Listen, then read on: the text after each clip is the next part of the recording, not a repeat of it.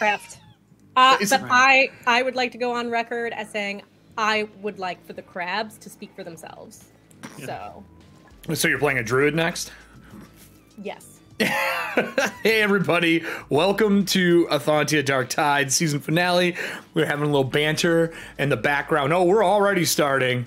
Yeah, Drew will be here with us shortly. He is parking a yacht, aka a Chevy Malibu. His car got hit. I'll let him tell that story. So he's looking to park, trying to find a way in. He's working the auto show and he had some training today. But don't worry, we'll have a full cast for the season finale tonight. 14 months, Kelly. Jesus, it's like you're on the show. What? Now, you may notice the title of this episode is Devourer of Nightmares, and that might be a little bit of a loop for all the people who are playing on the show, because we've had really nothing to do with nightmares, but we've had a decent amount to do with slumber and sleep since Oliver, you know, right the season at the beginning with Oliver stuff, and that may have something to do with it. But we've left our group in a pretty precarious situation, so once we get Drew here, we'll talk about that a little bit. But right now we're pre-showing it. So, hi everybody. How are we doing this week? It's been a long one. It's been a week. It's been a week. It's been a week. Don't do it, Amir. Don't do it, Amir. I heard you. This is not Ogre Force. It's fine. Don't worry about it. Write that down for Ogre Force later, where you get to use all your puns, and I will lean into it. What's up, Serving Hands? So yeah, what have we not talked about? There's something I wanted to actually talk about that was in gaming here. I'm looking at my list. Where is it at? I don't have it next to me. I'll have to look it up. There's something I was going to talk about for gaming, but I can't find my product. We do have the questions. I think it's Q&A. Is it just Q? Is it QA? Which one pulls up the... Yeah. Thought it was Q and A. Ooh, hi, Bear. How you doing, buddy? Get you your packs here in a second. Bear. You got your computer up and running? Bear, have you... Yep, nada. Bear, have you seen all of the new games coming out for League of Legends? Their big announcements. 2 of the games already dropped today. I already downloaded one of them. The other one is in mid-download. The other one is a music game, but you're playing Ziggs, so you're bombing to the music, which sounds like fun to me. I thought it was Q&A. Maybe I'm wrong. Maybe I have it off. Q-N... Oh, I'm a dumb shit. It is Q&A free. I'm going to add just Q&A. But someone put Q&A free in the chat, and it'll pull up the free Q&A cards. You can use those to ask questions if you can't think of one. Q&A. Holy fucking balls. What are you doing? Season finale, I guess, is bringing all the love today. There are free town hall packs. I wouldn't have paid for my own if I saw all these freebies flying around. I like that someone named Beef Chicken 58 just got a sub. I don't even know who that is. I'm so sorry. Who is Beef Chicken? Beefy Chicken 58? Beefy Chicken. That is the name of the night here. Almost as good as when Kelly was calling someone Fleabag. I do like there's someone called Christ the Crazy, because that's something I exclaim when I'm out in public all the time. Christ the Crazy is... Hi, Dice Y! That is Dice Y is the wonderful person who has made our dice here. Yes. On Streamy Stream. Nice. That is the lovely person. We can't see him because of how dark it is in this room on purpose, but I can do this. I can cheat. Try not to knock over my Manhattan. But yeah. So Eric, what kind of Manhattan are you enjoying this evening? I have a 18-year rye whiskey with 2 Luxardo cherries, a little bit of the juice, a barrel-aged orange bitters. I can't remember the name of the 2 aperitifs I have, Modesto and something else. Lo-fi aperitif. Lo-fi. I've been meaning to pick that up myself. It is fucking. It changes Manhattans forever. Hey, it's Captain Ron himself back from parking his yacht. What's up, Captain Ron? Let me get you in here. Don't talk yet. No one can hear you. I gotta add you. He's gonna come back and say he fucked a mermaid. No, not yet. Not yet. It doesn't. He's not auto. Yours is auto for this show for some reason. But he'll be on here. One momento. Ta-da! Hello, buddy. Hey. How was your yacht parking? Jesus Christ. Yeah? You're driving a yacht now? Yeah, no, it's great. It's like twice the size of my Honda. Woof. Which I live on a two-way street. There's parking on one side of it. It's fucking horrible to begin with. Yes. There you go. So yeah, if you have not picked up the dice yet, we did a pre-order for them. Is it Ethauntia dice? I mean, that's true, Bear. I'm twice the size of your Honda. Correct. You're not wrong, Bear. Correct. So the dice are for pre-order right now. We already did it privately. It went out publicly here. We need one more pre-order for dice, and then the first batch starts getting made here. And then it is going to be going into a pretty big newsletter here coming up, which means that there will be a queue time now once they start selling through that. So if you want them before people get a hold of them in a large number, order them while you can. I just got our boxes for the first 30, I think, that sell is how we're doing this. I might do more depending if I can get these again, but these are getting marked up to look like a reliquary box, and they're going to get hopefully branded. I think that's the game plan. That's in the process right now. And someone asked for blacklight, and I think I found a solution. So these are what they're going to be coming in, which is pretty cool. And then because of this being the season finale, at the end of the show, I'm going to give a set away. What? Oh, shit. I'm going to be giving a set away. I'll pick one up and give one away just for all the amazing people who are here. So if you have friends who are dice goblins, get them in here. Towards the end of the show, we will do a drawing for a set as well. They are amazing. It is a dream come true for me. We've talked about this publicly and privately. The cast has their own versions. Unfortunately, Allie's and Todd's did not arrive in time for the finale tonight. But Dice Hawaii made these actually look like the Dark Tides. They're really dark and black on the bottom with almost this spiritual like movement in them. Click the link, you'll see. And they're UV, blacklight UV. And then the monograms all glow in the dark. So that's that. That is that. And yeah, Drew, your camera's off. Are you like eating? Because I feel like that's what you're doing to me right now. He's like, correct. Chop, chop, chop, chop. You know, turning the camera off doesn't make the audio go away. Oh, you're right. I probably. You should just leave it on and mute yourself so we can see you instead. Okay. Drew, we're in pre-show. Just leave it on. Oh, we got a hype train. Just leave it on. It's fine. I'll let it go this time, you son of a bitch.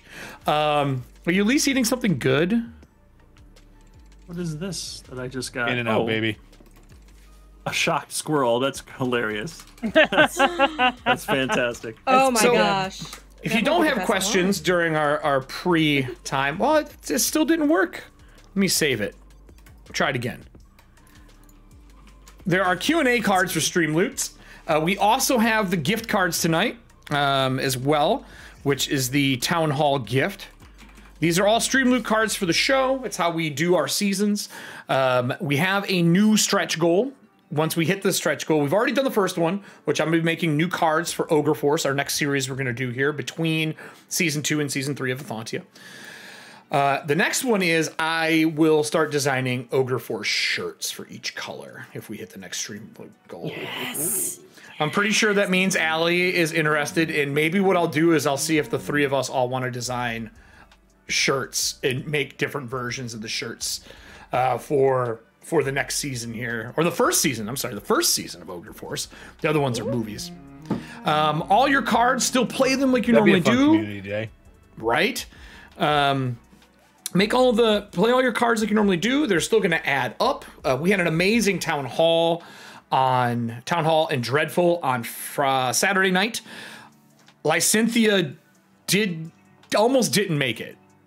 She almost died. I tried to play the cards I could, and then I had to go to bed. So almost died. She almost died fighting against the Flexing Prince. And everything we've done for the Dreadfuls are connected to our live show.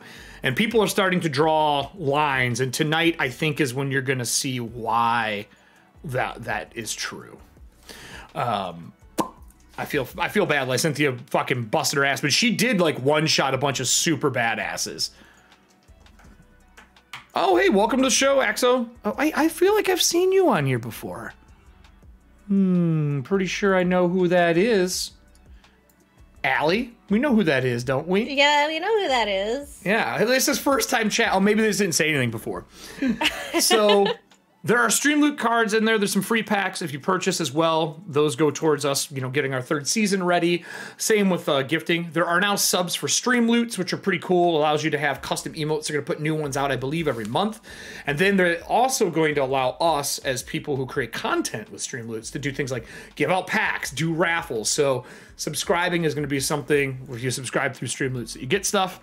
And then if community packs show up, don't forget to pick up your community packs. They disappear almost immediately. Everyone grabs them like right away. So Q&A cards. Anyone got any? There's free ones up. Throw some questions out before we start the show. Giving us a little time. Since Drew is about those ones. Yeah. I've got a question for you four. Oh yeah, what's that? No, I don't give a shit. So we're here. I am GMing my first in-person game in like 3 to 4 years tomorrow. Nice. So what I've learned is that I'm great at digital assets. I don't know what I'm doing with physical, but I found out that at FedEx you can print architect like blueprints for about $4 each in the dimensions that I already have maps for. Is it worth $4, like 24 by 36? I only need 24 by 24. So I just need 3 maps. You're talking to a bunch of people who played physical together for many, many years. We are map whores. I mean, this whole wall's got them. They're everywhere. So here's what I've learned over the years playing from D&D through to Cypher System. Maps are great, but if they take up most of your table, things will get spilled on them. If you don't have a way to raise them up, they make platforms to raise them up. You probably won't have time to get those in time, but that is the best way to elevate the map up. The other thing that's good is print it a little bit smaller, so it's in the middle of the table and everyone can reach it. And I find, and I don't know if the rest of the group agrees that it's played, but Cypher System's play maps that have the rules around the outside edge, genius. One of the best things to be developed for tabletop gaming. It's literally like a mouse pad, and the edge of it has all your rules. Well, if you're printing a map already, you could just add those rules to the edge, like a frame, like a poster. Oh, you're right, though. So, like your advantage, disadvantage, how to aid, if you have any special rules for what you're going to run, if you want them to be able to, like, tally, like, every time they make a success on something to build up to, something like we do for our victory point conditions, you could put little circles on the side that they can cross off. But if you're going to be in person, make stuff that's interactable. Like, have stuff they can physically touch. Handouts are awesome. Yes. I love handouts. Okay. Like wax sealing one envelope that goes to one person. That's kind of cool. Anything else you guys can think of during tabletop? I know Drew loves miniatures. That's his big thing. He likes minis almost as much as he likes eating food on air. Drew, do you play Warhammer? I do. I don't. You do? However, I do. I love minis, but I don't have time anymore, and they take a lot of space. The Hero Quest boxes that I have, the minis are so great. I fucking love them. I do love minis. I also enjoy, like Eric said, props. Like, if there's if I find a cool looking ring, I will save it and bank that so that I can be like, you find a ring and it looks exactly like this, and I'll set it on the table. Nice. First person that touches it, like, cool, roll a will save. I feel like I did stuff like that when we were playing back in your college years. Did. I don't know where you learned that kind of horrible GMing. For those of you that don't know, Eric basically taught me how to GM. It's not true. You honed. There was 8 to 10 years apart that you were doing it without me around. That's not true. I taught you the basics, and then you went out and decided that you were going to do it, and that's awesome. Oh, we got blueprints. Sweet. Then we got back together I met Drew when he came to visit Milwaukee, us in Milwaukee, like, well, you in Milwaukee, many years ago. Hey, he's driving for First Chicago. thing we do is he gets in the van. You and I are in the front seat of your white van. He gets in the back seat. Hey, the what's shuttle. up? And then we went to Shoney's. The Oldsmobile silhouette, baby. We went to what? Oh yeah. Where did we go to? We went to Shoney's. We went to fuck is Shoney's and that? we sat there for like 4 hours. That all you can eat pizza place. I'm pretty sure you guys are just like reciting a Kyle Kinane bit right now. I forgot about You that think so? place. We're not, we're though. not. We're not. We're not. I mean, And we just talked about gaming for like 4 hours. It wasn't They come Perkins, around- that's for goddamn sure. They come around and look at us like we need this table, but the place was empty. You know. Like, Yep. I forgot about that. We sat there for a long time. Well, and Kelly came in. Drew, I had left Michigan. Drew, we hadn't talked in a while. He had moved to Chicago. I didn't know right away. And then Kelly was brought by, because someone asked me this at your wedding, Drew. Like, how do you know Kelly? I was like, funny fucking story. I go, a guy that shall not be named brought her to a gaming convention, or to my game, because we needed an extra person.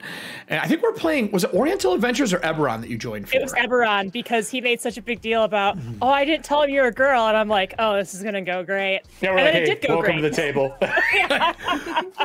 And Kelly rolled in with a character that was like super efficient and like a kill machine, or like we're gonna get along great. This is you're so good at I this. grabbed the Tempest prestige class from one of the Dragon magazines. my so she was God. dual wielding bastard swords with no penalty and an extra AC bonus. how do you remember? I'm gonna draw your character real quick, and it was a tornado with 2 swords swinging out of it. Yes, that's exactly right. She was blenderizing everything. So that's how Like, that's we're how gonna get Kelly along came in, great, yeah. and then we drop kicked the person who brought her into the group out for reasons that shall not be named on air. And That was a little while after, though, because I had come in at that point while he was still there. correct. That is true. The other person fell downhill, and I just finished pushing him. So and then she stuck Bottle around. caps between his toes. And we kind of narrowed it down, and then I think Amir was playing with us, with Andy at the time for a while with all of us, and that was our core group for a long time. Zach came in and out in between veterinarian school, and he's one of the keepers in Ethauntia. Honegger is named after him because it is his character. That character had the biggest character sheet I've favorite miniature. ever fucking seen. He had a character fucking folio 3-ring binder of all his stuff. And a journal of amazing. like pressed paper like this big that was full of spells that he hand wrote all the spells in the fucking book. And they weren't alphabetized. I was like, how do you find anything? He's like, I just know where they are. I'm like, I guess that's a good way to hide your spells. Someone just asked something. What was that? What is your favorite miniature? Ooh, Drew, do you have a favorite miniature? I know the one I always remember the most. I've got one, and I'm gonna go get her. I do have a favorite. Well, actually, yeah, no, he's my favorite.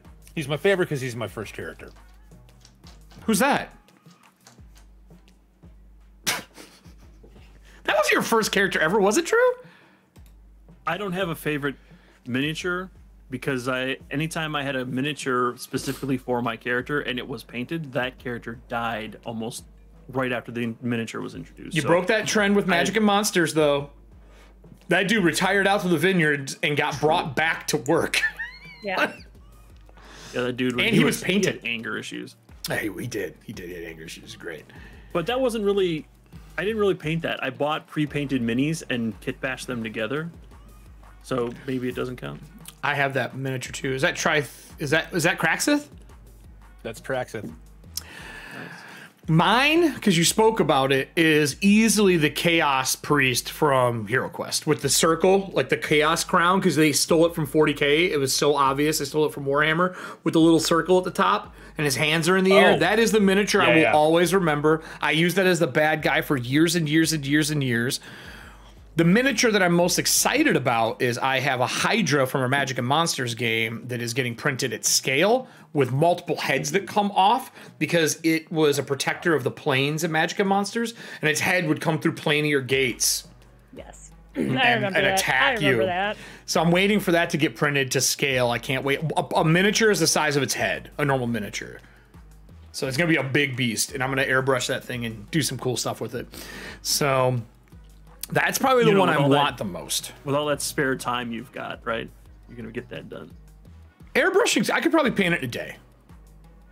Easily. Oh, I don't doubt it. You're good at it. But I'm just time. saying, like, what do you mean time? It's time. When I've got time to do it.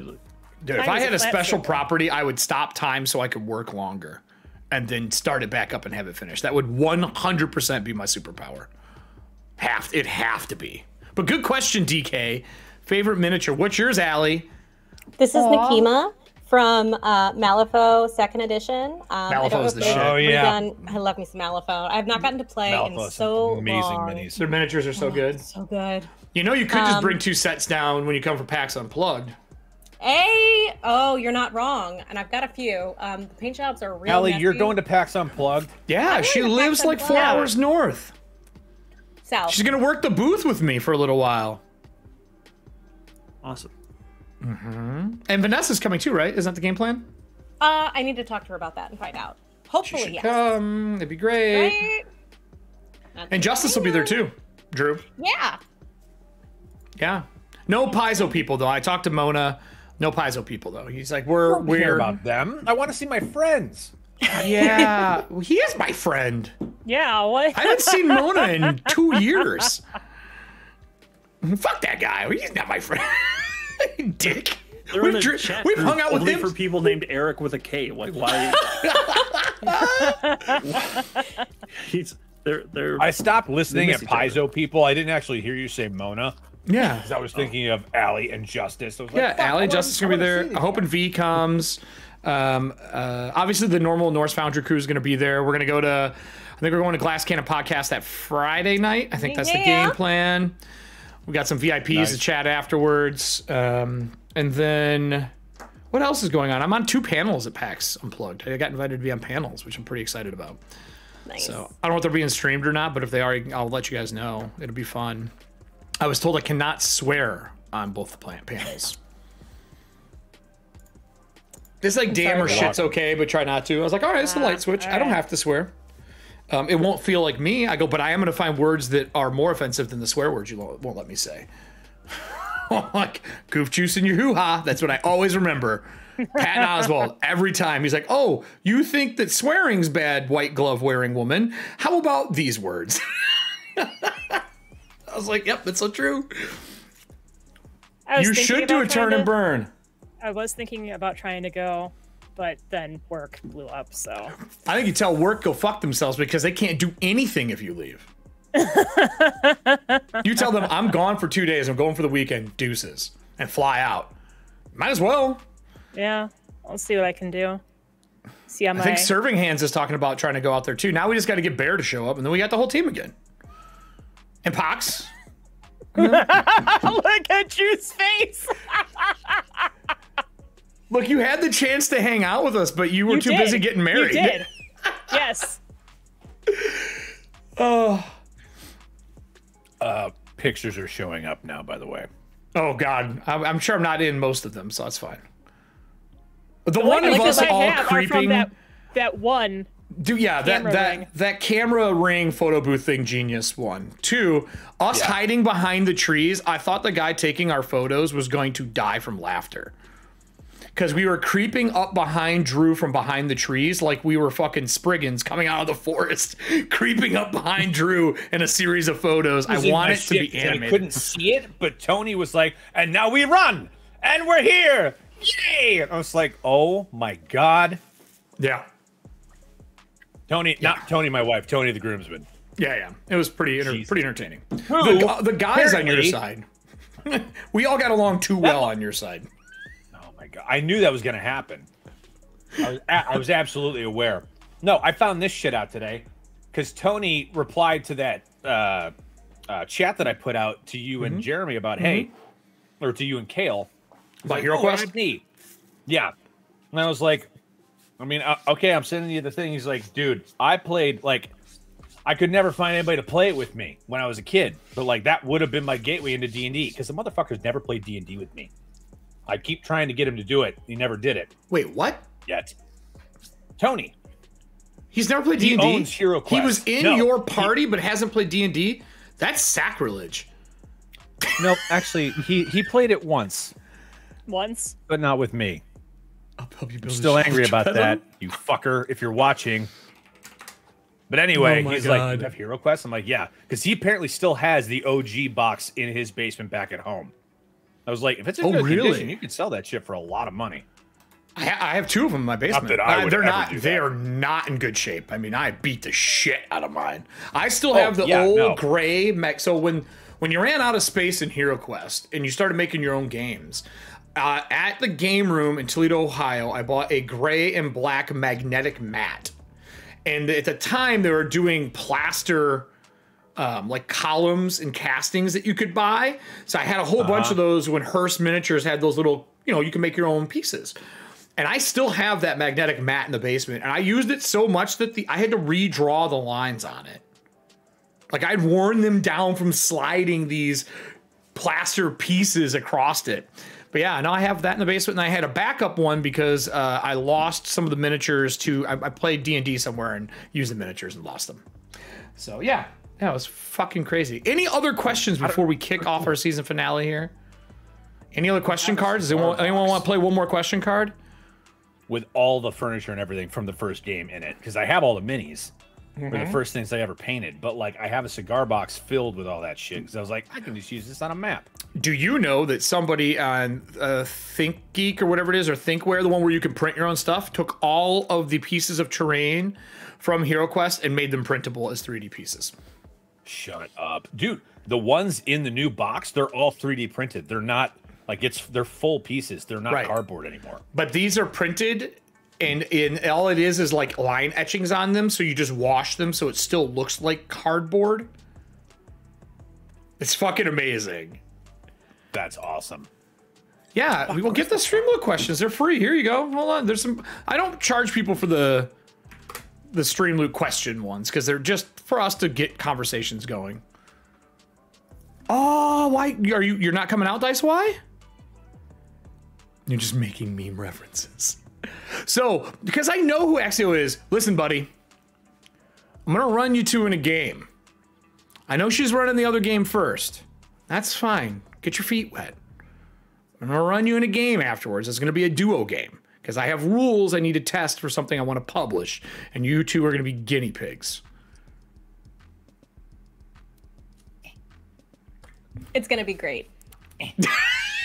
Allie's like, she's in.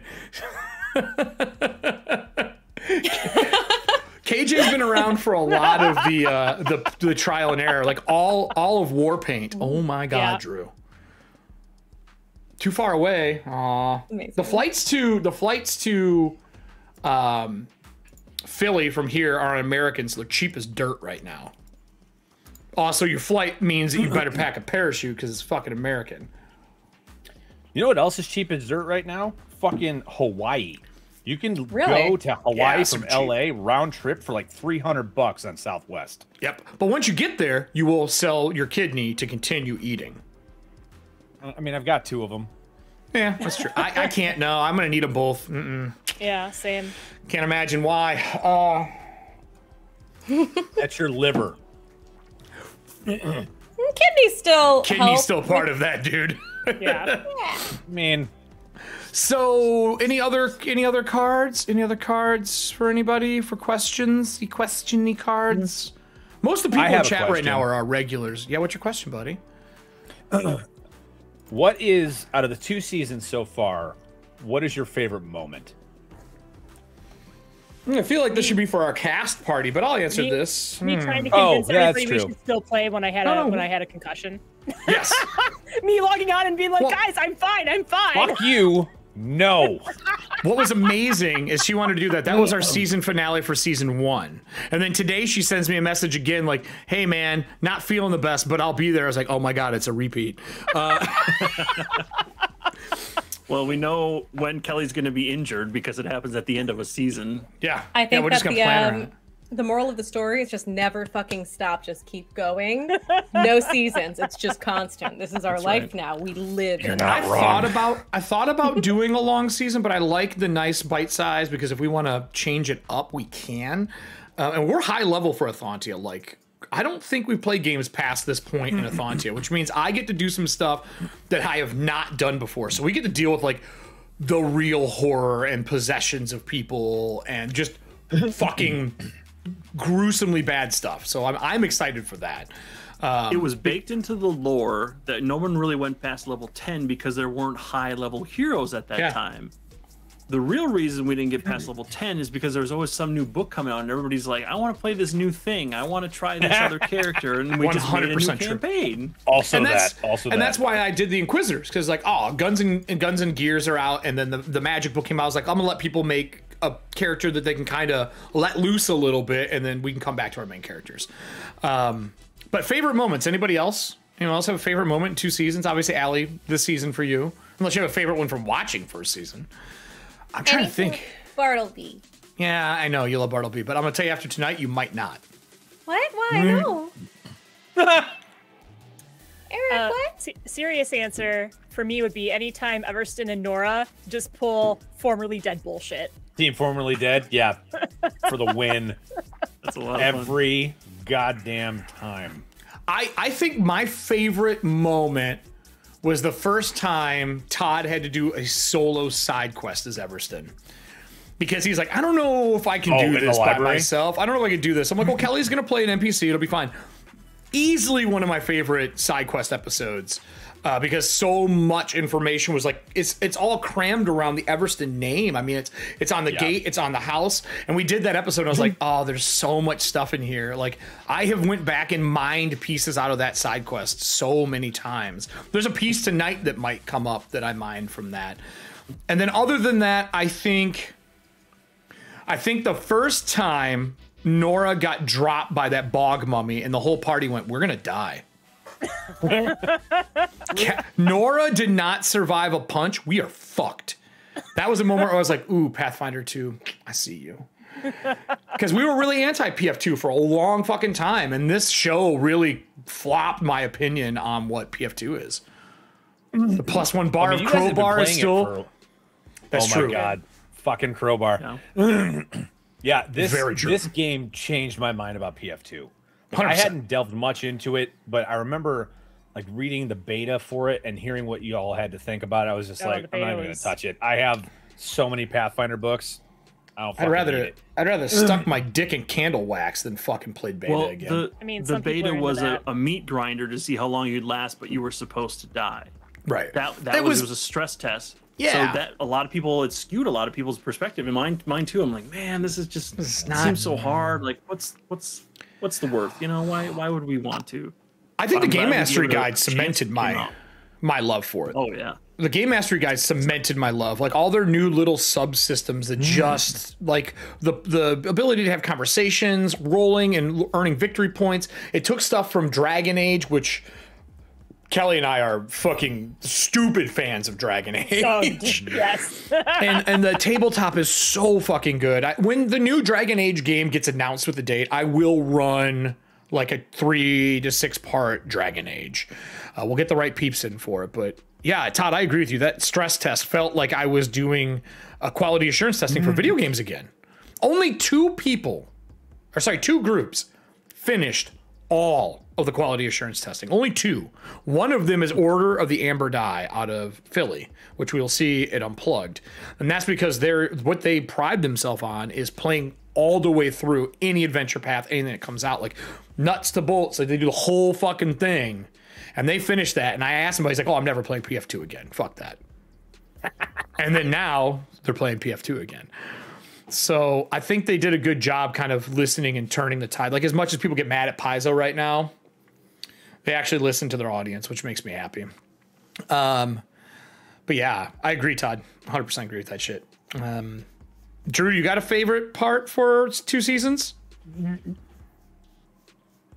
You asked the question. Allie, do you have a favorite part? I know, because I was curious what y'all were thinking about for that answer. Allie, you got a favorite? You can't just say anything Bartleby. That does not fucking count. Bartleby eating. No, that's also doesn't count, and you also may like not like tonight, like I just said. Bartleby eating the Lady of the Tides. There you go. There we go. Is that specific enough, Eric? Is that really your favorite part? Is him eating the Lady of the Tides? Are you serious? Or was it the power word Look. kill that was your favorite part? I was going through a lot, and it was very cathartic for that to happen. It was representative of more than just Bartleby eating. Yeah. Literally Fuck all anybody. this. It was taking back the power. Okay, it was taking the power back. All right. Man. Kelly, what was your Bartleby favorite? What's yours? Is Bartleby anytime going to you and Bufftown. yours is anytime the duo decided formerly dead was the way to solve problems? Yes. Todd, what was your favorite? Recognizing the power of a piano. Fucking ridiculous. God. Olivia can't be near a piano anymore without flinching. Yeah, I don't blame her. That They are happened, I was not- like, they are Jesus not- Christ. There are not huge moments for Voss, but both of my favorite ones I think have been where I've been like, and there's just been a fucking explosion afterwards. The first one was like when I fireballs. went, I went spider climb and then haste, and then he hit her with a piano. It was just like, go, my children. And then the second one was cantrip. Hey, does this law right, Kelly? And then the power word kill happened. Like all the shit that I've done has just been like tiptoe, avalanche. Yeah. Tiptoe. I think those what are is my it? How two does that favorite song go? moments. Tiptoe through the Go meadows. through the tulips Tulips, yeah. and fall down a huge fucking crater. I will say, I had a point where I was a little worried about our show. When Oliver left, I was like, fuck, man, we got to find someone to replace this right away. And we did not have, we had no one on deck because we had no desire to have guest stars on the show. This was about the camaraderie and the years of playing to fucking together that we have done. And the fact that our group melds in a way that is what we hope most people get to do in their home. And if they don't, we hope they get to now watching what we do. But I was worried about bringing Allie in, not because of, I didn't know them that well. We've been talking a lot, but it was because we were bringing someone new in, and we've been through bringing new people into this group and watching it just crush a campaign.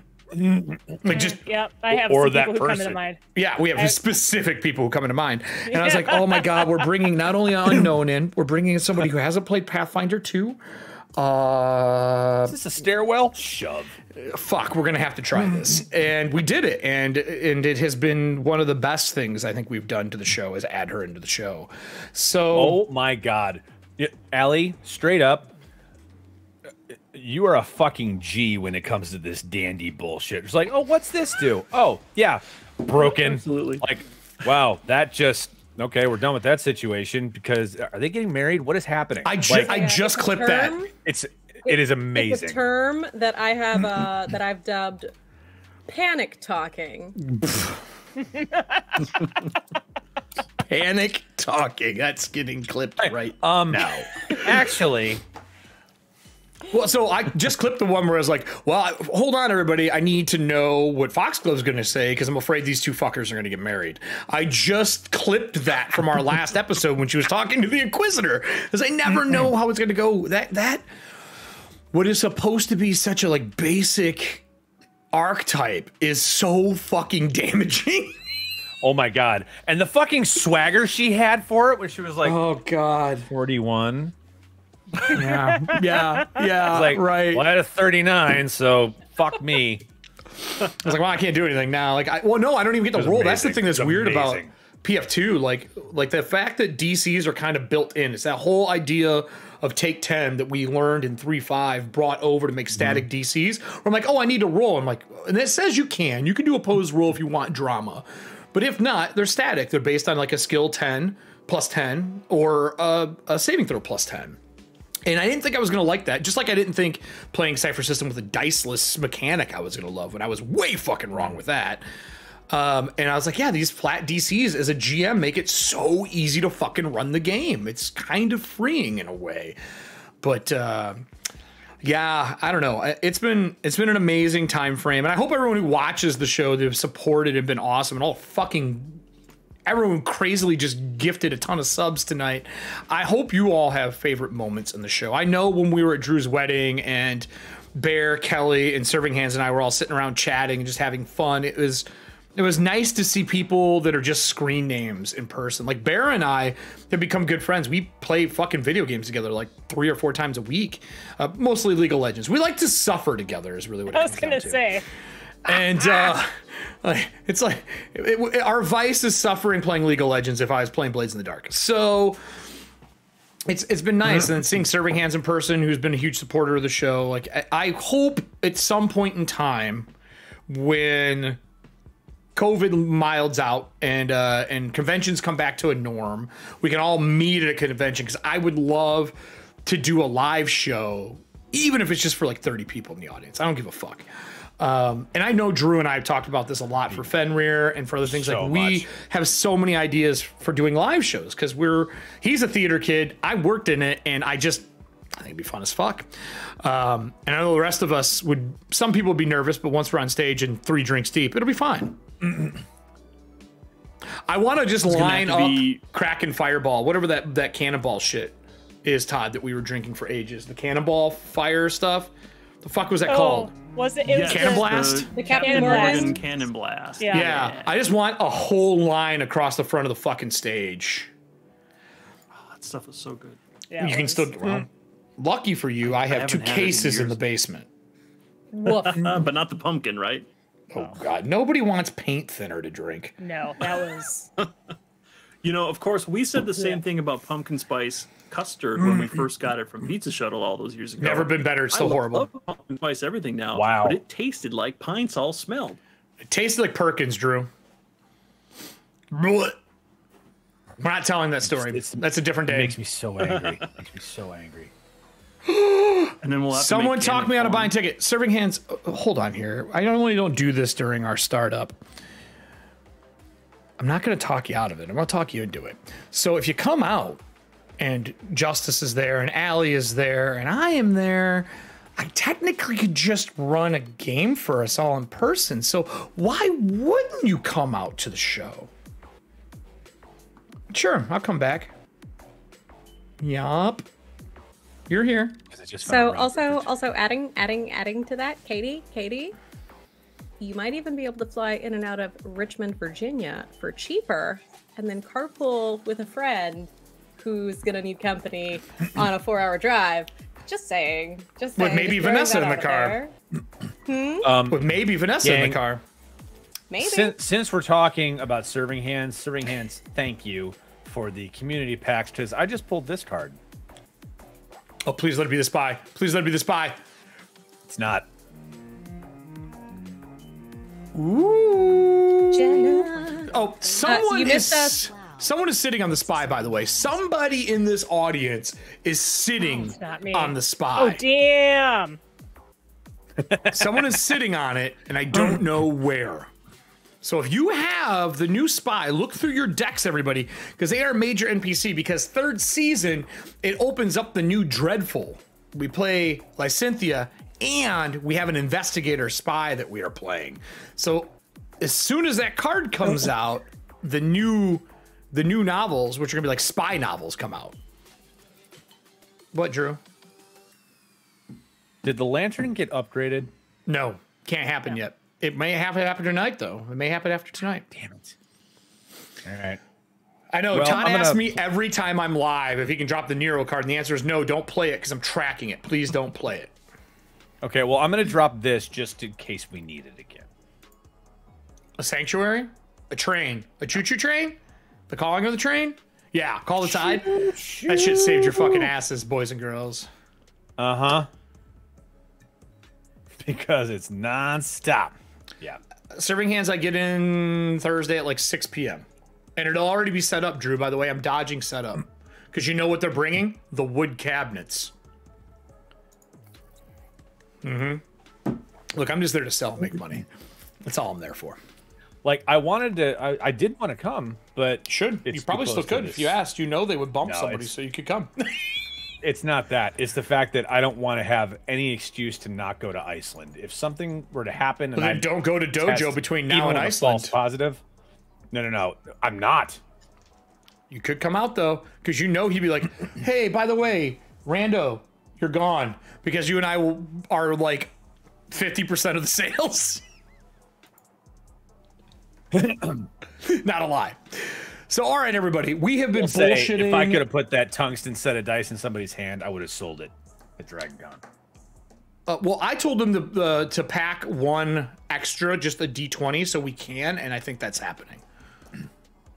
No, I'm talking Allie, about what are you the doing over CNC there? one, Are you the chewing Nimbus your one. hand? Yeah, they're talking about making a D20. I just ordered my maps and it says they'll be ready tomorrow, and I was like, yeah, that's what I paid for. And then they're like by 8:30 p.m. and I'm like, game starts 7 o'clock. Did you One shrink? by 4. Oh, there Yeah. we go. I thought you like sunk your chair down. And you're like, "Grr." I did earlier, and I tried to fix it when I remembered what happened. You're hilarious. Don't worry about it. Okay. It'll be ready by when? 8:30. If you call them game- and say, "Hey, I need them by this time," can you do it? They just will. That's what I'm hoping. Just call in the morning. They might charge you expedited $8. Ugh, but the total is 9. I Yes. won. Oh, a you dice won! giveaway from Cryptic Creative. That's Drew's dad, by the way, who owns that from Norse Foundry. Oh, sweet. not this There's Drew, a other beautiful black walnut dice crypt, Fucking coffin. which is just cool. Yeah, and it's got a Celtic knot on the front. It's really cool. And then I want a set of Norse Foundry Canines. rainbow Canine. glass. Yeah. Canine Yeah, glass. the canine glass. They're the hottest seller. They're so fucking They're gorgeous. fucking gorgeous. They're I've got so the pretty. nice. I've got the canine frosted. Yeah, she just bought. So yeah. we went. She's like, "I want these." I'm like, "Just tell me which ones you want." Game hole. I brute Look at forced Allie's that face. giveaway. It was like a Vimeo thing, and you Oh, could Allie. How did you? So enter how many every day. entries did you have to do, Todd? There's like 8 initial, and there were 2 of them you could repeat every single day, and I did every single day, and I did the math at the end for like number of my entries to the number total, and I was like 18% of the entries, so I was like, That's I awesome. got a good chance. That's awesome. Allie's face is priceless. So for those who didn't notice in Stream Elements right now in the chat, you'll notice it says 13% off for helping us reach our crystal rank. That is from our stream loots. So they brought the ranks back, which I'm pumped for. I think it's a great way for communities kind of back behind. Let me explain this before we go into the live show, because I think it's kind of important. So we are the top 30% of crystal. There are two levels above us, Onyx and Titanium. I've been in Onyx before the first time we did it. We all hit Onyx together. We haven't hit Titanium, which is really hard. It's based We've all on done love. Onyx in the bathroom behind the club. It's, Yeah, with tiny wines. So they're 5 out of 5 tiny wines. so you snip that Onyx right up. Yep. Yep. So the way that it works is it's based on community love. We're at 3,100 for this season. Love is based on purchases, cards played, and deconstructing and constructing cards, actually. So that's what all that's kind of based around, which I think is super cool. So it's not just people who buy. You can be involved in the community in other ways and still do it. Because we did that, there's rewards that they've added, because Stream Loots is dope. Like, they're doing things I've not seen any company in streaming doing. Like, they're trying to make it so we can take mental days off. Like, they are fucking phenomenal. Like, as someone who's doing this full time, I appreciate them more than I think I'd ever say. So we're going to get a community power. That's going to happen. I don't know what it is, but there'll be one for our community that we unlocked this season. So it'll be basically a season community power for the current level that we're at. And then they're doing giveaways. So the top 5 members who contribute will get a community award. Right now, it looks like it's a giveaway for a $50 Amazon card, which is stupid. I just can't believe they're doing that. Could buy a lot of dice with $50 on Amazon. Just Yes, saying. but you You can't could, buy depending Dice on where Away you because that link is not on Amazon yet. That's Sorry, true. Dice Away. That might happen. And if Brian puts it on his fucking storefront.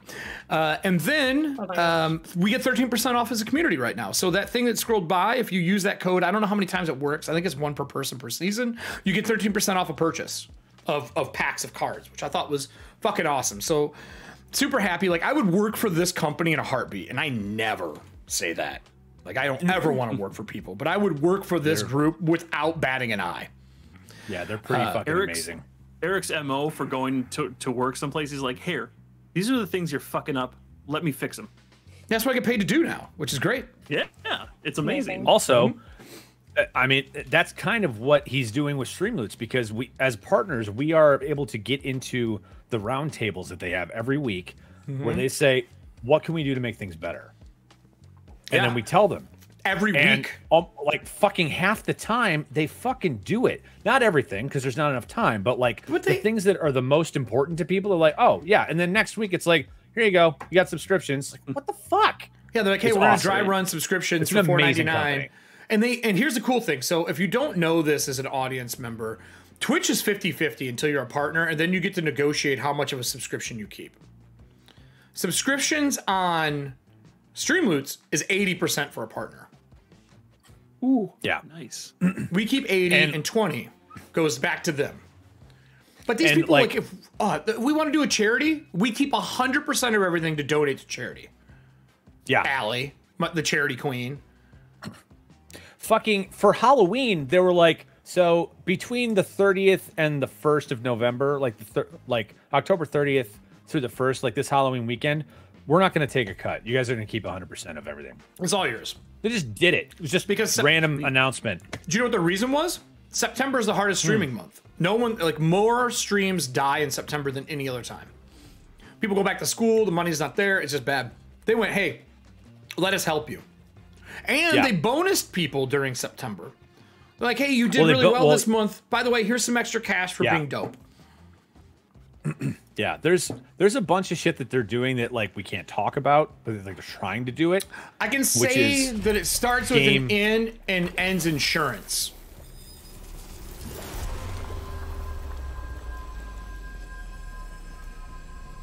I didn't say that. I did.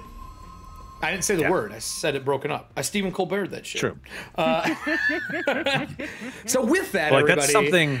Yeah, they're amazing. They're absolutely amazing. Thank you for taking this new learning experience of Streamloots with us. We're going to have a brand new deck with some of your favorites back for season 3, and we are going to kind of ramp up what we're doing whenever we start season 3. But we're going to give you Ogre Force. We're all going to take a break together and laugh and have fun with finger guns and Ogre Force and killing gods in 3 rounds, which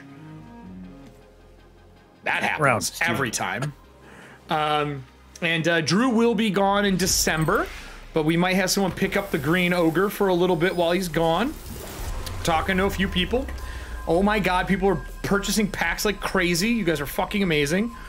But we're going to start the show. Are we all ready? Are we ready for the season finale? Are we ready to start this? I am promising 2 things. You are not going to expect what happens. Of course. And 2, you have the chance to change Ethauntia forever. At least in our canon right now. Not Ramos Stormstrider level of changing shit, Todd. But close. Well, you know. When my GM says I need to switch out these D&D gods for some of my own, I'm like, I got you, fam. I got you. Yeah, he's like, all of you are fucking fired. So everybody, let's get the show ready. Let's see if Prith is ready to go as well. And yeah, man, episode 16, season finale. We're here. Let's do this. Let's see how long we're here.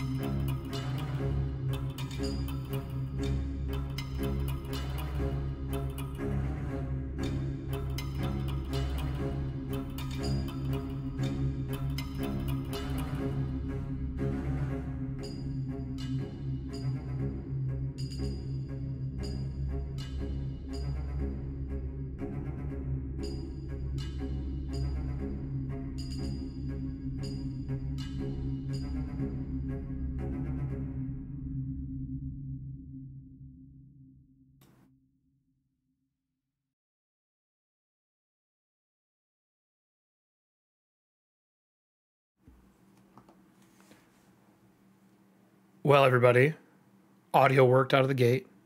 No bullshit this time. Season finale, episode 2. Welcome to Ethauntia Dark Tides, everybody.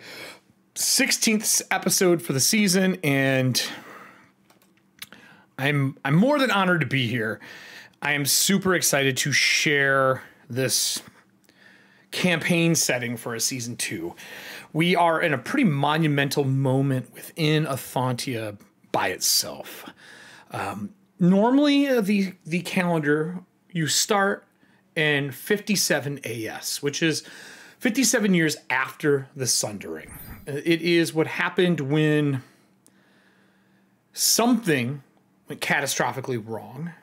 All the water was taken from the world. On top of all the water being gone, we also lost the keepers, or what you would consider deities or gods. Think a large pantheon of people who hold portfolios similar to what you play in many other IPs that you play for tabletop games. But now, after the Sundering, keepers are different. They have to be in proximity or contact with their most devoted. They have to touch them, grant them powers, and then they go out and grant other people powers. And my thought as a designer in designing Ethauntia, and after playing with the amazing group of people over the years, is that a keeper is only as powerful as the amount of followers that they have. So a lot of you don't know, we had another game that we played, another setting that we played before Ethauntia called Nodaria.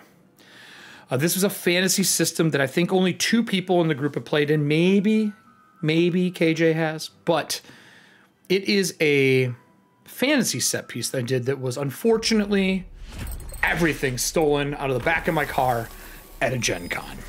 Probably one of the most painful moments in my life. And I decided to rebuild. And this is what you're seeing these last 2 seasons is it. So tonight, after last episode, where the players decided to change how Ethauntia works and capture the Lady of the Tides and take not only is the water gone, but all the tides are gone in the world. Continents are now collapsing as the infrastructure that they've built can't hold because they use daylight repulsing to push the continent back in space as the tides roll in and out. Which means that Cadra, the capital of Ingrad, and maybe the most known city in Ethauntia, on the globe, is in a bad situation. They are on an island with numerous locks that come into the city. And these locks even raise and lowered with the tides. There's no tides anymore. Buildings are resting against the bottom of these canals, crushing buildings, and people have had to flee out onto the surface with nowhere else to go. And we left our group not only on the train, not only in Tenwick's office, but dealing with the Inquisition showing up after being gone for over a month within their lantern and on the River of Styx, where they took the memories from the Lady of the Tides by dunking her face in the River of Styx. Now, you can't hear the group over here, but they're clapping and smiling and applauding and biting fingernails right now. But it is one of those things that I can't write. It's one of those things that only players can create.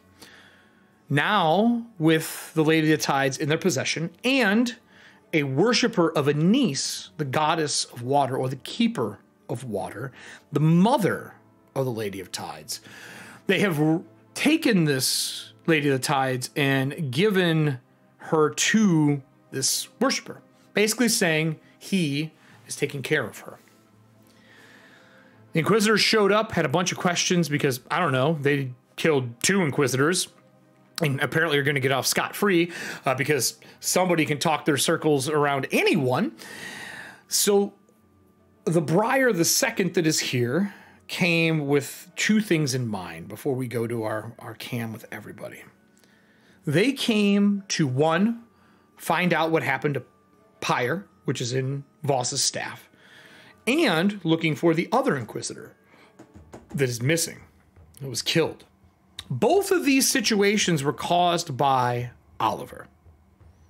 Not one, but two very chaotic choices. And if you were here for season 1 and in the first few episodes of season 2, you would know that Oliver was a person torn between the material and their duty after they found out as a prince of the Summer Court. Now, Oliver's gone. No one's seen him. They don't know where he is. His mother is still in contact with the group, but not a lot. So when questions came, they got to basically plead innocence. And they're getting away with it, which is bullshit. They're laughing at me in the background for those who can't hear, because you can't. But there's also something more important that Inquisitor showed up. Inquisitor Breyer II showed up with the True Father in tow. Cloth over him, frozen in time due to the True Father's choice. The True Father is the head of the true faith. Young because they age quickly. They have a speaker for them because the voice of this True Father will age and kill someone so fast that they divided the jobs between them. The true faith is a theocracy in Ethauntia and in Ingrad. The 4 elements are a primary part of it, and the hand of fire is the Inquisition. The closed fist is the Inquisitors specifically and their retinue. And they showed up here, and he sent his retinue out, and Voss took that retinue into another room to go take care of business, got attacked, and the very same person they have been hunting from victim cards that you have all played saved Voss from death. Olivier Howitz, a vampire, a summoner with a primal eidolon. Now, they have been told to stay on the train and not leave, and they have not broken that vow to Tenwick, out of fear and out of respect. But tonight, with the retinue dead, the Inquisitor knows, sent them there on purpose, and a Devourer slowly crawling its way out of the True Father's skull. We come to a series of questions that this group needs to answer. Now, we've had time to talk about it, but there's been a wedding in real life. There's been so many things going on that none of them have made a decision yet. So I'm going to make them do it live. Hey, everybody. You shook up this game pretty heavy with some decisions that were made. Not in a way that I was ever expecting. So, yeah, don't give me the fucking hands up, you clowns. So, I'm going to take us back to Tenwick's office off of this area. We are on the Tide Runner, which has been helped built by the audience with a lot of time and effort and some just crazy things that they have put into it. We have named areas. There's a fortune teller on this place. There's a lot that you can use. So I'd recommend as the cast to have the paper document open. You may want to pull everything that you need during this. So if you need to Control F search, do all that stuff, you might want to.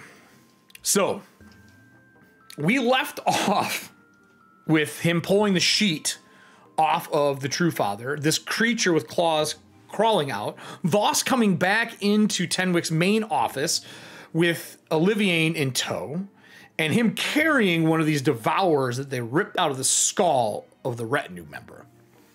Did I miss anything when we left off? That seems like that was kind of the end of our last episode. Did I miss anything there? I don't think so. Did our historian Tenwick, did I miss anything? I don't think so. I rewatched the episode fucking twice, so I hope I didn't miss anything. I have 3 questions before we start. Where is Prith? Where is Bartleby? What the living fuck are you doing with Pyre? Those are my 3 questions. Definitely in my pocket dimension. Okay. He went in beforehand. Like I need a will save from you. Don't tell me what it is yet. You roll the Bartleby one, honey. It's your will save, not Bartleby. Boulderby. So Boulderby. For Prith has his own little horde, and he's now a teenager, potentially a young adult. So he can I fly tell down you. if he wants. Like I will let you know. Like, Hold not on, his I'll pull it keeper, up. But I'm kind of his keeper. I mean, you fucking are actually. I'm That's his not true at all. guardian. You're his guardian. So let me look up Prith really quick. Let's see how powerful Prith is now. Prith has had 16 cards today. Yeah. 16 cards have been played on Prith. Prith is a bronze dragon egg. Every card adds 1 year to the dragon's age. They're born after the 4th card is played. So 4, so 12. So he is 4 years old. So he's 16 years old right now. But do you let him sleep and keep the Fabergé egg? Yeah, I'm not. You didn't keep it. You gave it back to him, even though you know it's basically artifact. He considers it part of his hoard, along with the first person he killed, and many other things from the side quest that he has done. I mean, because of Wolf Puncher. Because of the relationship that we've had so far, I would let him keep it. Like, he had a chance to betray me. He didn't. Like, I'm trying to maintain that level of guardianship relationship. Perfect. I'm just making a note. All right. So is he upstairs? I think so. He might be hanging out with Kristoff, which I was like, no, don't, because Kristoff's going to be a bad influence on you.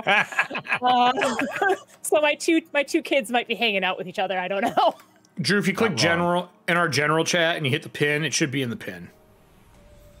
Oh, for under Dark Tides? Yep. I believe so. If it's not there, I see a bunch of pictures that went up. I'll post it again just in case. So Prith is upstairs because he used to sleep in the back of your train car, right? No, we actually gave him his own room right away. Oh, okay. Because Prith we weren't upstairs. sure how quickly he was gonna grow. So he has the egg. Cards are currently at 16. All right.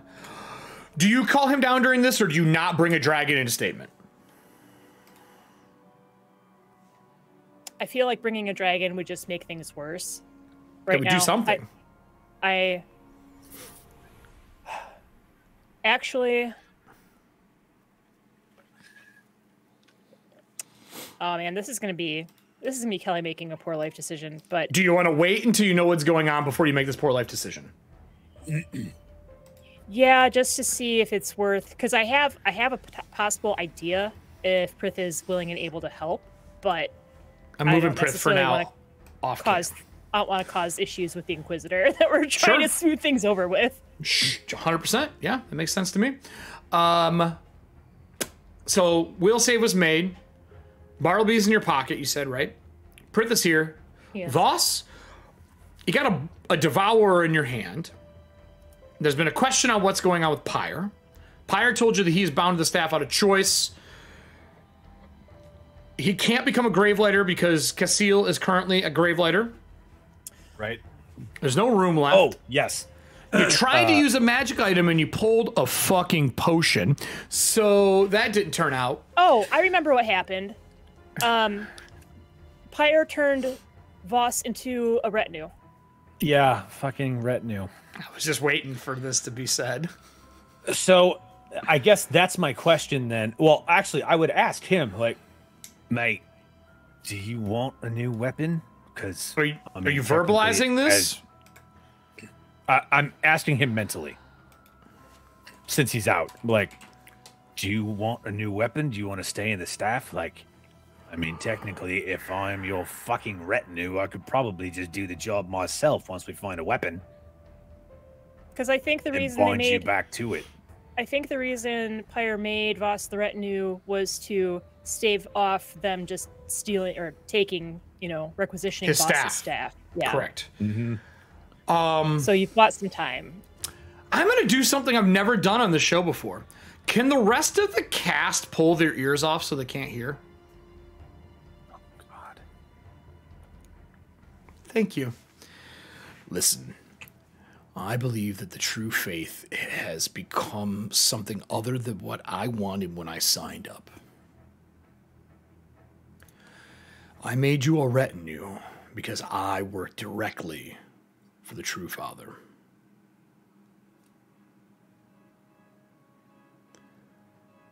You being retinue means that we get to make choices. What I need is a body. Thomas or otherwise? I don't care. When that has happened, I can reinstate myself as the direct hand of the True Father. And I can help you make the decision what to do with his body. No questions asked, no problems. They must listen. Being dead, I have lost my status of power. So you're talking you need one ASAP? Pick someone. Touch them with the staff, and I'll take it. Preferably male. Mate, I can't do that with anybody in my crew. What do you mean, your crew? There's an Inquisitor right in front of you. Might as well make it free. No, I'm not doing that. Well, your choices are slim. Idea. And we are out of time. This whole problem goes away. All choices are ours to make with no problems between.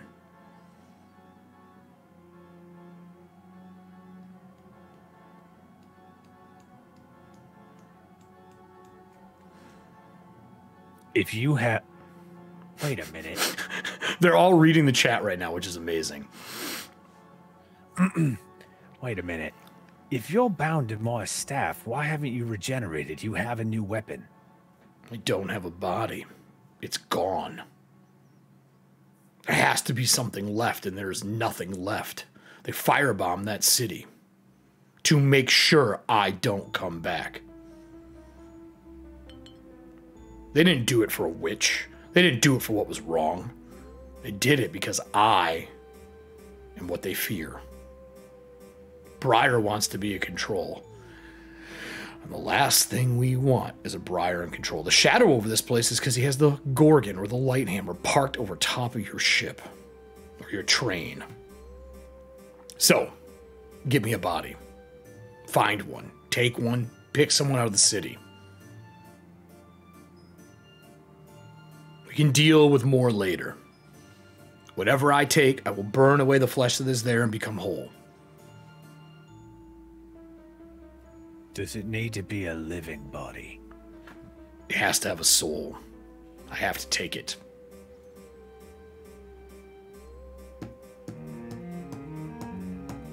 Should I bring the cast back? Do you need a moment? Yes.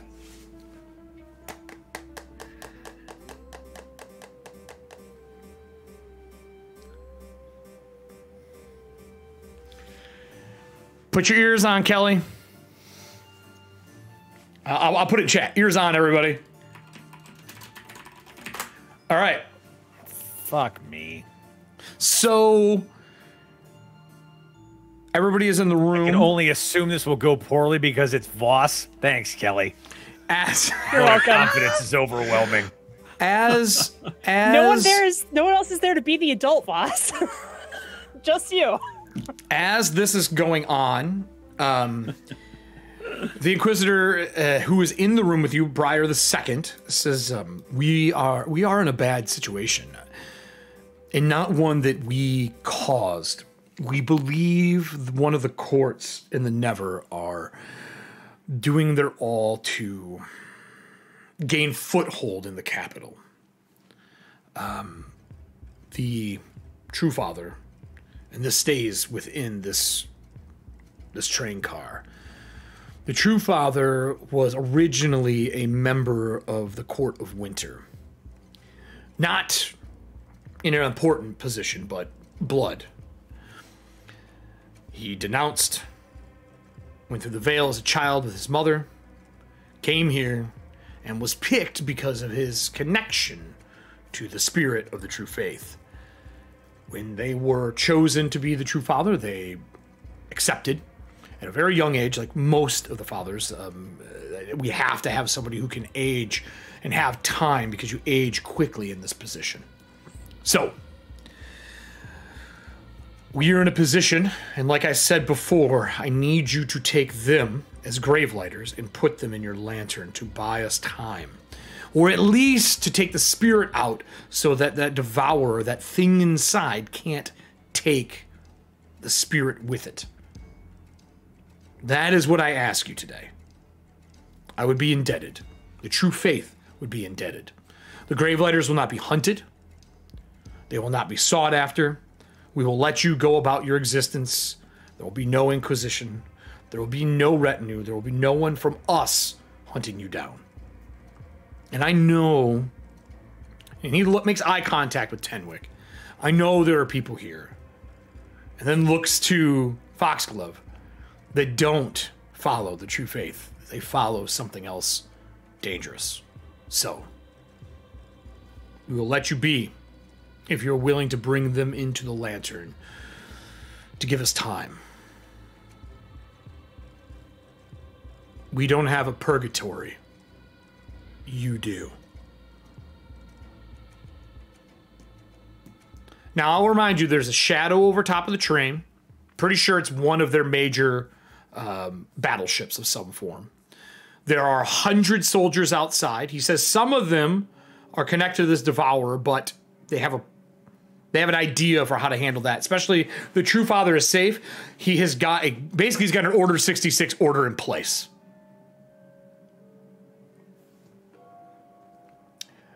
If you need a few moments, I will happily step out of the car to give you a moment to all talk privately. I understand the situation that I am forcing upon you.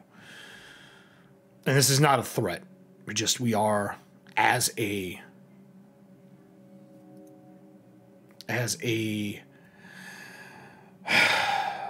leading part of the world, in a bad situation.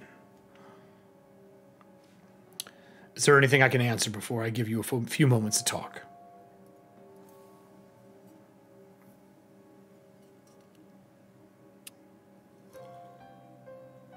This, stasis. Mm-hmm. Could it be canceled eventually? It does have a time limit on it.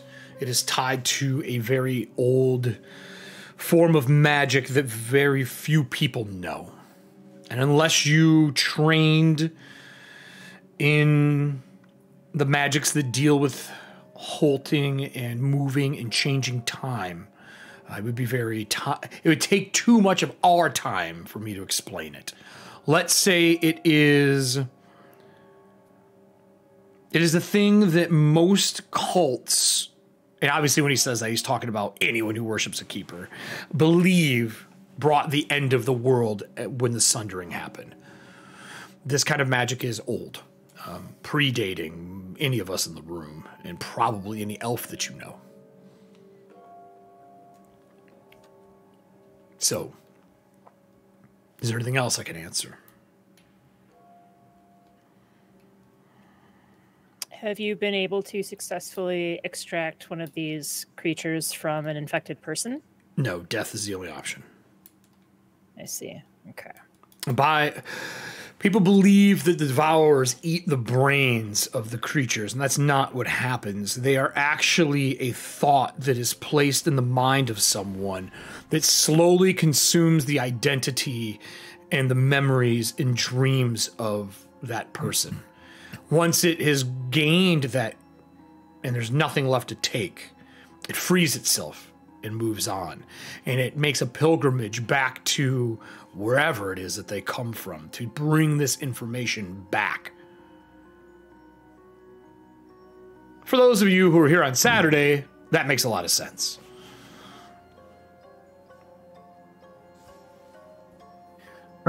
Erik.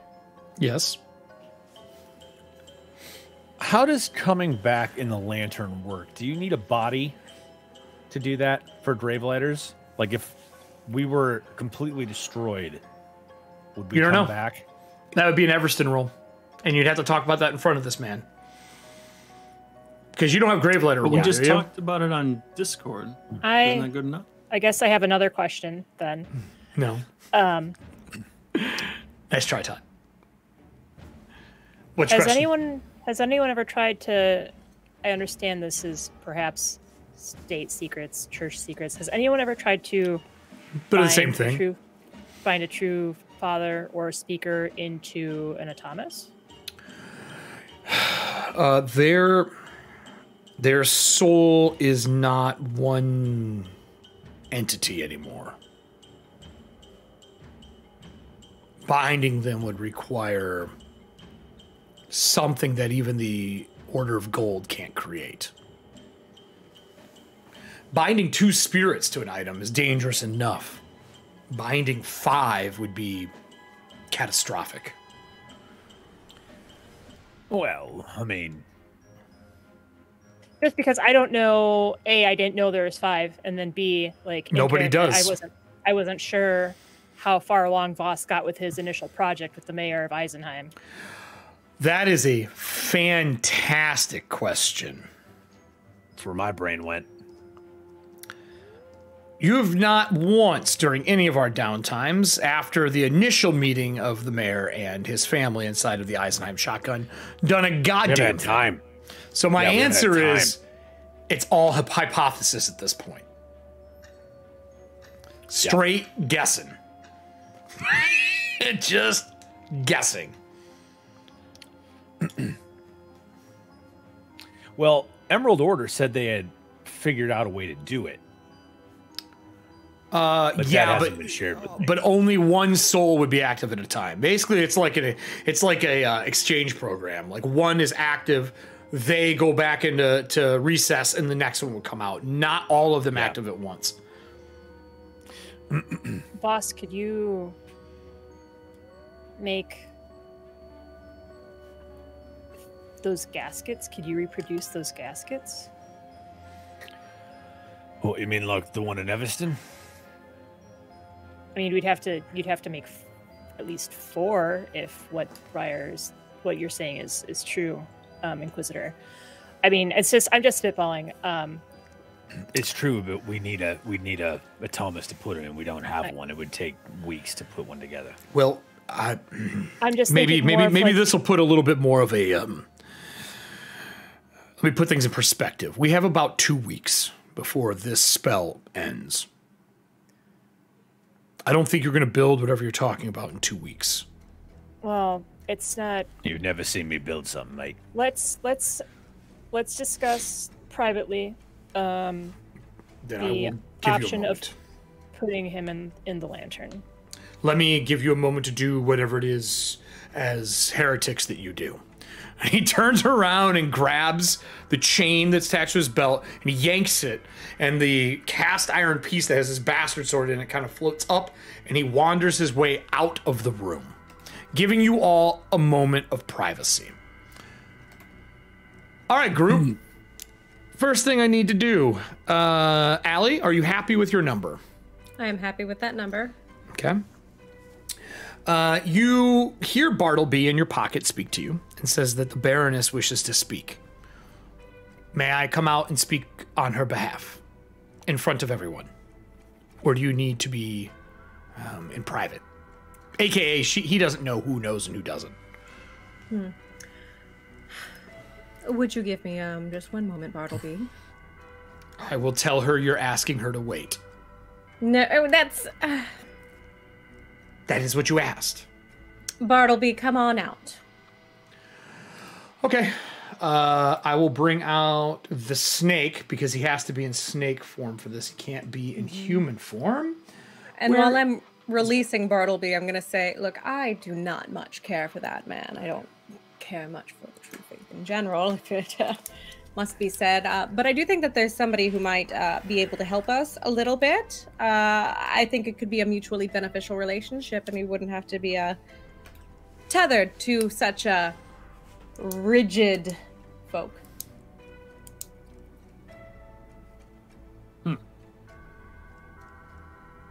And by that you mean your sponsor. And Bartleby slithers out of the pocket, which feels like forever before he fills the area he is in. I like the sound of that sponsor. Like, Nora's kind of giving you that look because someone made a check last session. Yeah. If you would like to privately message her that's up to you.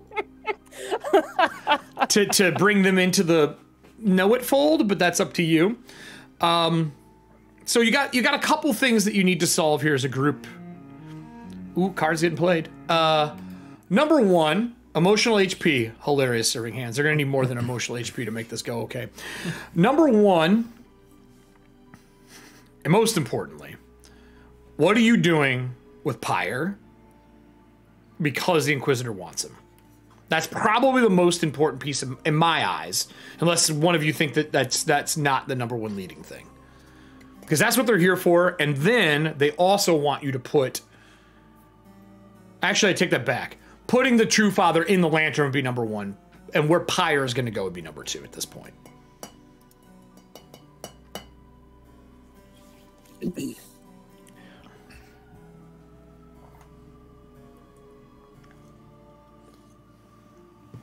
I don't know. Do we want to hear a word from Miss Foxglove's sponsor? Or a word from my sponsor?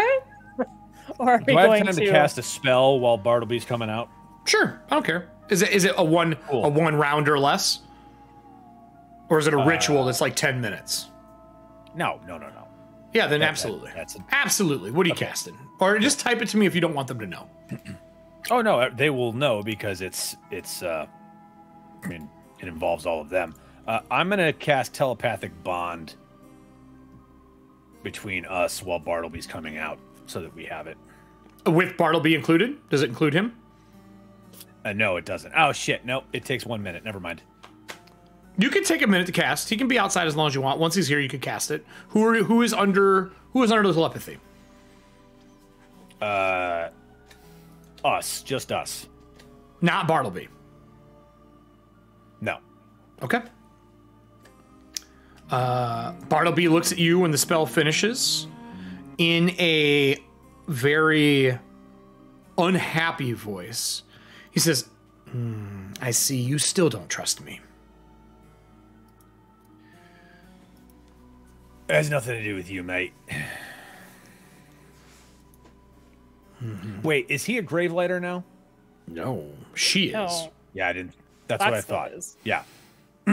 That's why he's not included. Okay. Sorry, it's official Gravelighter business. You're a snake. I hate to be rude, but he's a fucking class feature is what he is. He is a class feature. A very powerful one. Damn! So... No, we all love Bartleby. It's quite all right. You may not after tonight. So what are we starting with for what we're doing with the True Father? Who he left in the room, by the way. He did not bring them with him in fear of moving him.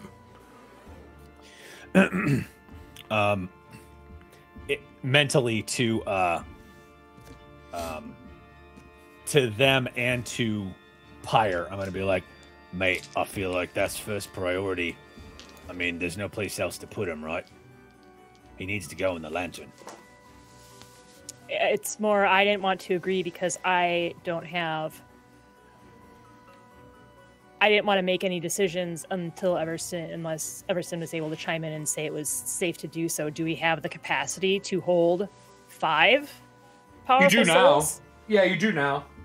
Because you guys exiled a bunch of them. You know what I mean? You got rid of them and you dumped them. You dumped them in the river of Styx. Well, I wasn't sure if we had freed up enough room because of how powerful the True Father is. So that's why Nora was hedging. Like it would fill a good chunk of your lantern right now, but because the weight of him would be huge.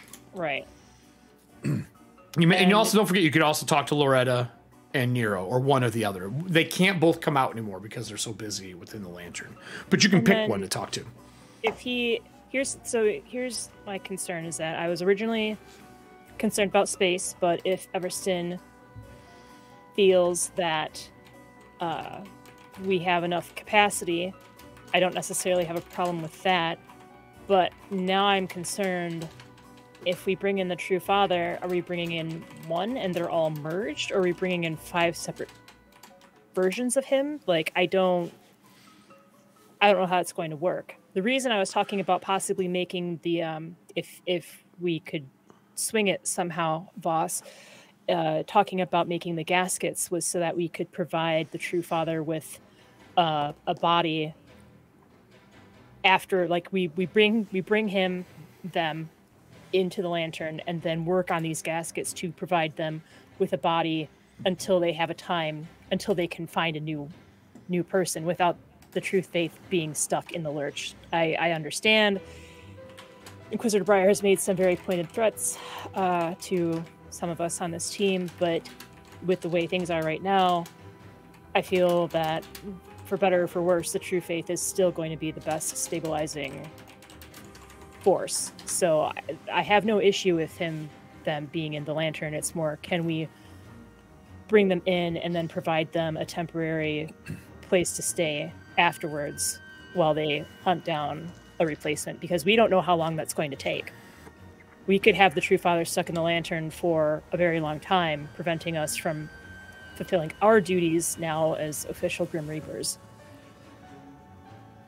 Does any of it make sense, or am I just talking of things that I don't know about? Because if that's the case, I'll stop. But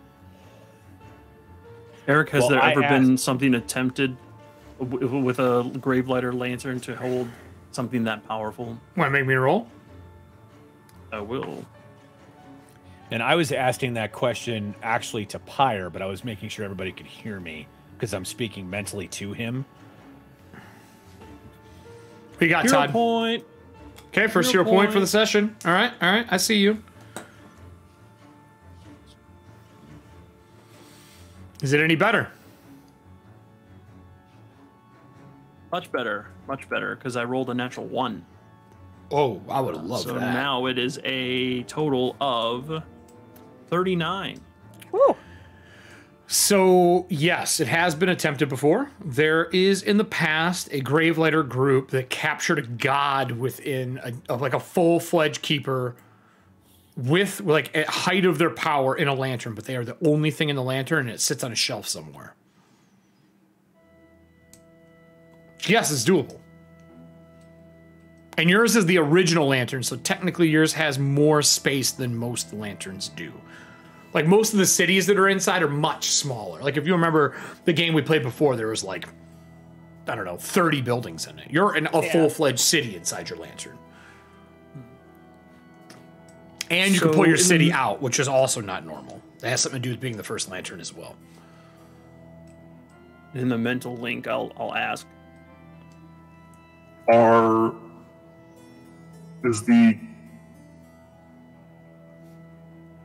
Wait, what's his name? The All-Father? No, that's Odin. True Father. The True Father. The True Father is just a conduit for the true faith, correct? It is not the entirety of the power. Ooh, no. If that's the case. The other way. Oh, he is where all the power comes from. Oh. And he bestows pieces out by touching, just like a keeper would. Yeah, he's a keeper, but legitimately he is legitimized by the current government. You got it. Yeah. So that's why Nora went on that whole spiel about, yeah, he's made some threats. Yeah, I'm not a fan right now, but right now, this being the current government that is most in power, it makes sense to help keep it that way, because otherwise it's going to be chaos. Like, that was Nora's argument for helping. It's been done before with another lantern, but that was the only entity in the lantern. Since this lantern has capabilities beyond those of other lanterns, it's possible we could contain him with all the citizens intact. But it's never been done on this scale. Would it really be so bad if the true faith were to dwindle? Don't mind me. I'm just thinking out loud. Bartleby goes, your sponsor's ready to speak. You are taking too long. Bartleby, please do. Go on ahead. And looks through the groups with everybody here. I don't see why not at this point. So, okay. Not what I expect you to say no to that. So, hold on. I'm going to... I'm gonna do something you probably don't want. It's the season finale. Let's just all make. I'm gonna do something you probably don't want to have happen. Hold on here. Let me get this. Where you at, girl? Where are you? You did say we could just be done after half an hour, depending on decisions made. I'm standing by what I just said. So the way I see it is Lillian is trying to be like, guys, I don't know why we're dealing with this true faith stuff when we could just be hanging out with the Baroness, just saying. Just bypassing all the problems. And Nora's looking at Foxglove like, oh, you sweet summer child. So let me, I gotta grab them. You all are going to love her. She has just been absolutely, you know, honey, I don't think anyone loves her. She didn't get in this position through love. She has done nothing but been a sincerely positive influence on my life, so. Man, your ability to bend the truth is just unprecedented. Lillian, had it not been for her, I would have never met Bartleby. Lillian Foxglove is a fan of Malort because it tastes like Stockholm Syndrome. Oh. Amazing. Holy shit. That was getting clipped for savagery. Shit. Almost as good as the meme I sent out earlier this week. So, I'm trying to find... Holy find shit, Jelly is savage. Yeah, that's what I just said. That shit was ruthless. Hold on, where's my new shock squirrel emote? Here we go.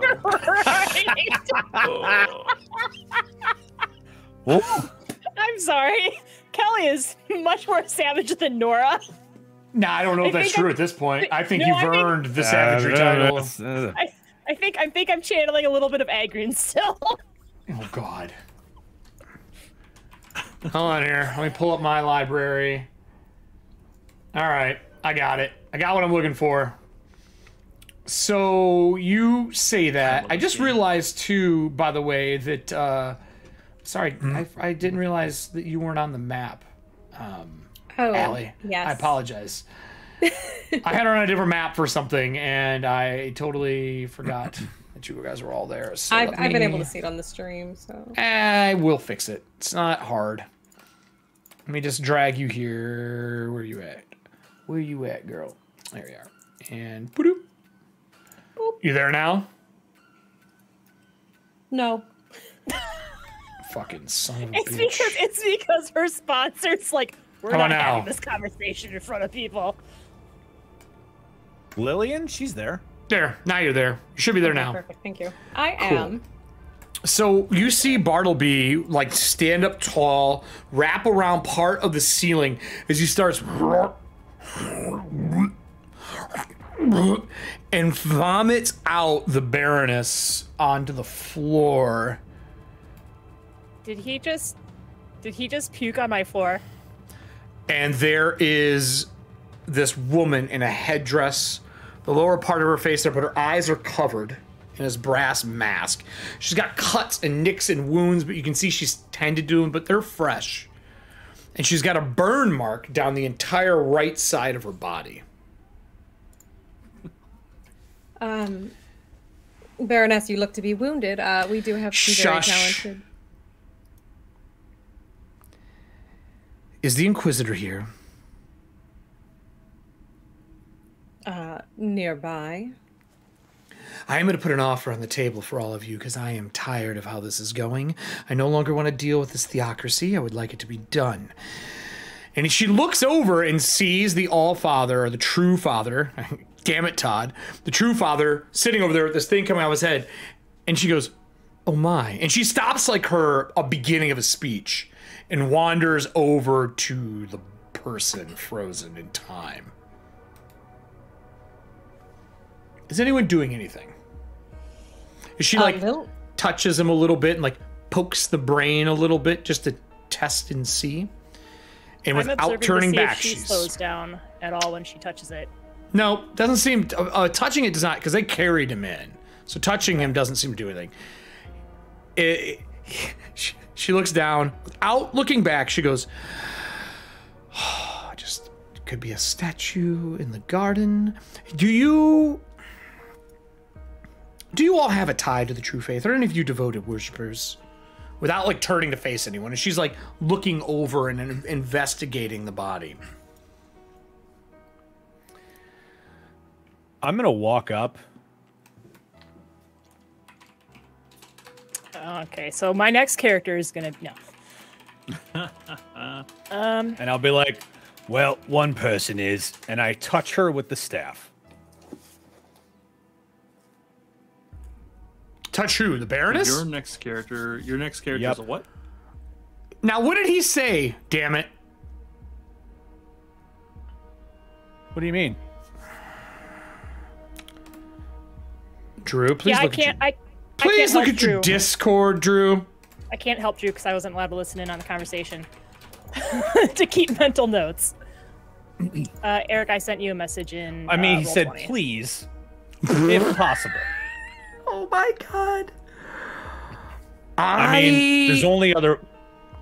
Well, hang on. I need initiatives if this is what's going on. I definitely need initiatives. No, absolutely not. I didn't think so. Okay. Wait, was that to me, Eric? No, that, did you send me one too? I sent it to you in Roll20 so you can see it. Oh shit. Ba-da-ba-da-ba-ba. I'm loving it.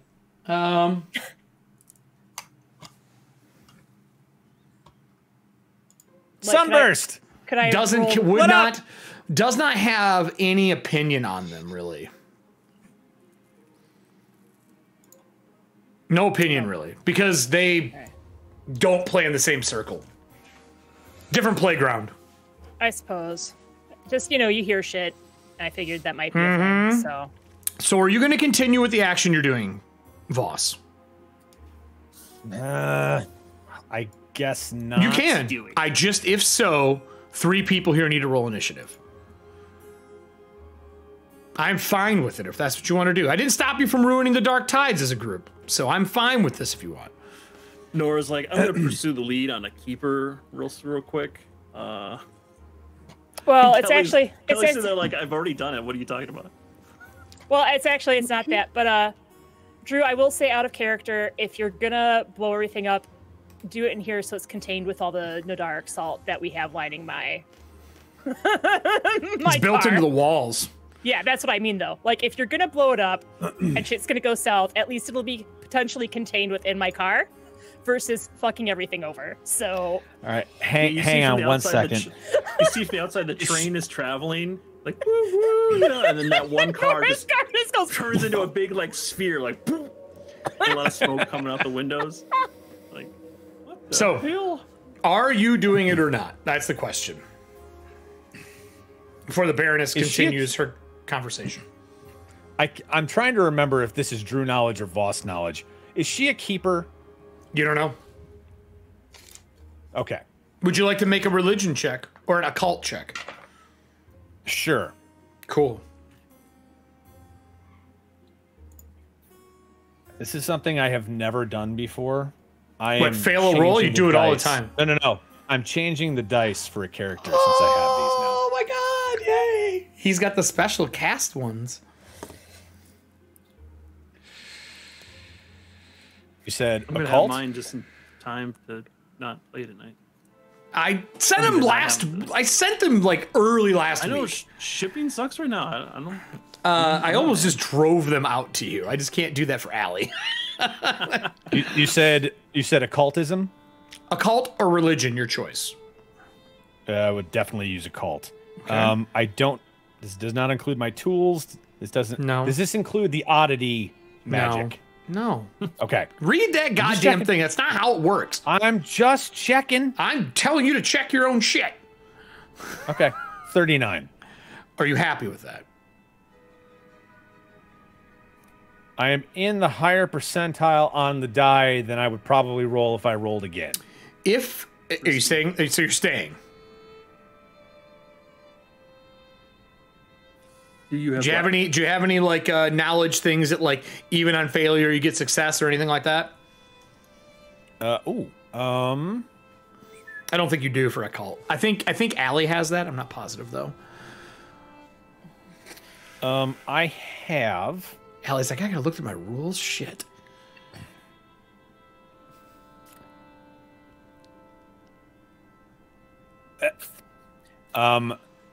In worse circumstances, I have assurance. Yeah. What does that do, Drew? You can forego rolling a skill check for that skill, instead receive a result of 10 plus your proficiency bonus. No, that's not what you want. No. So you don't. So are you happy and you staying or not with a 39?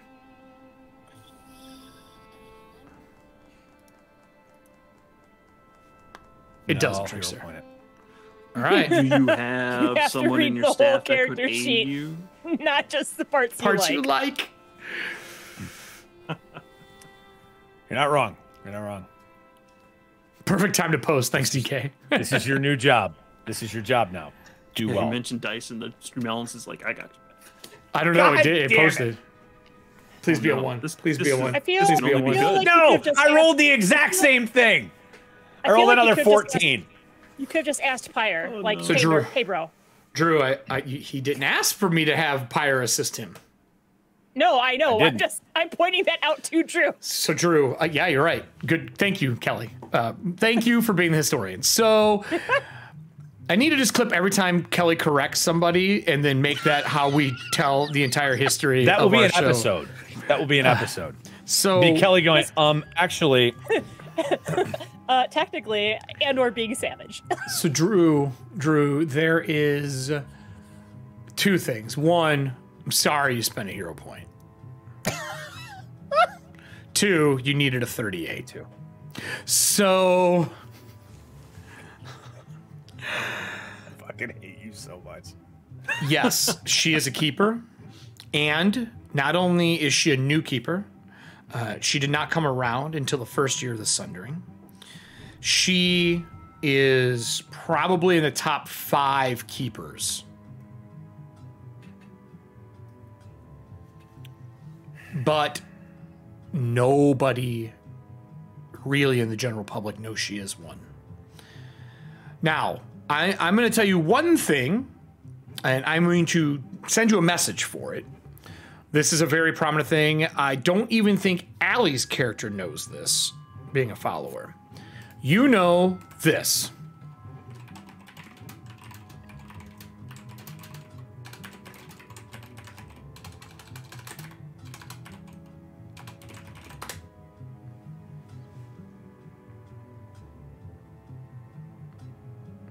Nut allergy. No. That's She's allergic to cyanide. And cashews! And I mean any of them. Any. Does it smell like chloroform to you? Can you make a perception check for me? Just a general perception. Not Allie.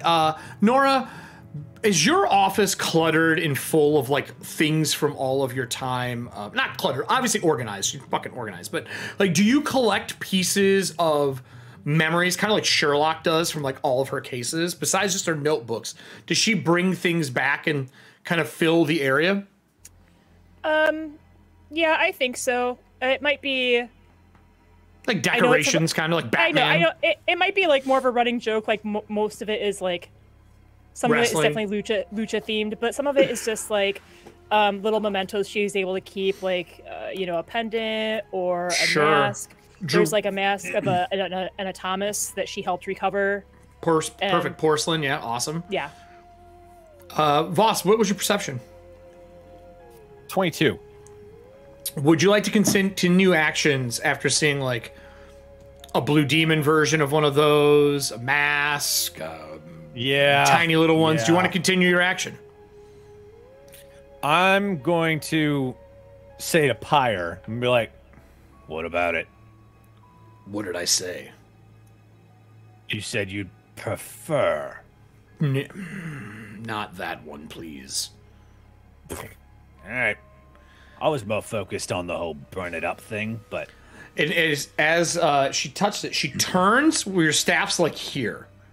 And she goes, is there something you wish to say, Mr. Calicore? before we have our conversation on an exit strategy out of the clusterfuck that you're all involved in.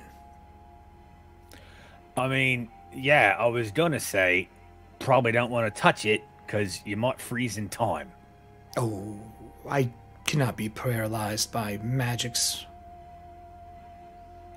I come bearing a gift, we'll say.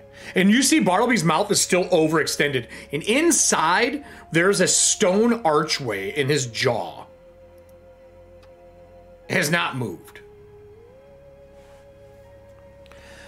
You are all in a very bad circumstance. And I am also in a very precarious situation.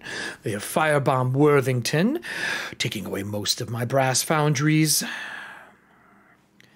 And on top of that, I'm being threatened by a faith that is just important for right place, right time. Now, if you know how keepers and deities work, you know that that means a lot of my followers were just murdered. I need new ones. Alive or dead. Anyone who follows me. Mr. Calcor, can you please move your staff from my face? Right, sorry.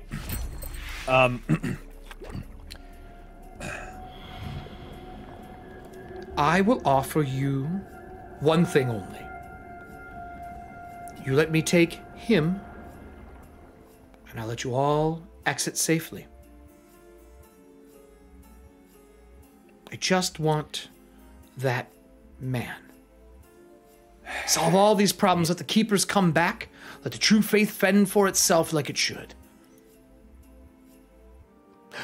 Darling, and she turns and looks to Foxglove. Goes, who has like crossed behind the room and is just kind of like standing next to her, very like entourage-y. Darling, what if I told you that I will make you the head of the coven? Would you be interested? I don't think that honor could really be bestowed on someone like me. I haven't. Oh, it can at the cost, but for sure. So now, since this has definitely been more than a minute, Yep. I am pursuing a lead. There we go. I was waiting for it. I definitely feel like now enough time has passed for me to be like, you know what, bitch? Absolutely. What are you pursuing a lead on, Nora Tenwick? Nora's like, y'all have done fucked up now. Kinda, yeah. So, Ross is away from her over to my subject the side. Is the Baroness. I think what I'm trying to figure out is what is actually her end goal? Like, and I get that she's saying some of it right now, like it seems to be on the up. But what's her real motive? Is that what you're asking? What's her real motive? Yeah, like that's what I'm trying to figure out. Like, what is your real motive? Like, why did you come here? Like, I know you get a bonus to perception, right, for starting this? I get a bonus to everything. It's a +2 to every charisma, wisdom, and intellect-based skill check against her, including perception. Can I get a perception check? Okay. With that bonus, I'll give it to you. And she's having a conversation, obviously, with Foxglove right now, basically bringing Foxglove next to her in case a certain Voss Calicor decides to drop Fireball on me. Yeah, like the moment that Voss raised her staff is when Lillian was kind of like getting into place between the two of them. I think I got a 44. Let me just do okay. Okay. Because I got a 16. Listen, I've got a headache. Yeah, I got a 44. Like, what's her end goal? Can I assist this is nonsense. in her investigation? No, because you don't know she's doing it. It's true, but I've seen the way Nora looks when she's thinking. Yeah. What's your passive perception? My passive? Got a 30. Okay. Mental connection. What's your passive stealth? My passive stealth? Mm-hmm. My passive stealth is a 30. Fine, Drew. Cool. So as I'm walking back, like I catch her out of the corner of my eye just thinking, and mentally I'm going to tell everyone She's a keeper, and she uses statues as divination. As he looks around the room at all the statues from everything. Oh, wow, I was just typing that. Has collected. And he walks over to Everston, and he puts his good hand on his shoulder and just kind of leans on his staff. You have a bad hand? Yeah, the one holding the staff. Remember, it's an atomic. Oh, that's right. It's all, yeah, that's right. You had to replace. I forgot about that. You got Luke Skywalkered.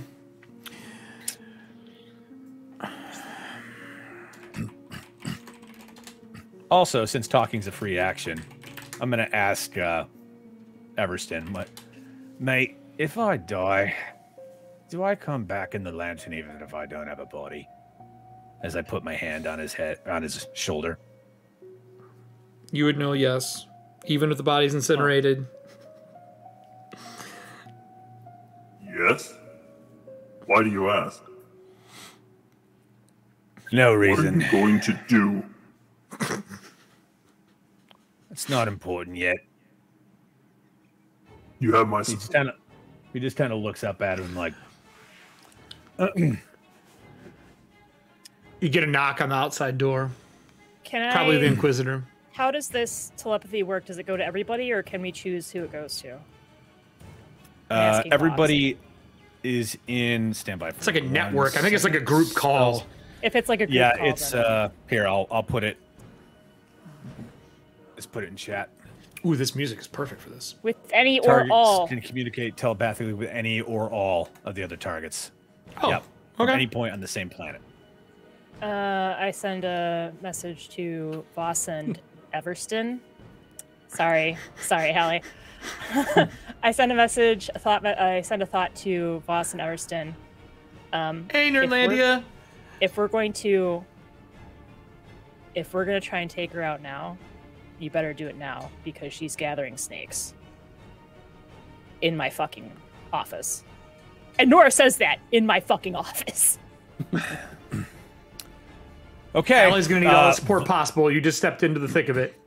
Well, no, she's not saying like go ahead and do it, but she's like, if you're going to do it, we better do it now because she's summoning snakes into my office. So the Baroness says, well, the knocks on the door, says, time is of the essence. I will happily leave.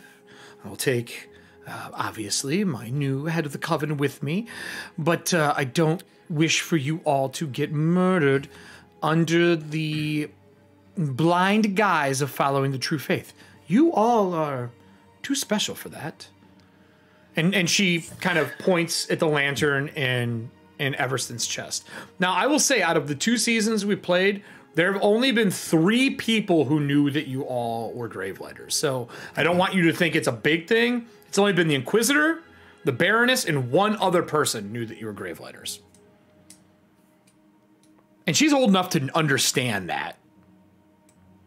She says, if my dedication to making the world whole is in question, I would like to remind you that if you would like to speak to the woman in the lantern and mention my name, we have a fairly good relationship.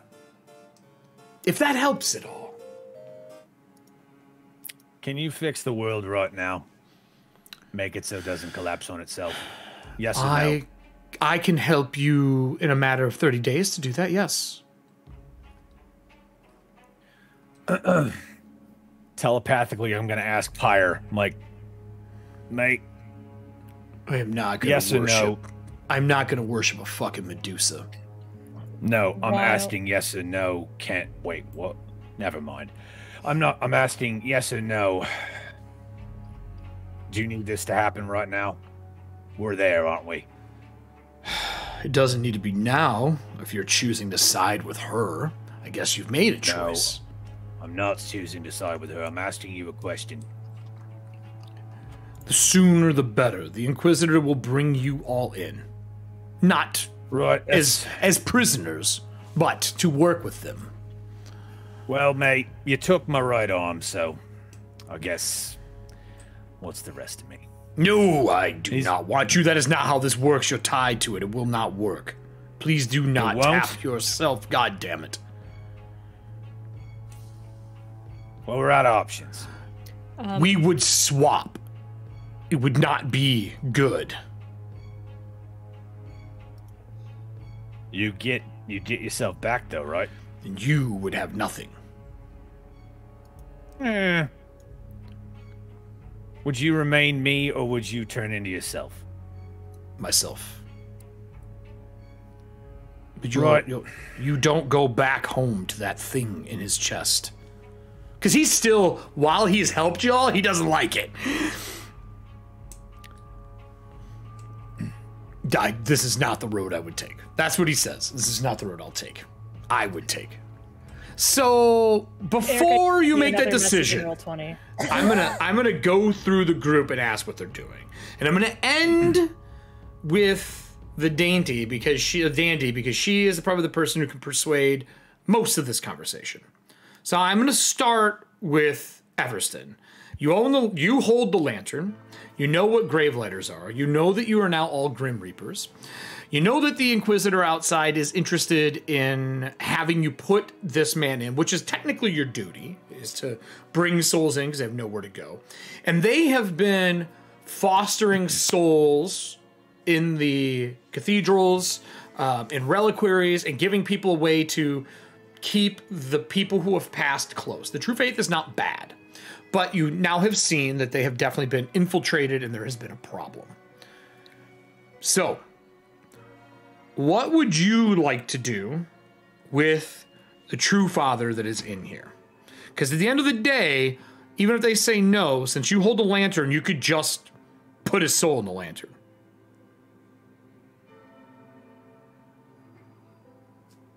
Oh, so I don't have to do anything? Fuck. Yeah, Todd, do it.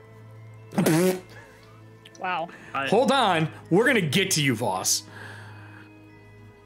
I would ideally like to comply with the True Faith and put him in the lantern as they request. Okay. Because that would kind of solve some of our immediate troubles. 100%. 100%. The Inquisitor would leave you alone. He would thank you for your service. They would help you with the next steps, probably pay to find him a body or to do something. So you are correct. Tenwick. It's the easiest, smoothest thing to do for now. With So what I with what has been said, did you send me more stuff in roll 20? Yes. Okay. 100%, yes. You're within proximity of the light. Okay. Then I would do that. I'll just say it out loud. Fuck it. So Nora is, I mean, not out loud to the group, but for the stream. Nora Tenwick, despite becoming a follower of Tark Flameborn, is in agreement with Everston. We have a lot of problems to take care of right now. The True Faith may not be the best solution long term, but short term, it's them or we continue suffering. Also, unbeknownst to the rest of the group, Nora has probably done more research on Baroness Brass than anybody else and knows exactly how awful she can be. So Nora doesn't trust her as far as she can throw her, and the fact that she's summoning phantom snakes in my office after Bartleby puked her up on my carpet has already put her like even further in the shit list. So Nora would agree with Everston if Everston would be like, yo, I'm putting her in the lantern. Nora would agree with that. I'm also going to ask Putting Cassiel, her in the lantern? well, not her in the lantern, but like taking or putting the True Faith, putting the True Father in the lantern, saying F you, Baroness Brass. In addition to saying F you, Baroness Brass, she's going to send a private message to Cassiel to go ask him if he could let the Inquisitor know we have an uninvited guest.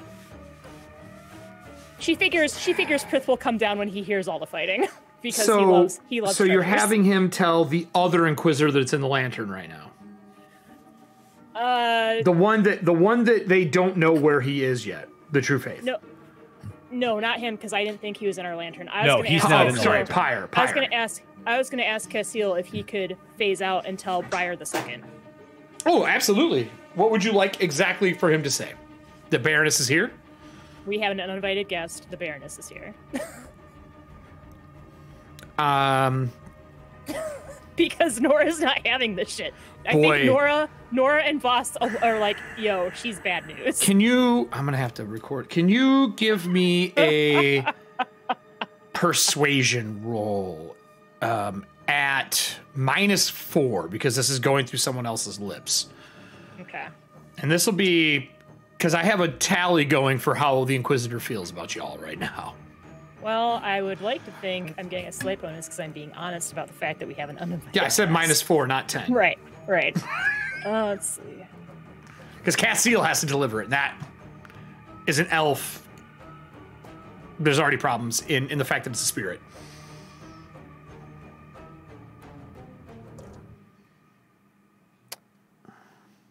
That's actually, thank you, Ethauntia dice. So Must be nice to roll Ethauntia dice. Oh, it shut still up. probably won't be enough, but my diplomacy with the -4 is a 33. Are you happy with that? I have to be because I rolled a 19. Okay. Like, it is what it is. Castiel goes, I will send the message. And the knocking stops outside. And you hear a little bit of conversation. But it's very minor. I mean, it is what it is. And Nora just, like, in her head, she's like, if combat starts, Prith will come down so he can try and build his horde. Like, that's where she's thinking that, so. So... Team formerly dead are back on their bullshit. You sent the bullshit message, and that goes out. Voss. You know that Nora knows what's going on. She has ideas. You're all in communication with each other. What would you like to do? You would swap spots to answer your question if you were to do what you were thinking about doing. I'm not saying not do it. Season finale, baby. You do what you want. I'm just telling you what would happen. So you can't be like, I didn't expect that shit.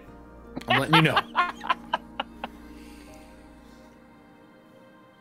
Let's just form Zeltron and be done with it.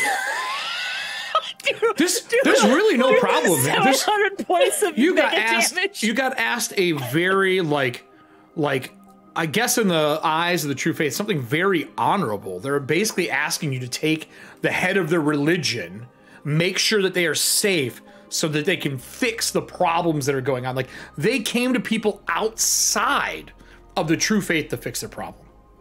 Like, that is a huge olive branch. Huge, like, it's an olive tree. It's not even a fucking branch. Well, at least 2 people on the team are like, yo, let's take it. So, Voss, what would you like to do? And then we're going to go to Allie's character, because I fucking am already worried about rolls. Scott said in chat, you got to go with the devil you know. This is much better for us, I think, if we go with the true faith.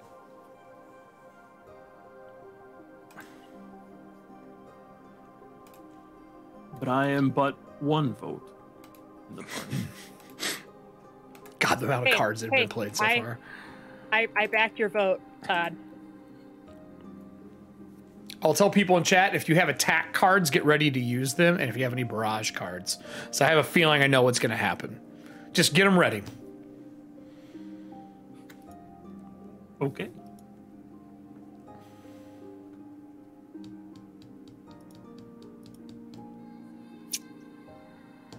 Come on, Voss, what are you doing? I don't have any other option.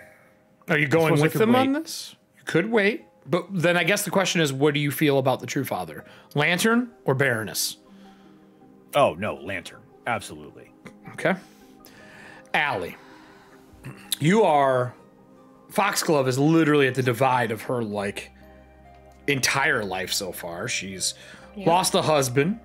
She's gained a patron. She's gained now a group of people that she works with. You've been asked to do a duty that still has not been done. And now she's offering you to be the head of her coven, which you would know that's like the inner circle, the direct blessed by the Baroness Brass. In doing so, you will be granted a couple of things, mechanically and in story. But my question to you is your bond to the Baroness more important than your bond to the Gravelighters? And if so, you have some serious convincing to do right now. So here is where Lillian is, because honestly, I have a gut feeling this is going to be the last session with Lillian. So I'm putting Is it it? all out there. Is I it? don't know, Eric. I am not threatening Lillian. I said you may not like No. Bartleby after this. It's my heart. Either way, it's a bad time. So Did you see my blueprint notes? I played a blueprint so we can build new characters later. Oh my God. oh my gosh. I will make a note of that. Blueprint for new characters. I'm not threatening your character. I'm just gonna destroy her entire world. Nope. No big deal. If we're playing new characters, I'm bringing back a character. Nope. Oh, So with Lillian, when her husband died, the only thing that really kept her going was basically being able to unload some vigilante justice. The only way she was able to do that was with the gifts given to her by the Baroness. So she is eternally indebted to the Baroness. She would be of no use to the Gravelighters if it were not for the Baroness and Bartleby, who has been her ride or die. So while she does legitimately want to do whatever she can for the Gravelighters, who have become like very close to her, she does not like to let people in, but she has become very close with them. She wouldn't even be there were it not for the Baroness. Cool. So True. Ready? What if Loretta offered you a patronage instead of the Baroness? You can keep that shitty snake. She wouldn't care. would Bartleby Be a water snake. be released? That From is the that is going to be a check between you and him. But Loretta would offer you that to keep you within the fold of the Gravelighters. Is this happening right now? I'm asking you a question before I do what I'm going to do. Just to keep it in Beforehand? mind, keep that in mind. Your current plan is Baroness over the Gravelighters, correct? She wants there to be a way that there can be both, but in the worst case scenario, she does have to retreat with Baroness. Okay. But she is not. Okay. We have the lines drawn in the sand. Eric, Welcome to being on the Frankhouse show. As Todd has said, you have been welcomed into the Frankhouse dilemma. Everybody here has had to go through it at least once. I am now putting it in your lap, so you have to deal it for your first time. And it's never an easy dilemma. I could be taking weapons that you had from you that were intelligent and your best friends for 2 years. Eric, may I please roll? What? May I please Get out roll of a jail free? This isn't persuasion? Monopoly. Or sorry, a diplomacy to persuade Persuade my who? group. Ooh, you're not the trying to. Gravelighters, that this What do you is, think's like, going to the be best easier? idea? Persuading the group or persuading the Baroness? Oh my God, Todd. Where the fuck did that come from? You just got a Monopoly board laying around, dude? What the fuck is that? Is that your wallet? Oh no, it's part of a kit of from Scam School. Oh Modern Rogue. my God. Classic Brian. Is it Brian Brushwood? Brushwood, yeah. So, Allie, what would you like to roll? This is still this. Knife. Real quick, this is still the same day as when we came back, right? 100%. Yeah. Oh, no. We said you've been back for 3 days. 3 days. 3 days. Okay, so I could have rememorized spells and all that shit. 100%. Correct. Okay, cool. Eric, what would that diplomacy check be against? Up to you. Is it against the Gravelighters or against her? No, I mean like in terms of skills to combat it. That will probably determine. You would be using your dandy powers and talking your way out of the fucking shit show that you are now in. Yo, I'm just looking for a straight persuasion. So you're You know using a what? persuasion then. You know You'd be what? using a persuasion check. You spill your bullshit. This is your character, not mine. I'm not going to tell you what to do. I'm Wait, are giving you you a lying? situation and you have to deal with it.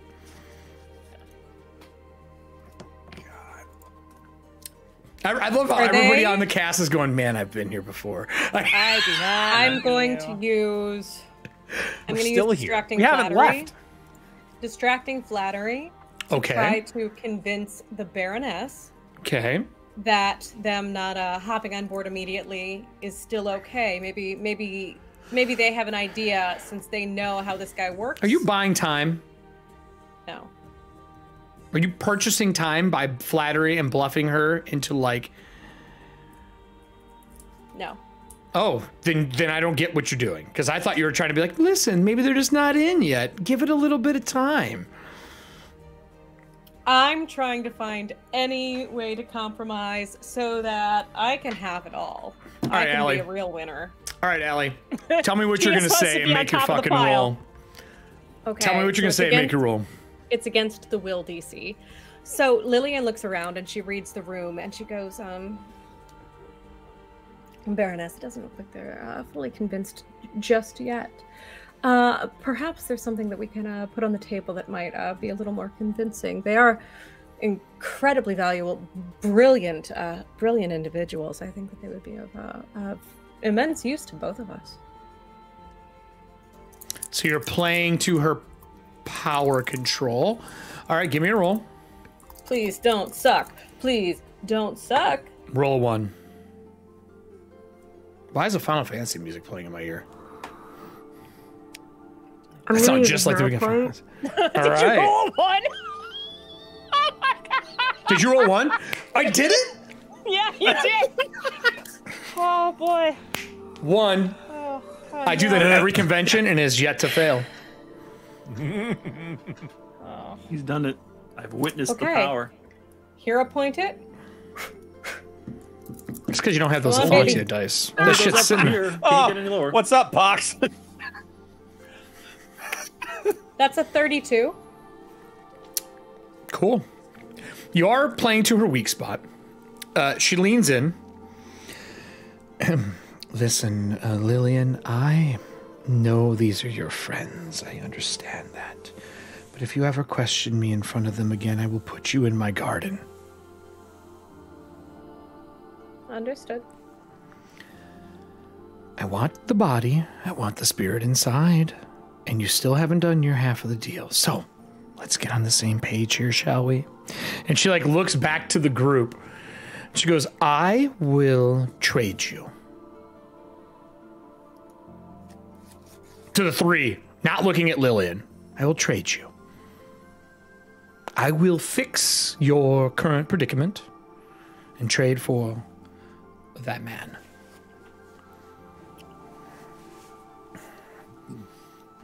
I can't give you water back, or I would have done that years ago, because let me tell you how much easier the world would be if water was here, but I can give you the tides back. In a more controlled form, because, man, they were not enjoyable to deal with in travel. So, you give me that man, and I will give you a stable in Grad and Ethauntia. How is that? So out of character, we already have our plans to. You do, but this is what she's offering. Yeah, You hear another but knock on the that door. She'd need the power inside that. That's why she wants the spirit, and I don't want her to have that power. That's very smart. That's very astute, Drew. You Voss is not wrong. Yeah. How keepers' powers work. And if the true father is a keeper, technically, if she gets that, she gets all of his power. Yeah, she gains the portfolio. Yeah, And then she gains all of his followers too, potentially. So. or possible conversion. Possible conversion. Yeah. Well, the most powerful thing you all know, besides the Inquisitor outside the door, the Baroness in the room, is either Nero or Loretta in the Lantern. If you need assistance. Do you need assistance, bear fucker? There you go. I brought a pun. I brought something out for y'all. There you go. It was swearing, so I was in. seems like more of a DNR matter. Well, it's illegal, Baxter. I know that. So, you all made a decision. What are you telling the Baroness? Are you letting the Inquisitor in? Where are we going from here? Everybody's on the same page, and Foxglove is really trying to find a way. Foxglove, you were 4 points shy of convincing your lady. Nice try.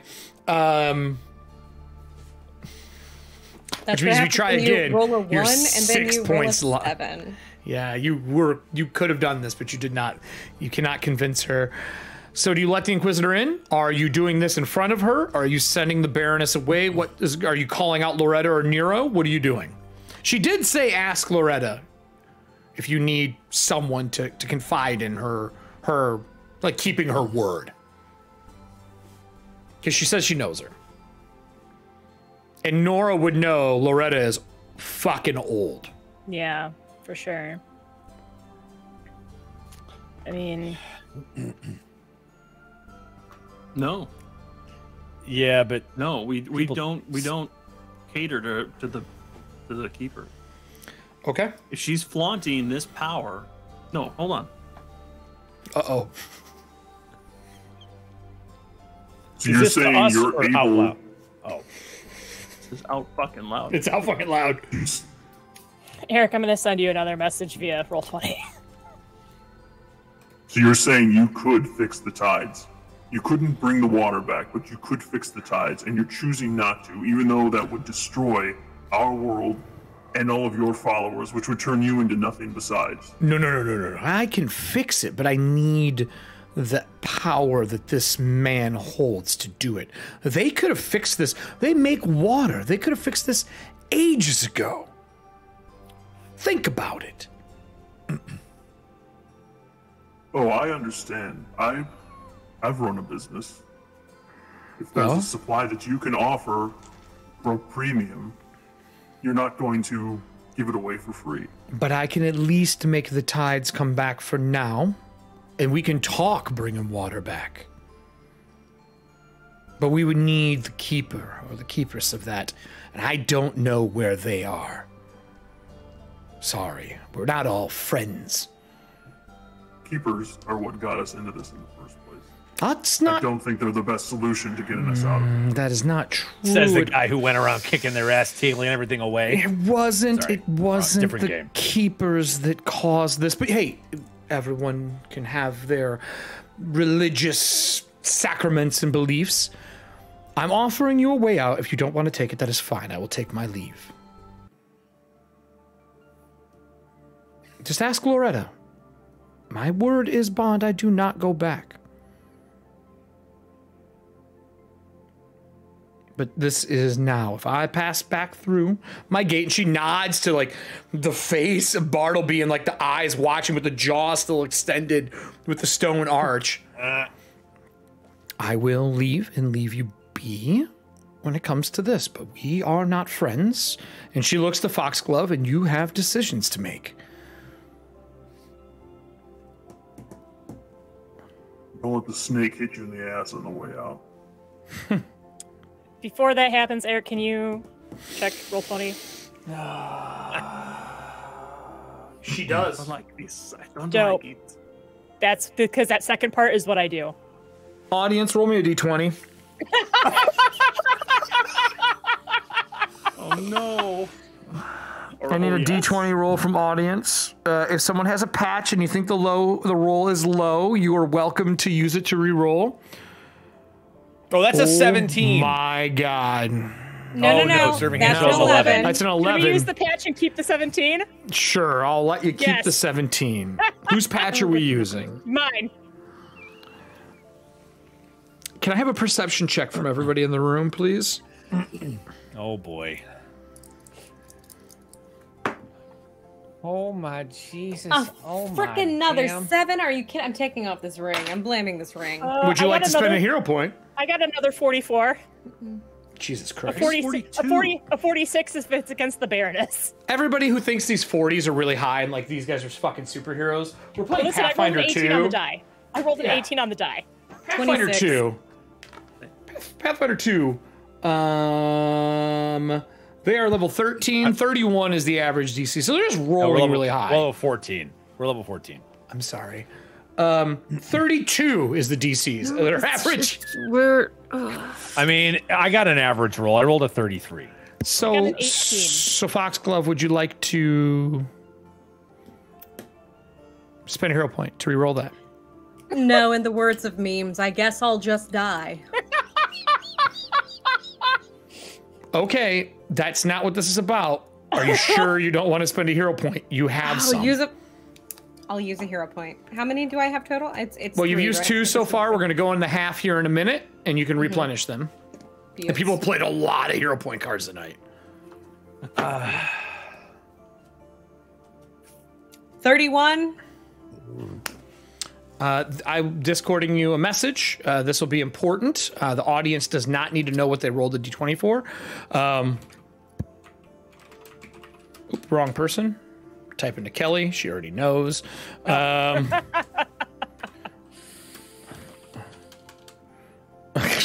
So we can build new characters. Yes, Jenna. 18 on the die for that was Albert Einstein. This is exactly who said it. There you go. Only the best quotes. And Allie, In, not I'd like out. to counteract your meme reference with my own. Where are all these memes at? Are they all in Discord? Stronger than family. No, we're just saying them out loud. We're just Oh saying out God! loud. I thought you guys were all dropping them in the chat, the Ethauntia memes She chat. says, "Guess I'll die." And I was like, "Yes, but Vin Diesel meme." There's Oh, nothing stronger Sabrina than gave family. us a new You're with us. meme. A new one? What? Yeah, she gave us. She's Sabrina sharing gave old us a new meme. Oh, she's sharing old ones. Oh, I thought it was new. Oh no, she got the she's sharing backpack old one. Oh, it's my favorite. It's my favorite. Anyway, Backpack one? Where is that? Very in our memes and media in our Discord, Oh, yeah. the best, and the strawberry Those are on the classics. boat, the best. Those are classics. Thank you, classics. So Vintage you know 2020. that Foxglove, you know that. The Baroness goes, I see. Well, then we are done with negotiations, I guess. She walks back towards Bartleby, walks through the gateway, and heads through. The gate crumples. Bartleby kind of like pulls his jaw back in place and spits out some rubble on the ground, like remnants of like little rock and dust, and goes, it's my least favorite thing working for her. Lillian is going to cross and kind of like pet Bartleby, and she's just like, "Well, you did a great job." And then she's going to kind of get close and just say, "And what was that extra bit towards the end?" Quietly. I don't know what you're speaking of. Bartleby. I'm not coherent. I see, but I can't feel. Do you know how painful it would be if I could feel people walking in and out of a portal and it descends my jaw and through my gut? No. You didn't It's see magic. anything extra. There's no way for you to regulate. My tongue is attached to the archway. I can't sense anything. Understood. Thank you, Bartleby. I would like to either investigate. That's not on there. I would like to try to roll perception to follow anything that I may have seen. Before it crumbles, you would have to run for that. No. Like visually, like looking Gone. around the room. No, looking there's for nothing. anything off. Oh, It I went don't in, like it. not out. Oh. I thought you meant in. So, knock on the door for like the 5th time. Are you done in there? I will pet catch Bartleby. There may have been a misunderstanding, which we can RP as something. Oh, I know. That's not what Okay. she did. Okay, that's what I. All right, like I said. Okay. That's also done, though, for you. okay. It's doors open. In our heads, I will share this with everyone, but it'll be focused on Lillian. They'll say, Lillian, I'm sorry that it had to go that way. I know you have a strong connection to Baroness Brass. I just sigh and go open up the door, and I hang my head like, God damn it. But I want you to know that as Gravelighters, we have a much greater responsibility. And if anything from this decision comes back to you, I want you to know we have your back. We will maintain this group at all costs. Can Lillian reply telepathically? Yeah, you're all connected. Okay. Absolutely. Lillian just goes, I cannot say, I cannot express how much I do appreciate that. Unfortunately, without my ties to the Baroness, I am of no use to any of you all. So, you understand where my decisions have to lie. Audience, give me a D20 roll, please. You seem to lack faith in yourself, Foxglove. I don't have a connection to a patron, and I get That's not perhaps true. a little too much done. That's not totally true. That is two. I'm sorry, my patron is Blue Demon. I was just gonna say it's Blue Demon, right? Trickster. Would you like to spend your Blue patch, Demon. Trickster? This blue demon you speak of, Does he need a follower? Bartleby? Give me a roll again, then, Trickster. I mean, he teams up with the Black Cobra every once in a while. What do you think, Bartleby? Would you like to take on a new visage? Allie, what's your AC? My AC? Oh no. 29. Bartleby becomes a silverback gorilla. He's got a fucking wrestling belt. As you're near Bartleby and you're kind of like running your hand down a scale, having a conversation, you see the mouth on Bartleby distend as there's a shadow over top of Lillian. I need initiatives from the entire group. Did I have a chance to open up the door by this point? Because I said Absolutely, the door's open. 100% open. 100% open, and he's coming in the room. But I need initiatives for everybody as we go into intermission. It's not what I want to see. Here, let me put. I'll put the initiative tracker up, please. Badoop. Nope, not these guys. These guys are assholes. Don't tell me. I'm just going to give it to you to put on the screen. We're going to clear this. I'm going to do this, and then I'm going to Good rolls go on like perception. this. Hold on. I need to move this bitch out of here. She's not here anymore. What the hell would I be using right now? Perception is probably the only thing that makes sense. Maybe athletics for Nora because she's opening the door. It's the only thing I can think of that would make sense outside of perception. I would probably still be using perception because I'm on high alert. There you go. Add yourselves to the ear. Put your information in there. As we get ready to go into intermission, I'm gonna move this over here.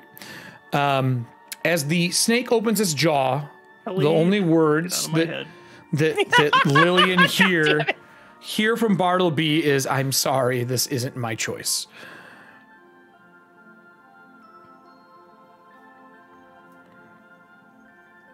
And that's where we're going to go to intermission, everybody. We'll be back in 13. Season 1 Warlaner patches are finally here. Glow in the dark, only 95 limited run. It comes with a card of authenticity, and we are excited finally to have it in our store. Link down below. And remember, like, subscribe, and share it with all your friends, because when we hit 1,000 subscribers, we have something special to give away.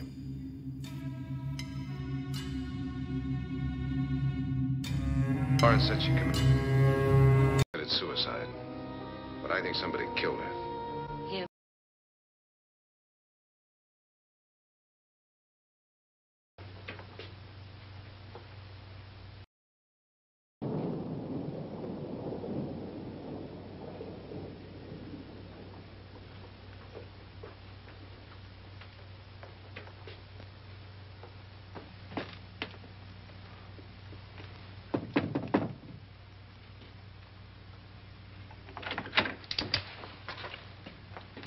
An admission of guilt, Doctor?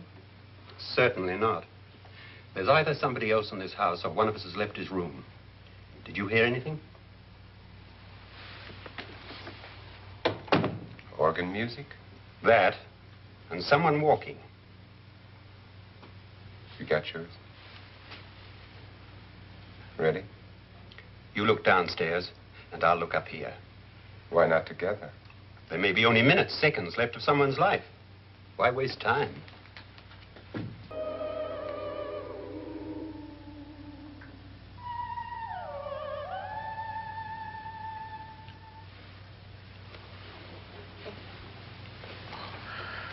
What's happening? We've done it. A perfect crime. Beautiful. Has she killed him? Not yet. But she will. Get me out of this hanging harness. What's taking that girl so long? What time is it? At first, I couldn't get Nora to want to protect herself with a gun. But after you appeared at the window, everything began to work just as we had planned. You were wonderful. Just the touch that finally drove her into complete hysteria. It'll be worth all of our planning, darling. Where's Nora now? What's happening? On her way to the cellar. So scared she'll shoot the first thing that moves. And Frederick?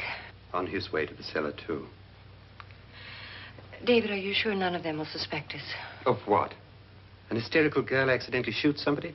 Who would suspect that we planned it that way, that we drove her to it? What about my suicide? But just a ghost party gag. We'll claim it was a dummy since I'm the only one who touched you. And the caretakers? Well, they had no idea what they were really doing. What about Nora? She's not stupid, you know. Darling, believe me, everything we planned is working perfectly. Nora is sure Frederick murdered you. She thinks Frederick attacked her in the cellar, not me. And now Nora's almost out of her mind with fear. The heads, the music, you're hanging. I tell you, when Frederick walks in there, she'll shoot him. It's taking too long. David, you ought to be there.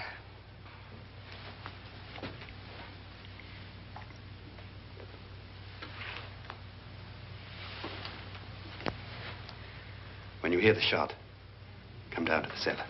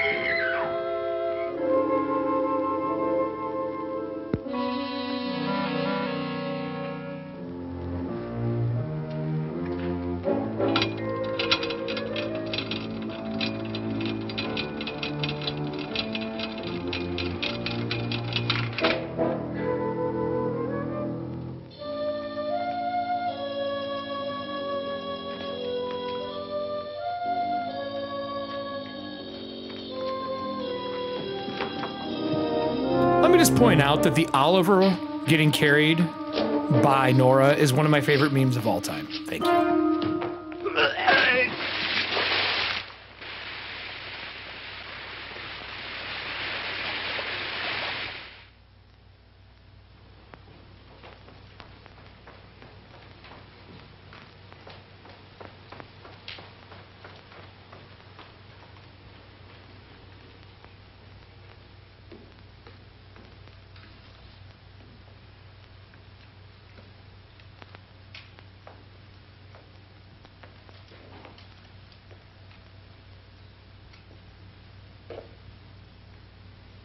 David?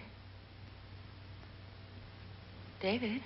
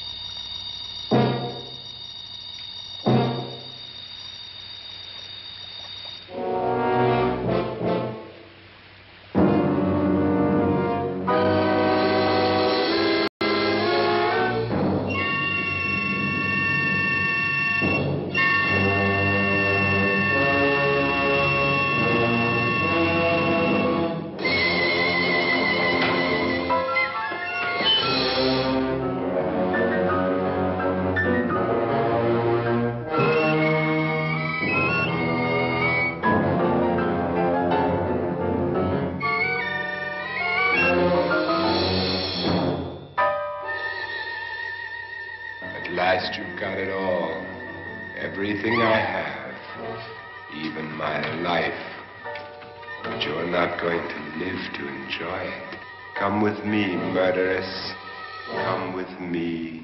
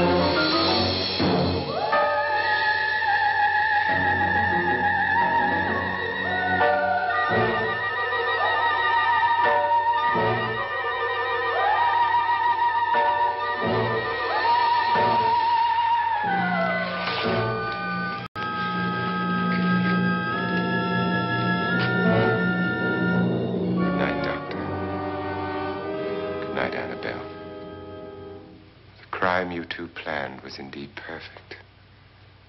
Only the victim is alive and the murderers are not. It's a pity you didn't know when you started your game of murder that I was playing too.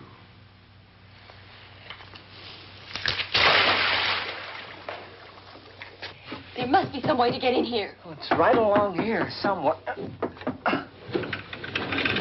Lance! I've shot Mr. Lorne. He's down in the wine cellar. Alive? I don't think so.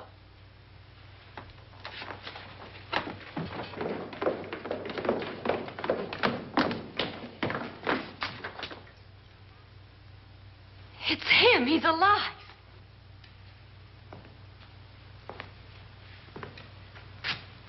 You didn't shoot anyone, my dear. I loaded your gun with blanks. I can tell you all now. Trent and my wife were planning to kill me. They failed. Trent tried to throw me in the vat.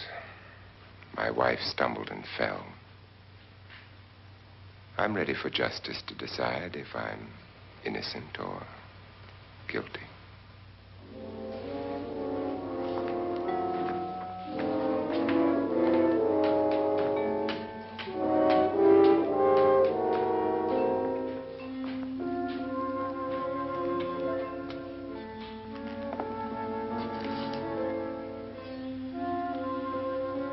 Now there are 9.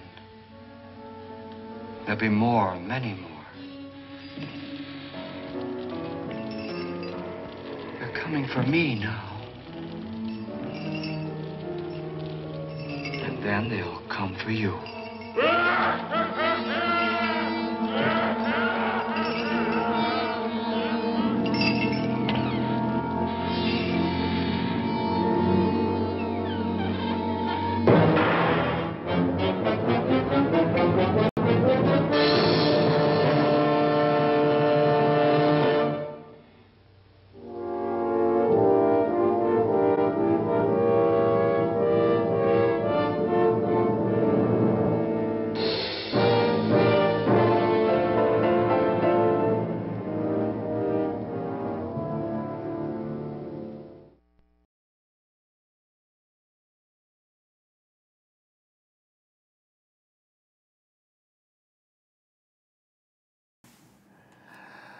So, Allie's in a bad situation, but we'll talk about Fox Gold later. You are 110 out of 200 cards already for us to make our Ogre Force shirts.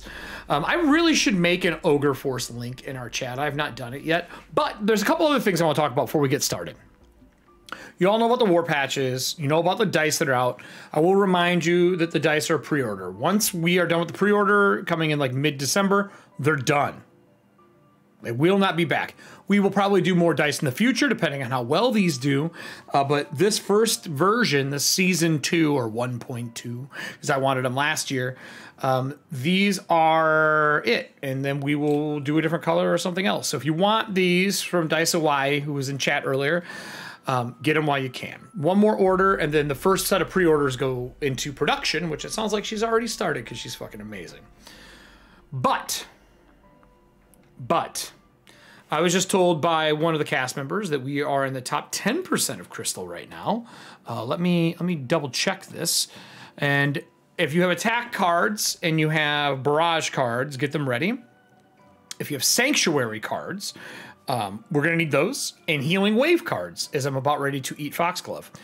But you guys have put us in the top 10% of Crystal. We're almost into the next area. I don't know what they give when we hit Onyx, but when we hit Onyx, it'll be dope as shit. I don't know what it is. So breaking down cards, building other cards, and we need attack, cannon, and barrage cards. So if you want to break cards down for the season finale and build them, I will ask this: don't break down legendaries, people. Don't do that. If you have ever-ready arsenals, break those down. Those are kind of made for crafting in-game and for you all out of game. And then also hero point cards, because I'm going to give the players a chance to pool hero points to deny me NPC hero points next year or next season. I'm going to let you pool them 1-for-1 bonuses in an upcoming scene. So every hero point that is stockpiled can be a 1-for-1 bonus. You can still use them as rerolls. That's totally legit. But if you really need to hit that fucking thing, I'll let you 1-for-1 bonus for them, up to 5. They have access to what everything is there and how many they have. And then the other thing I wanted to say to everybody is, if you don't know this, the wonderful Westcott on the show has his own t-shirt store. And if you've not seen this, no one can see him right now.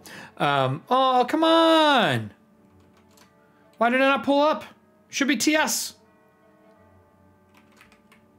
Todd's t-shirts. He has a bunch of t-shirts that he's been designing. I've been asking this man to make t-shirts for fucking almost 20 years. And he's finally decided, what? Why? That is really weird. I was just informed that that is the wrong link, and I don't know why. That is literally Todd's t-shirts. It must be similar. Nora's products are good. That should have worked. Let's try this one more time, everybody. I apologize. I was trying to pimp my friend's stuff, and it is not working. We'll try one more time. One more time. If not, I might have to change it to Todd's tees, like Todd said I should have done to begin with. There you go.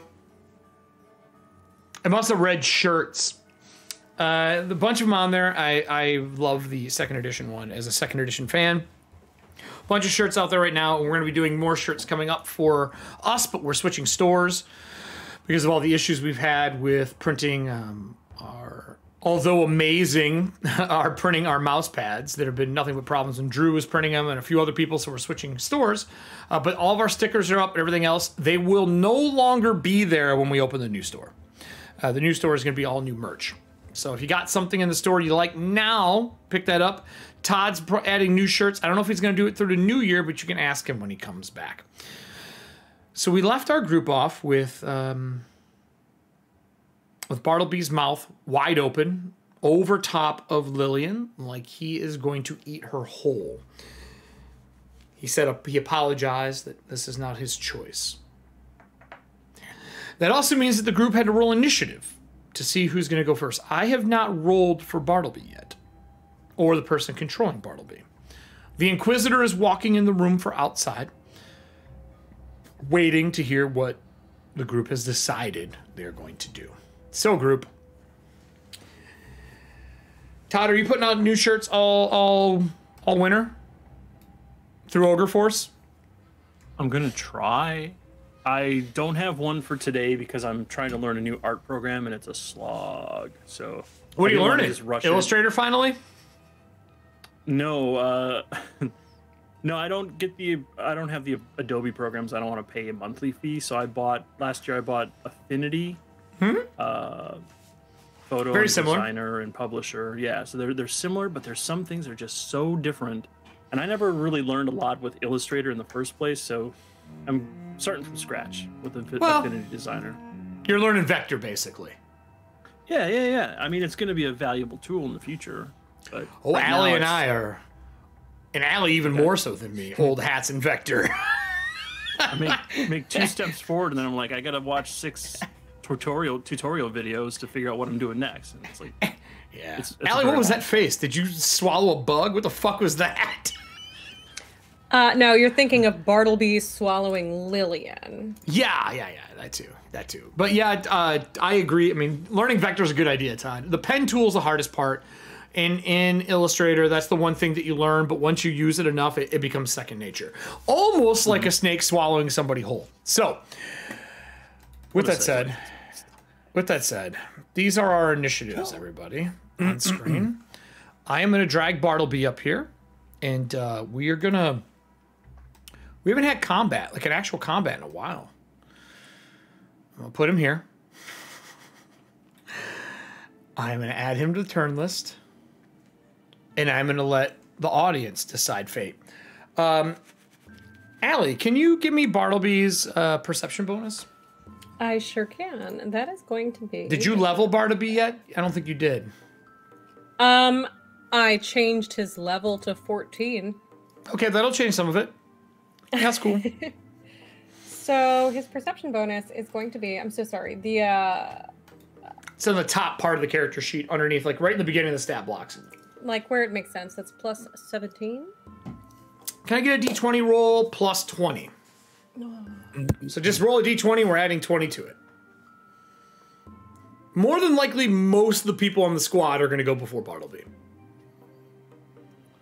Which is fine. It's kind of how... Oh, trickster! Thank you, buddy. Oh, wow. 21. I get to go before the snake does. Wow. Doo-da, doo-da.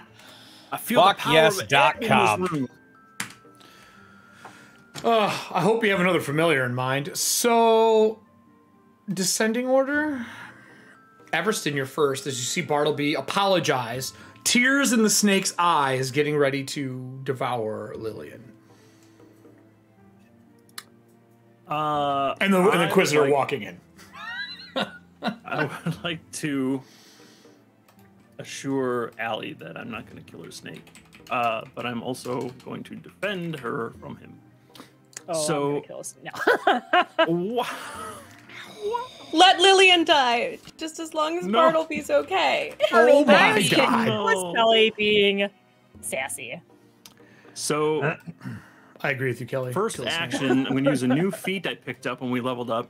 It's called Paragon's Guard. I enter a stance for a single action, which means I constantly have my shield raised as if I used the raise a shield action. So shield is always raised. I don't have to spend an action every round to raise my shield. Dope. So now the shield, of course, I have to move the shield on the shield rail, which is a free action. So that goes in my hand. And then, so now that I have the shield in my hand, I use Paragon's Guard. My shield is raised. I mean, honestly, it probably happened as you were like turning into the stance. Oh, yeah. Yeah. Sure. And then I'm going to 5, 10. Gonna move. So Jake I'm Blake adjacent just played a card to for 2 you. of my allies and Bartleby. New And card then for him. have one last action of just double checking. What arsenal are you using during this? Are you putting a loading arsenal? Someone just played a small arsenal for you. You have a bunch of small, medium, and large. Are you shooting or are you grappling? Move this over for you. I want to grapple, and he's only one size bigger than me, so I think that's allowed. It is. It is surprisingly, yeah. So, buddy. All right. We're doing this, huh? What did Scott play? I just saw it in chat. He gave you a small. I think he gave you a small arsenal. Okay, cool. I'm gonna be using that soon. Yeah, you are. You're gonna be rapid firing a lot of people. I see cannonball cards. Everybody replenishes their hero points, I assume. Mm-hmm. So we're in the second half. Okay. So yes, I'm going to attempt to grapple Bartleby to keep him from doing this. Yeah, sure. An athletics check, and I rolled. I'm going to spend a hero point. Okay. So I'm going to try to burn through as many as I can. This last episode of the season. Might as well. You don't want me to have them. Well, that doubled my roll. I went from a 2 to a 4 on the die, so that's only a 29. You get his hands around him, and the lower half of his body, his scales are covered in stone. As you grab, there's no squeeze. Okay. So you moved, action left. Because it was an action to enter the stance, an action to move, action to grapple. I'm done. Gotcha, you're done. Nora. So my shield is raised. You open the door. Reactions. Briar says, if you made a decision, and looks and sees this ginormous snake getting ready to eat somebody, and he reaches back into that cast iron, it looks like an umbrella container, and he starts to pull a bastard sword out. His action is not going to be to save Bartleby. Can I get another D20 roll from the audience, please, for the Inquisitor? He doesn't want anything to happen to you all. He needs your help. Right. Don't harm him. He's under someone else's control. Yeah, so is every other cultist.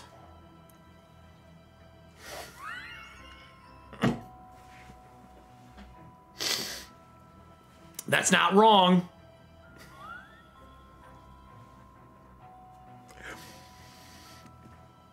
So, Nora, what would you like to do in the situation that is currently at hand? All right, well, let me see what this does. I have this great new table. We have used Nora's fucking office so many times. I have a whole other thing ready to go, but we're in this goddamn train car every time. That's where the magic happens. That's where all the shit goes down. By the way, I also have every train car that people have helped design during our town halls. I have a train car for each one of them. Yeah, that's, sometimes things just happen. In Nora's party car. It's all right. Freddie next does his season work on Elm Street. It's his home turf. It's salty. Next season we'll be all on the train for a lot of travel. Oh shit. Okay. So I can move 35 feet. What you said about this season. And we did travel, and then bad shit happened. Yeah. Suspect opportunity. More travel than that. We gotta go to Rockland. Gotta collect those lanterns. Okay, so as my reaction, Bartleby is now a suspect of opportunity.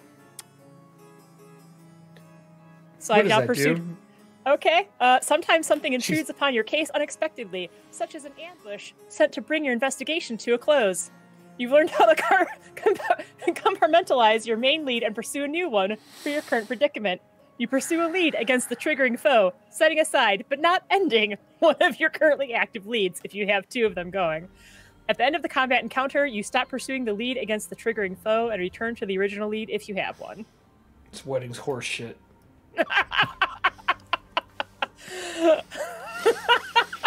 So that was my. Be banned in future games. What was that? I'm going to be banned in future games? No, investigators are going to be straight up banned in future games. Are you kidding me? That's what I'm playing next. A wizard investigator. Let's go. Yeah. There you go. What do you think Martin is? Oh shit! I couldn't figure it out with normal math. Let's use magic math. Right. Yeah, I'm just gonna fucking hop over my table, I guess. Okay. I'll roll athletics if you want me to. No. Okay. It's your office. That's my one. That's what the thaumaturge does. This creature, it's not vulnerable to any kind of special materials or magics. Well, it is now because like the fifth moon of Jupiter's in the house of the rising sun, or whatever the fuck. You know, just yeah. you just make Mercury shit is up as drinking you go. Gatorade. It's fine. So my first action was to move over, walking over my desk because fuck this dice. My reaction was making him a suspect of opportunity. Did I like? You know, I don't know what he's got, so I'm just gonna do Grievous Blow anyway. Okay. I'd like to point out Amir said bag. his next character. Amir said his next character is an instigator, but that's every character for him. So Amir, that's not new, Supposed to homie. be an investigator. Because he is my suspect of opportunity, I can set up strategic strike without spending an action. That's free. Okay. Okay. So then I gotta do, because we haven't had combat in a while.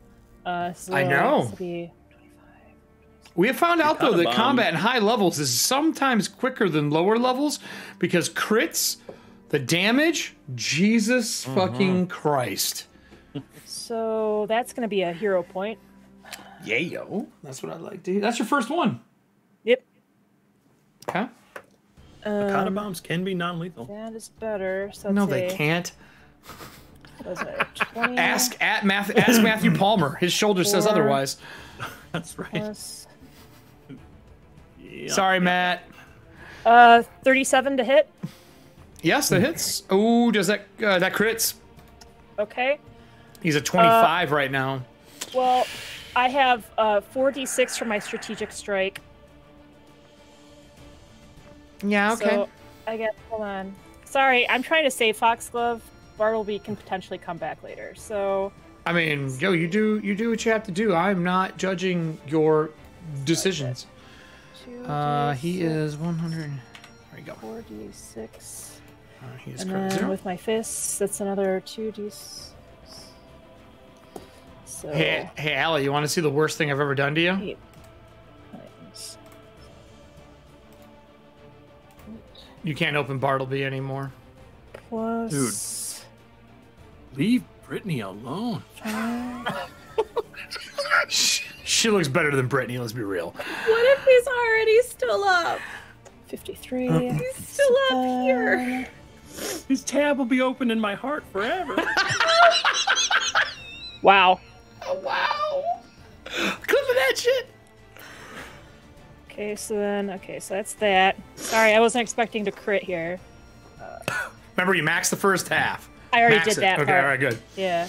All right. 24 I plus. want Kelly to make a character who apologizes for kicking ass as she's kicking ass. Sorry. Sorry Didn't mean to break your about that. elbow. I didn't mean to do that. All right, sorry. See, Allie, you don't have to blame allergies anymore. I'm just literally ruining it. So mean. Is it? It's just gonna go downhill from here, everybody. Kelly, you're the mathematician here. What is going on? 92 How much points of damage? 92? Because my fists, strategic strike is a 4d6. Grievous blow Okay. gives me 2 extra dice because it counts as 2 attacks, and it ignores an amount of physical resistance equal to my level. So it ignores 14 physical DR. Okay. There are two attack cards that have been played tonight, and 3 attack cards that are still available from before. Each attack card you play, you can add a d6 to your damage. Would you like to use any? I mean, it's a crit, so that'd be 6 plus a d6. I'm just asking you a question. How many would you like to use? Currently know now how- with her, there are 6 available from the one serving hand just played. There's 3 from serving hand, 1 from DK, 1 from strength that are still available. I'm gonna play 1 for now because we might need them later. Only so then 1? That's gonna Okay. be Max the 92. first, roll the second. Right, so that's gonna be. Serving hands, thank you for more damage to Bartleby. I will say the party does not want Bartleby to go. Because if you all remember, this creature does more damage than the rest of this fucking party. Actually, yeah, that's true. I'm gonna spend 3 attack cards. Okay. Okay, so 18 plus. Right. So that Okay. was. So we have 3 left. 2 plus 18. It's gonna be And then roll my. Don't worry, 3d6. Allie. There's a bunch of emotional HP to help you out in real life. Oh, thank you. That's so considerate of you, Eric. I appreciate it. I mean, between the 13th to now, So there's that's- like 20 of them. That's 124 points of damage, ignoring 14 points of damage resistance. And Any then damage also, resistance or specific damage resistance? Amount DR. of resistance equal to physical damage or to a specific physical damage type. I guess Wow. if it had to be a physical damage type, I would go with bludgeoning, Bludgeoning? because he's You scaly. stone. Okay, so how much is the total damage? 124. And then this doesn't take an action. I'm also using shared stratagem. So when I hit a creature with an attack on which I substituted my attack roll to devising a stratagem, designate one ally. The creature you hit is flat-footed to that ally on the next attack the designated ally makes against that turn before the start of my next turn. So, Everston, He's like, Everston, Bartleby is flat-footed to you next round. Oh, that is a dope. Oh, that looks so dope, Trickster. He has one of the new November alert things for stream loots, and it's like it looks like Loretta. Oh yeah, Sorry, nice. what? Yeah. So that's it. That's me. Cool story, bro. So, all right. Just a gentle reminder to whoever may need to hear it, Bartleby is a magical being from beyond our realm who can't really die. That's not totally true. We hope. You know what? It's not on Foxglove, you see Nora run, jump over the table, and sucker punch him in the snout as you hear bone shatter. And Fang comes out and sticks through the side of his mouth. He's still above you, tears kind of dropping down out of the snake's face. His tongue like licking around your neck to pull you in. Everston has tried to grapple him, but the hardness that is scaling over him that you did not cast, as you feel your highest level spells fade. All of them? Your turn. All of them. All of them? Oh no. You lose all your highest level casting right now. There goes what I was going to do this round. Okay. What would you like to do? Oh no. Oh. Serving Hands is like, I played. You know what? Hold on. Oh shit! No, you know what? Wait, Serving Joke's Hands. on you, Eric. Serving Hands is right. Serving. Yeah, you're not on screen. Serving Hands just played Give It to Allie. I played a spell card. I will give you an 8th level slot back, but it has to be a spell you don't know and that you got from a new patron.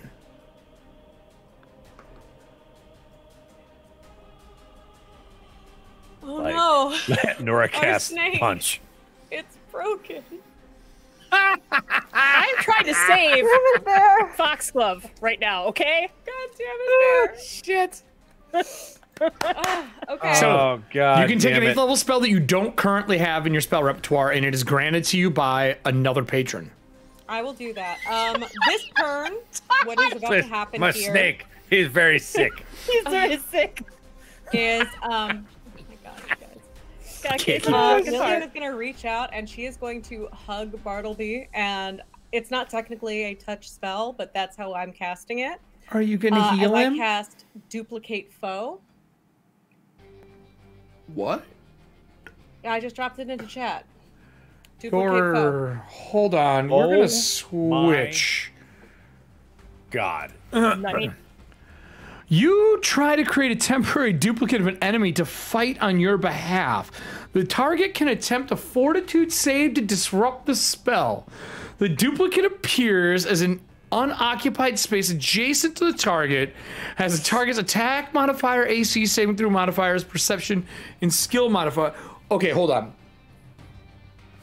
Are you trying to make it so they're attacking it instead, or are you trying to make yourself your own Bartleby?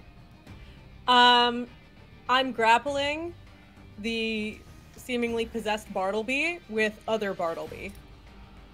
She's trying to make a duplicate Bartleby to fight Bartleby. Cool. To restrain him until we can get the spell to. All right. Let's come color this one a different color, I guess. We'll go with dark green. And that is a Right, done. action. Yeah, that's a full round action. So that's going to be everything there. Oh, I'm sorry. You casted? Oh, damn it. You go before me. I can't attack you. That is going to be my turn. It appears at the end. Excellent. Voss. Did he make the fortitude save? You should have checked this 3 initiatives ago. No. I'm checking what she just did. Oh. No. He says no. He says no. I don't want to be a snake. I'm not talking about him. Oh, okay. I'm wondering if I can take Bartleby out of the snake he's in and put him in this new one.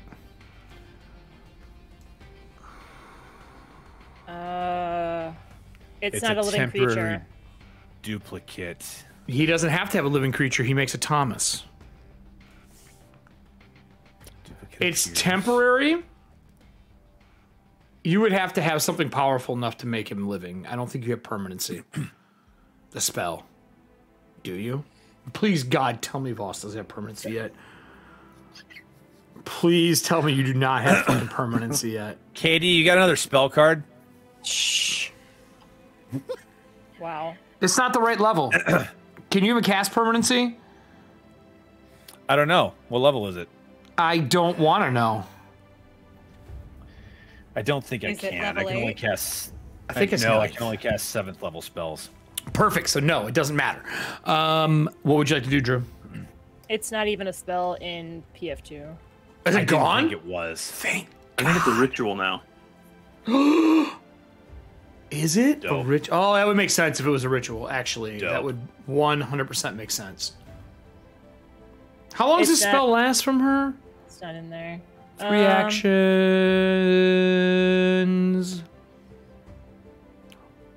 The duplicate's unstable, so each turn. Sustained up to 1 minute. Right, and then it takes hit point damage each turn after it takes its action. I mean, if it doesn't get fucked up and permanency is a ritual, then yes, it is feasible. Permanency doesn't seem to be a thing, period. Because I just saw something about how your GM would have to homebrew a ritual or a spell. Doesn't exist then. I think wish would be the closest thing. Minion trait. But anyway, you're not doing that, so what would you like to do? And it's also not near enough to death for you to fetter it to something.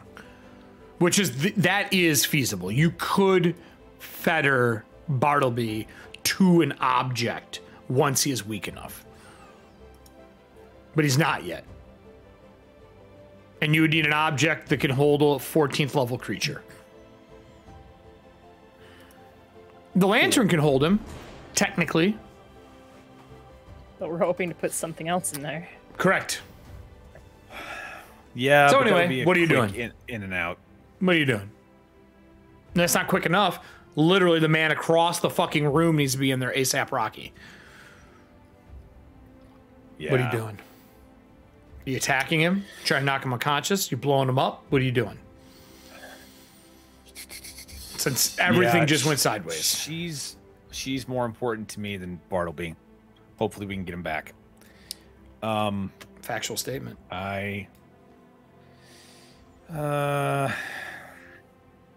need you to make me a basic fortitude save for Bartleby. All right, I'll roll for this. I'm gonna use the new Ethauntia dice because I haven't rolled much today. That is a 13 on the die. And you said fortitude, the best save for Bartleby. So that is a 23, 31. Verse magic, 33.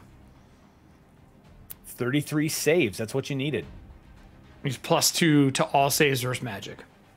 Cool. So he shrugs it off. How many actions was that? 2? Well,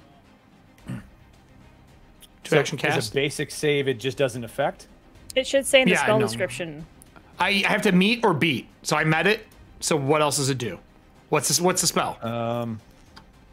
Throw it in chat. It does damage then, I think, even on save. Throw it in the spell. Throw it in the fucking chat. 12d10. I think you have to roll to hit with it. I thought. You fire a green ray at your target. You make a spell attack. Oh, Yeah, yeah, you're it's gonna a make spell a hit. attack. I'm so sorry. I make I'm a so save sorry. afterwards, I believe. On a critical. No, it's not anymore. It's just on crit. Wow. It's a basic saving throw to see if you're disintegrated after so many hit points. Yeah. So roll to hit me, bitch. Hero point.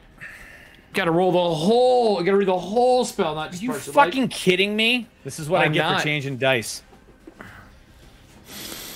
You roll 3. Well, which is I spell rolled a attack. 4, and then I rolled a 2, so 25 to hit. That's not high enough. Oh, a 25? That hits me Yeah. on the money. Cool. So 12d10 damage. And then Bartleby needs to attempt a basic fortitude save. I made the fortitude save. Okay. But that is a lot of damage. On a critical hit. Disintegration just became like the go fuck yourself spell. Right. And now it goes. Hasn't it always been? No, it used to be you had to be a certain hit point, then you made a save or died. Now it just is a massive amount of damage to put you to 0, and then you save or get disintegrated. It didn't used to do this kind of damage. And you can up it. If you heighten it, for every point you heighten, it's an extra 2d10 damage. So Well, yeah. So start rolling damage. I'm pretty sure you might have enough to put him down. He does not have a lot of hit points left. Takes us to the giant anaconda, which is me. If you do not kill me, I am rolling this die right now to eat Lillian. I'm going to spend an NPC hero point. Todd, just remember he's flat-footed against your next attack, so if you need to use an attack of opportunity. Drew, you better do your fucking job. I did the best I could, you guys. I'm sorry. You fucking rocked this world. He thought he was in another fucking galaxy for a minute. Drew's like tallying up D10s. As he gets 62 points of damage. You blast him with this green ray with feathers like and sticking in him, and he falls forward like he is getting ready to swallow Lillian whole and lands next to her. I'm at 0 hit points and dying. I had 51 hit points left. After getting sucker punched by the world's strongest hitter, the Mike Tyson of Abandoned. Most ridiculous thing I've ever seen. Hadouken! Fuck you, snake! I just bumped it on the nose. I'm like, works for sharks, right? It should work for snakes Shoryuken. too. I said Hadouken. I apologize to all my Street Fighter fans out there. Shoryuken. I made my save though, so I don't disintegrate. 100 hand slap. That takes us out of combat. Can't wait till next year when everyone's buying up the Nora Tenwick's Punch Out. Oh my god. Eric? That should be a shirt. Yes? Yes, I've ma'am. chosen the 8th level spell, and Lillian would like to run over and throw herself You don't have to run. onto... He's next to you. Okay, well, Lillian is going to throw herself onto Bartleby and cast Which one? the real one. Okay. The other one's still around for a minute. Just a heads up. Not anymore. I've just cast Anti-Magic Field. Can you put that in chat, please? This is going to matter for... Why would you do that with all the magical shit in this place? She doesn't care like, about the you all. lanterns? It doesn't it's care only about 10 you feet. all. It's only No, 10 it's, feet. it's only 10 feet. Okay, so enough to encapsulate him. Just him. It's just a 10-foot. This is going to matter. I need to know how it functions. Drag it into your spells and then click it to put it on screen, please. Mm-hmm. Because I need to know if it stops other things that will be in effect. God damn it. Serving hands, saving Lillian. I see you. I see you. As she mentioned in the chat, maybe she can be Lillian's new patron. Right. Oh God. We don't want that. We don't want that. It's loading. Hold on. That's okay. Disintegrate. Yeah, that spell's dope. Can't believe I made that save. Go Bartleby. even though you're on the ground now. No crying. He's not dead yet. He's lying on the cold, hard ground. Lying on the cold, hard. I knew. You're in trouble. Fuck you guys for dragging me into your nonsense. What you got? How does it work? How's it work? Meow. 3 action cast. You repel all magic from the target area, preventing spells from other magics from functioning. Spells can't penetrate the area. Magic items cease to function within it. And no one on inside can cast spells. Boy. Does there a roll? Does it shove all magic out? Oh, let's see. So when you're summoned, oh, wait a minute. Summon creatures wink out of existence. Yep. Okay, that one's gone as it reaches in. Mm-hmm. You hear inside Bartleby. You hear a. I disavow you from the coven as she is shunted out of the body.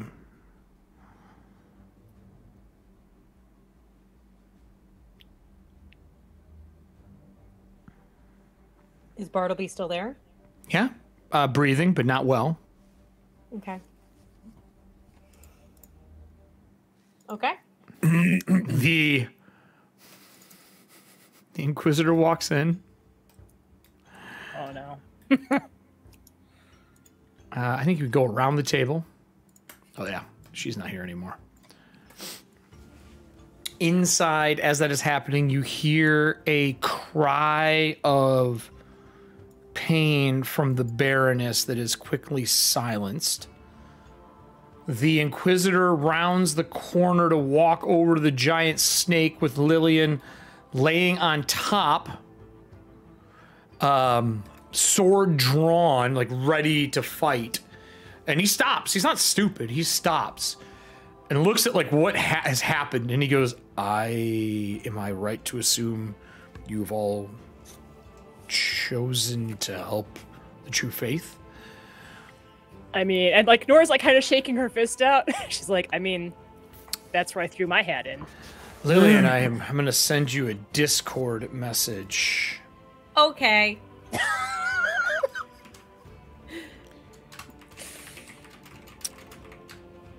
It's fine. I'm gonna cry myself to sleep anyways.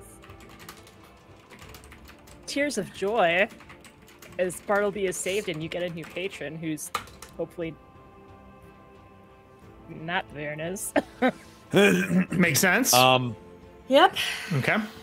Okay. He's like, I'm crying. You upsetty spaghetti noodle. Oh my god. So he would walk over and with a sword in hand, waiting for the anti-magic spell to go away, he would say, if you are going to do me a favor, I would be happy to do you all a favor. Trade for trade. What you're doing for us, no one else can do. If you are going to help the true faith. If that telepathy spell is still up. Except for Foxglove. Except for Foxglove? She's okay. now wiped out of it. Right. I would send a message to Voss and Everston. We need to get the True Father in there ASAP, like as soon as possible, in case the Baroness comes back or something else comes back to try and take him. And Casil would be in the room as well, since he was sent to speak to right. Inquisitor. But that's kind of what that's my vote. I agree. So I want to do a quick wrap up of this scene to move us forward a little bit in time. The group is saying yes to taking the True Father into the Lantern, correct? Yeah. Yep. The process is pretty painless. With the normal way you do it, it floods the area around him and pulls the soul out through like the nose, the mouth, the ears, as he kind of drains out and reforms into a spirit. There's no roll required. The lantern just consumes him. There are some questions, obviously, from the Inquisitor, like how do we speak to him? What do we need to do? Which Everston can. Everston can explain to him through, you know, his knowledge on Graveletters.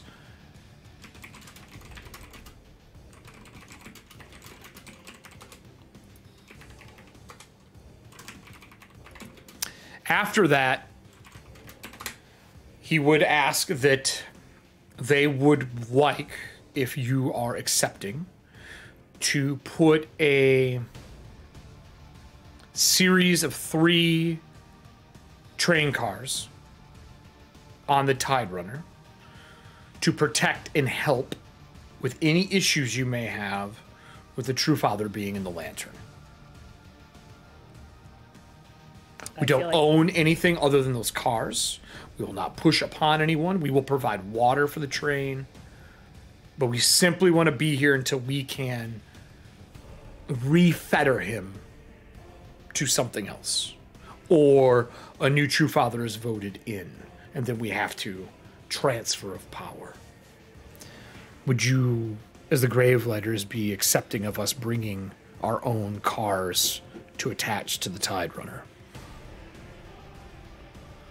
I mean, technically this Tide Runner still belongs to the Emerald Order, right? Like, this is out of Voss character. would have the final say on this, yeah. Director Expansion would have the final say. I mean, I personally don't have an issue with that. It makes sense. I would definitely, if I were in their position, I would definitely want people to watch over, just because we're operating in true faith doesn't mean, or in good faith doesn't mean something else won't happen.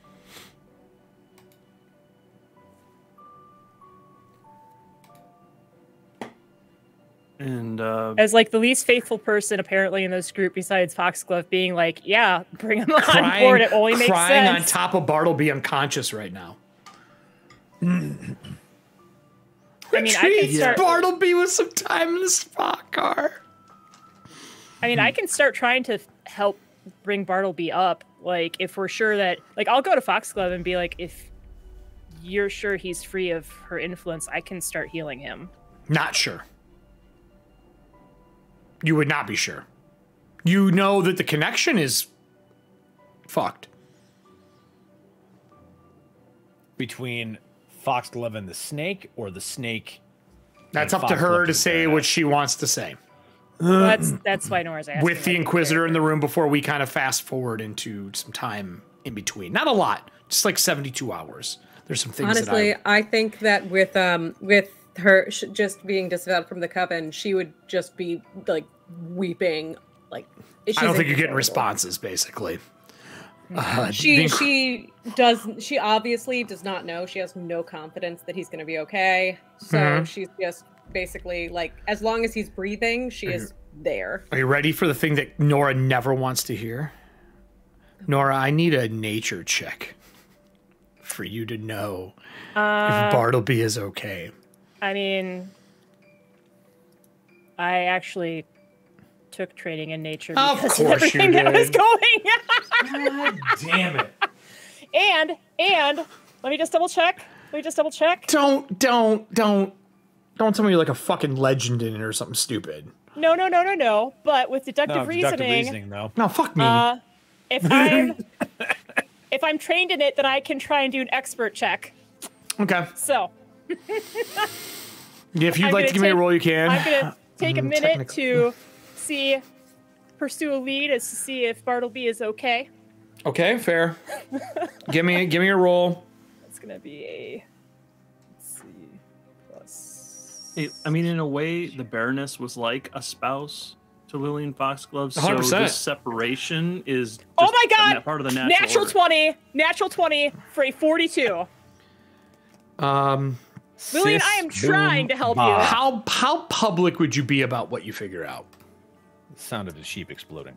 Because of the Inquisitor and we're still kind of on shaky ground, I guess it would depend on what I actually learn. Okay.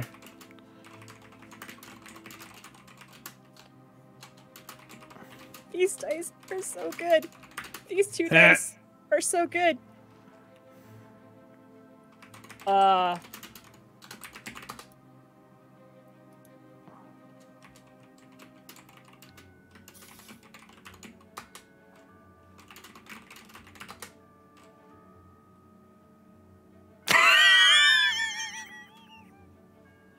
fucking had a feeling. I had a suspicion.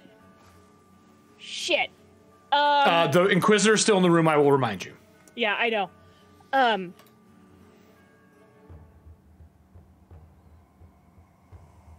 Would you ask the Inquisitor to leave? No. Foxglove, can I see your... Can we... Here, it'd be... Hold on, I'm gonna help you. I'm trying to figure out how I would phrase it. If that's what you're looking for. Yes. Okay.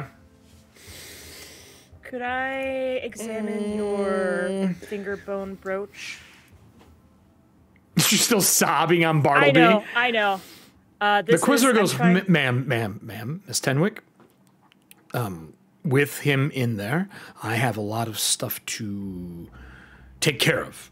I asked the director of Expanse, are we okay with me bringing cars here off of the Cadra train yard to join? I will leave you here in privacy, but I need to know if that is acceptable.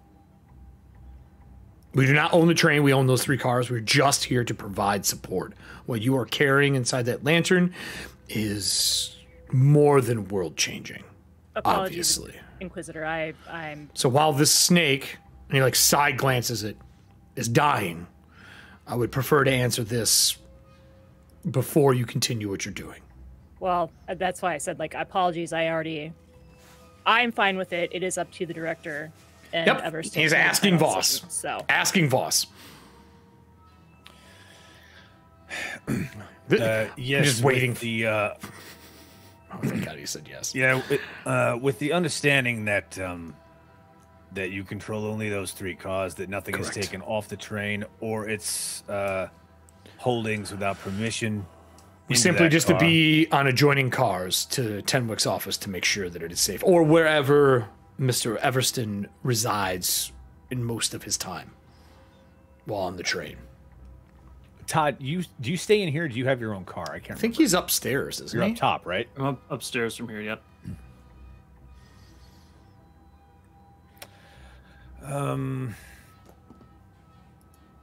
Yes, I believe that would be sufficient. Then I will leave you all to deal with the unfortunate mess at your feet. The True Faith will be in contact, and we will figure a way out of this together. When he walks outside, all you hear is thum, thum, thum, thum, of fire striking from the sky, killing off members of the True Faith outside. The 100 guard that are here are all eviscerated from the light hammer above. As him and the only other retinue member he has go out and make sure to kill any devourers that are present. Cool. Can I make a perception check, Eric? Sure. What would you like to make it on? I want to see if any of the guard that were there made it out or are still conscious while this is happening and the thing's crawling out of them. Oh, okay. Like if any of them crawled out. No, I mean, sure, yeah, you can make one, but there's a very simple answer to this. They all got flame strikes. No. 25. No, none of them survived. They're all burnt to ash, and these creatures literally split the skull in half and crawl out with their brain. You are not surviving that. You die. Do not pass go. You are dead. But they eviscerated all of it. And he goes around with the one retinue member, and they start gathering the souls that are left behind into Inquisitor's relics. And he's just got them hanging off of him and the retinue member. And that is what they are doing for the next hour and a half. Now, Is there anything else the retinue you in the member, or the Inquisitor member, you want to do before we move into Bartleby and move forward in the timeline a touch as a group? Before we get close to what I want to do for the closing here. How far into the future? A day or two. Very short amount of time. Yeah, enough like for Lillian to scenes. Kind of recuperate. Yeah, I'd like to do something. Voss would like to do something behind the scenes in that time. Send it to me in Discord. Okay, well, I actually need Voss to help me with something in front of the scenes. Okay, what would that be? So I'm going to gingerly take the finger bone brooch. Yeah. And take it over to Voss. I'm going to pull him aside while Lillian is still distraught. It's going to copy and paste that shit? No, I'm just going to ask Voss. Because I don't know if I don't want anyone to overhear necessarily. Sure. Or if they do overhear, I don't want them to put two and two together just yet. Sure. So I go to Voss, I'm like, can you verify who's in this relic? Speak with Dead. Yeah. Discord.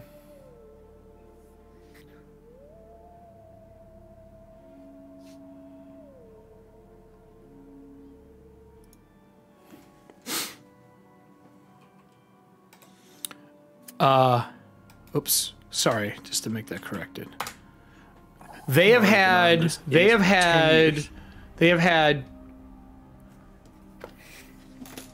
8 checks and failed every one of them to figure that out. Oh, well. This is the first this is the first time I've been able to actually do anything. So, Boss? How do you want to broach that? Boom, boom. Pun! Pun!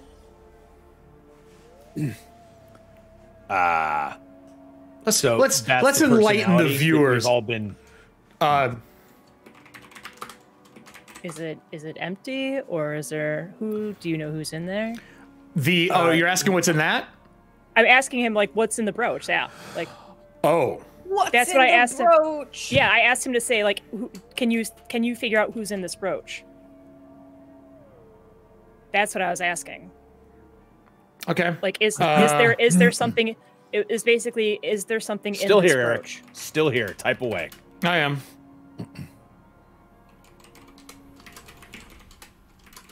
The circle is still complete. Like Splinter.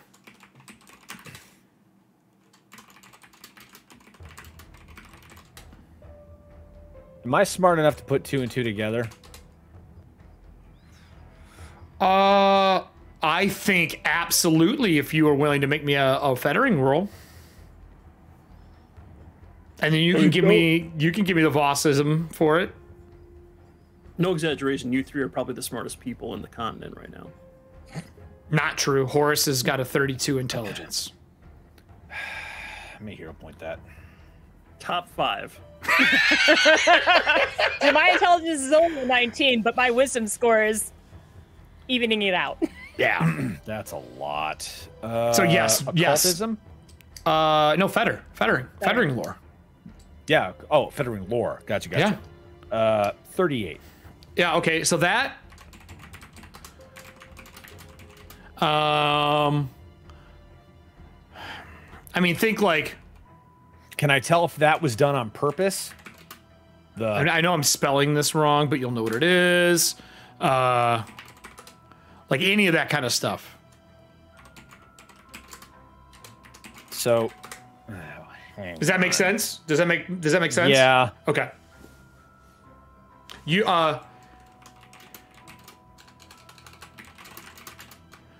there is definitely something you would have to do.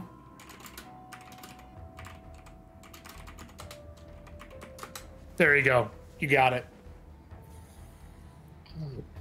Oh, and. Well, I'm glad I asked the expert in the room. Now, does that make sense? Wait, hang on. Boss, I just need you to tell me what's in the relic. I'm trying to figure it out. Hang on one second. Wait, what is? What's in the box? Because I don't brooch? Either. Eric, I'm confused because you told me it was one thing, and now you're saying it's something else. Nope. It is that person's. Boss, the reason I'm asking you is because I don't necessarily think the person is either in there or it's a very small sliver of that person. So I need to know who's in there.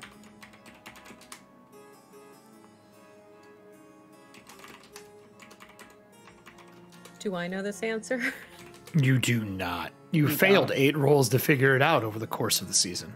Yeah. Really? Okay. Because I thought that I knew. Okay. Yeah. No. This is something different. No. I think. Use them to do it.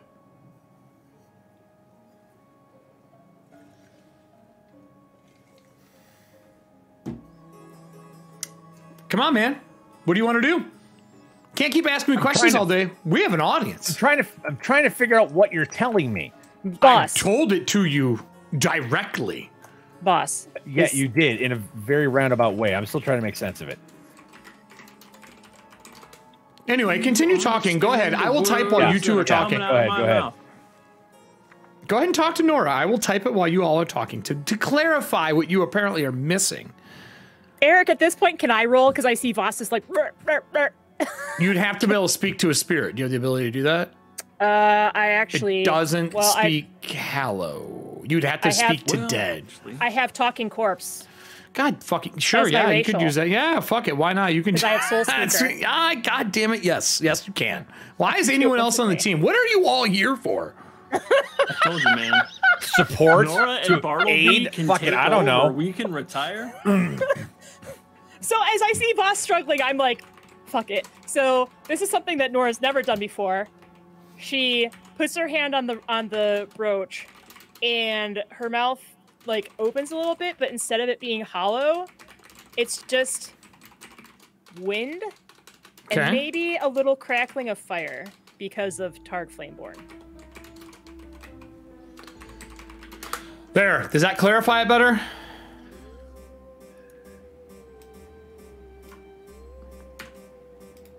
All right. Can you give me a fettering check? Do you have fettering? I can do that untrained. Of course. Don't even want to hear it. We've talked enough about it. Yeah, she absolutely knows. Okay, hang on. So my question is, did that happen a long time ago or just now? You don't know how long ago it is. It just happened. Prior to today. Definitely prior to, like, long-term setup. Yeah, I got a 20. There we go. 9. Yep. Yeah, okay.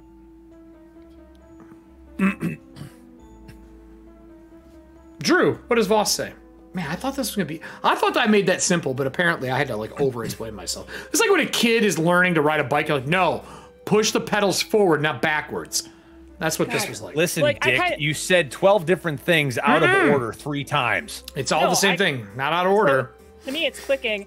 So Nora's like, wait a minute. So Voss and her.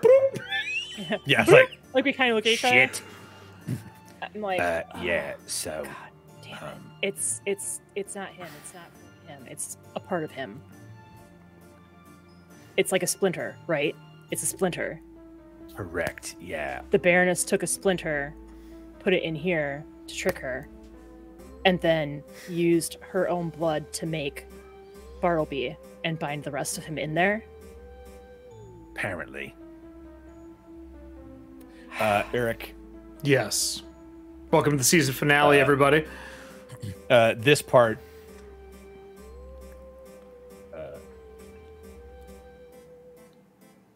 There is a solution to this.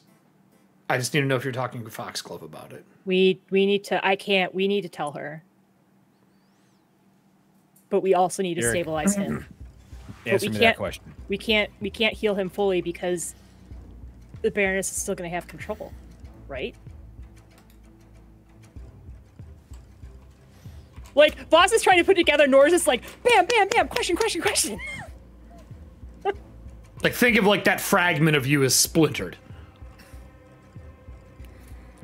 So here's the deal.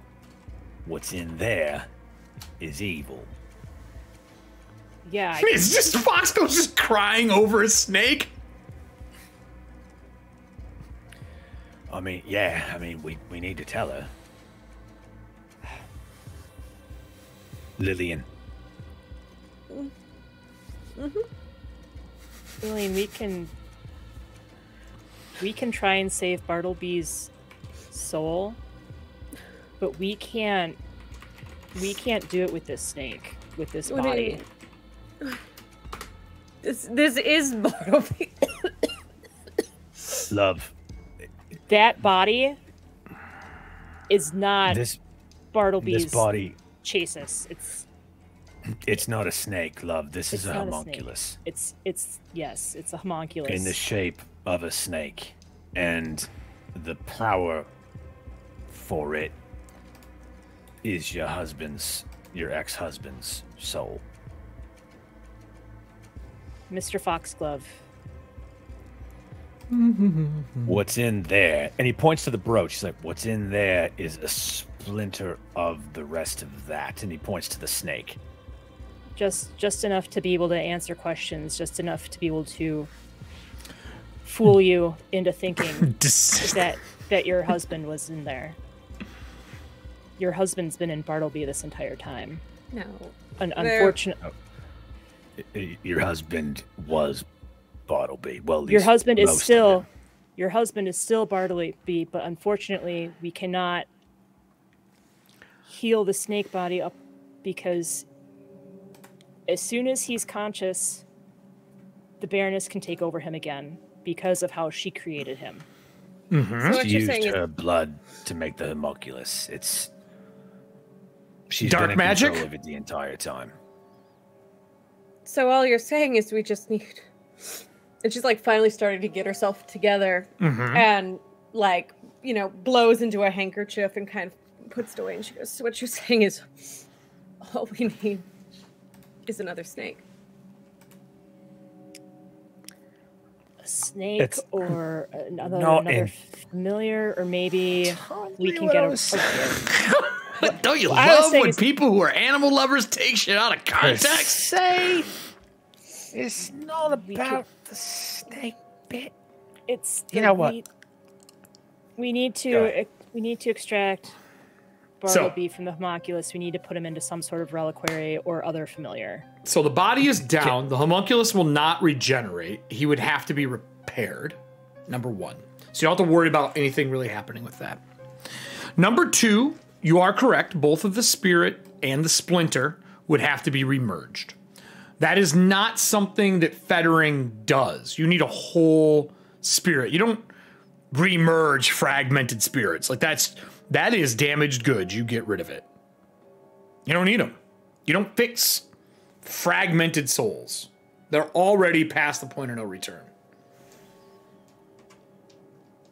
So what do we need to stabilize this part of his soul? We are Grim Reapers. You could harness both of them, but Allie, remember our conversation earlier today. You probably could do that and have them meet. Quitted. Bring both.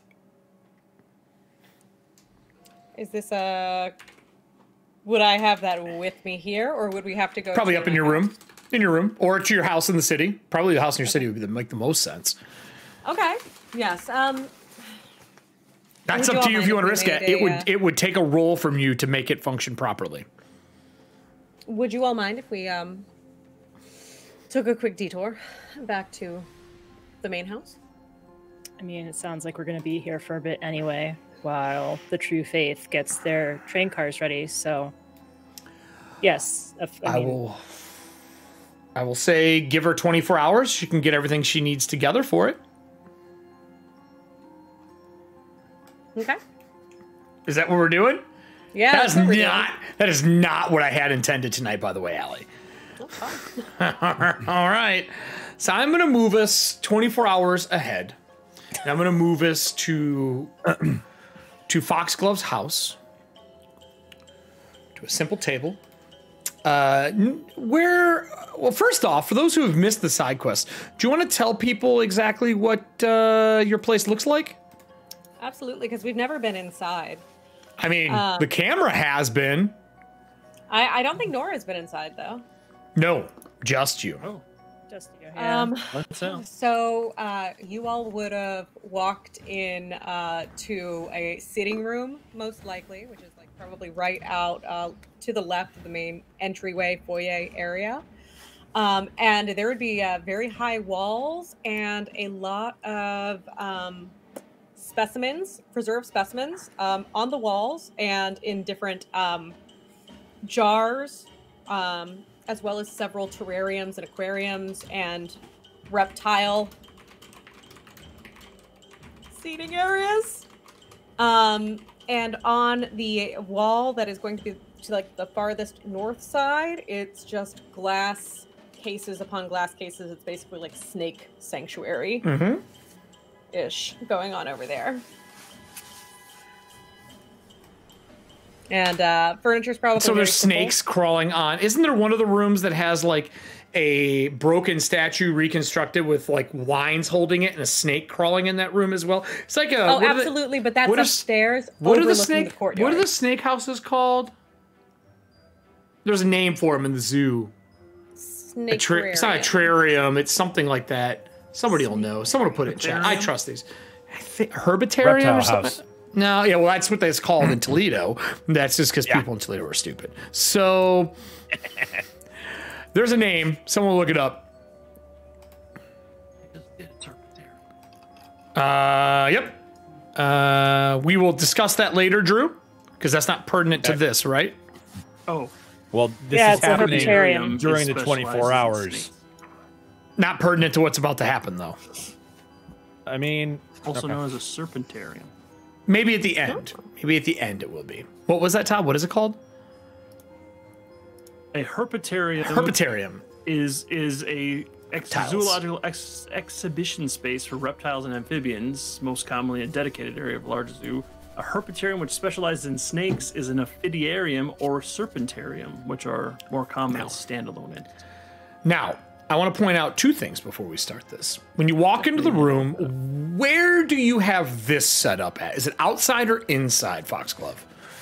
It would be inside. Okay. Yeah. One room? This would be, it would be the seating room right to the side of the foyer. She would draw curtains. Cool. I hope you guys are all ready for this. So when you come out, there's just a table with candles lit. A very old looking room, but well-to-do, right? Like old status. Isn't that kind of how we described it when you originally set up this place? Like old money. Like old money? Yep.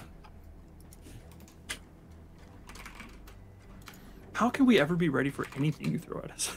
No, I'm just saying, we've done a side quest at her home. That's why I'm asking her if that's what it was like still inside. No, but you said, like, hope you're ready for this. Like, how can we be? It's well, always a surprise. Well, here we go.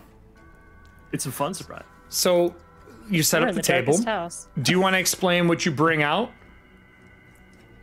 Yeah, that's fine, Allie. 100% fine. That's not what's going to come out at the end, though. What we talked about earlier would be it. Perfect. Okay, cool. Okay. Yeah, so she is going to bring out a spirit board, talking board. All right. I'm loading it. Can I get an Arcana check? I feel like a cult check might be more suiting, but I'm assuming you all can't hear that, can you? I can. I can hear the creepy woo. Yeah, I can hear it. As you set it down, there is the Luigi board. There is a definite, for Voss, presence of noise in the air, and it is not comforting compared to what you normally deal with when you're speaking to spirits and doing your job. This is very discomforting. It is loud. It is speaking in languages you haven't heard. Is it? It is. I looked at your language list. Okay. Because you don't speak Nodarian. I don't. Not yet. And eventually, it switches. And it goes to a regular common. And it silences itself. Now, I'm going to turn off the audio for what is going on here for the anime background. We're going to mute it and turn it off. Okay? For the rest of you in the room, sitting down, I need to know, out of just besides your core group, do you bring anyone else?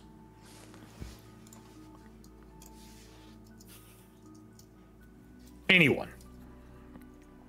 Is Casil here? Is Loretta here? Is Nero here? Do you bring Omar or Granger or Lysynthia? Because someone did just play a contact card, and I will let you use that to help.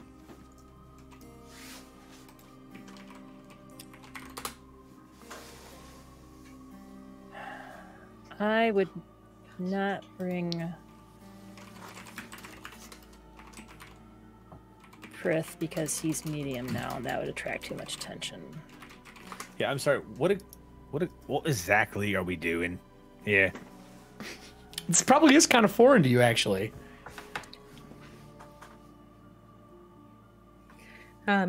This is a bit It's of a medium. Yeah. That's what you're asking for, I think, right?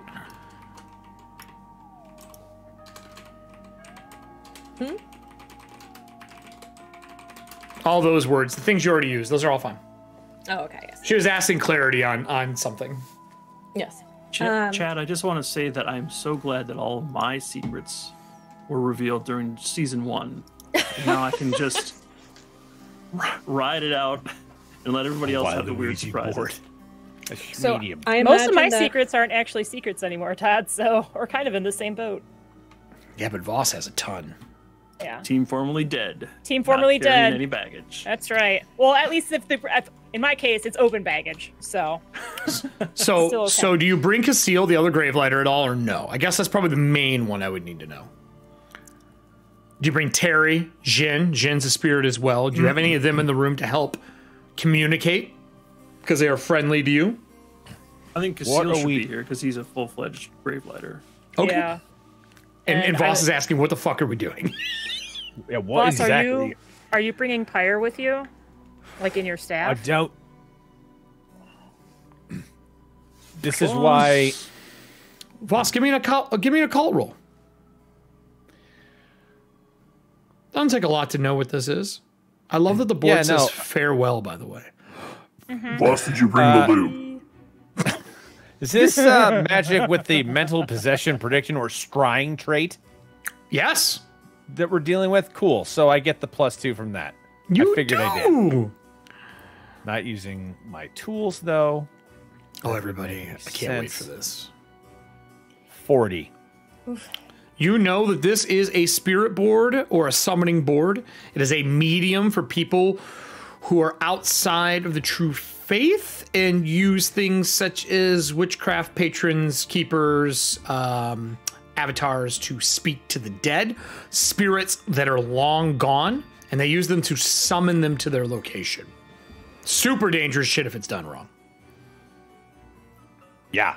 Like, again, looking down at it, what exactly are we doing?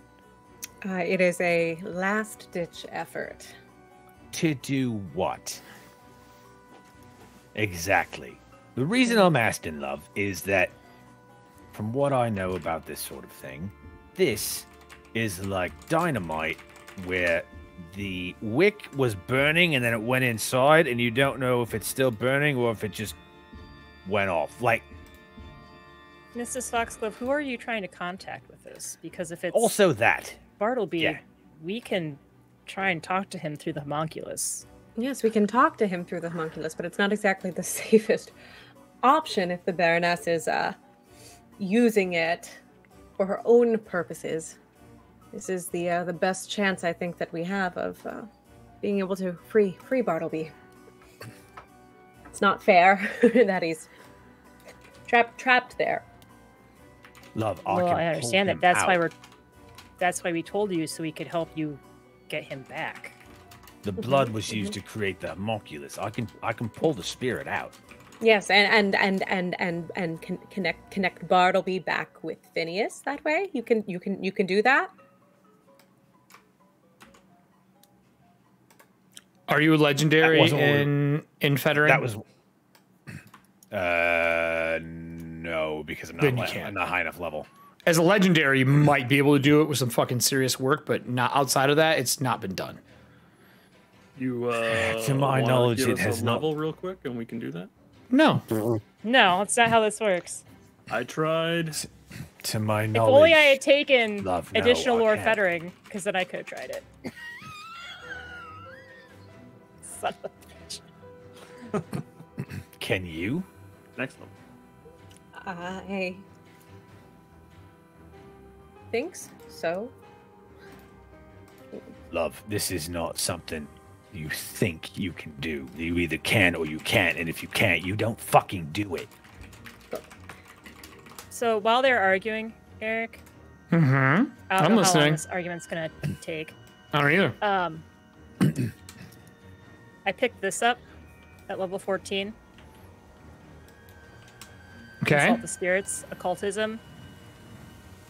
I'm gonna take 10 minutes to try and contact the spirits in this area. Okay. And try and get like a general. Sounds so dumb. Try and get like a general vibe check. Like, is it safe to try this now, or should we wait, or is it just gonna be hostile all the time? If the spirit that what's going to be hostile, the spirit that they're trying to summon, So, you learn about your environment from resident spirits. right? I contact the spirits. They're hot. It's depending on what check I make. Okay. Depends on how reactive they are. You spend 10 minutes and attempt to check to recall knowledge with the chosen skill. Mhm. I think it just depends on like what I make. So if I fail, I can't contact anybody. If I succeed, they'll only answer like a question. If it's critical failure, then they get mad at me. If it's a critical success, then they are helpful. Okay. Like, I don't know if that would be helpful or not. That's why I'm Up to just you. kind of like, I don't know. Try it if you want. Yeah. Are you using the board to do it? I'll give you a +4. No, I'm not. The whole thing, the reason I'm trying to get a hold of consult the spirits is to see if, like, how dangerous this is going to be. I mean, sure, yeah, give me a roll. That's totally fair to ask. So. Because the planchette Are we is just standing in a party fucking moving around. where it's a reunion with a bunch of like friends that really love each other, or are we standing in a biker bar where they make meth? Where exactly are we right now? Kinda, yeah, a little bit. No, you're bit. in a very well-to-do estate that is old but maintained very well. But, like, in a would you say this is a study? Is this in a private room made for this Foxglove? It's a library Den? exhibit room. Basically, Oh, okay. her entire house is essentially a museum at this point. Yeah, there's only So one the working function has- bedroom, right? Isn't that what we said? Yes. Okay. So I'm gonna spend my other patch because that was not great. Okay. You got, and those who are entering more than once, it already did it for you once. You guys are already in. That's better. That is a 41. Oh, it's private brown chicken brown cow. What are you talking about? Anyone can enter who's in the chat right now for it. Yeah.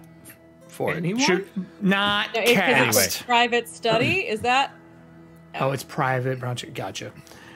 So what'd you get? Lillian, what I'm I got saying 41. is- Extremely dangerous if not done by someone who is trained. So much so that in the north, in Ingrad, out in the hills, where possession is common due to the amount of people who were buried there during things previous to the Sundering, that they do not allow spiritual mediums to be out there because you are too likely to bring a spirit, demon, or something from the outside in. what a medium or a spirit board does, if skilled, and specifically if someone has any form of actual power, is it opens up the veil between where they are and you are and lets them come and speak for a short time frame. If you do not know how to send them back, they may stay. But spirits and demons and things along those lines can't stay unless they take a body.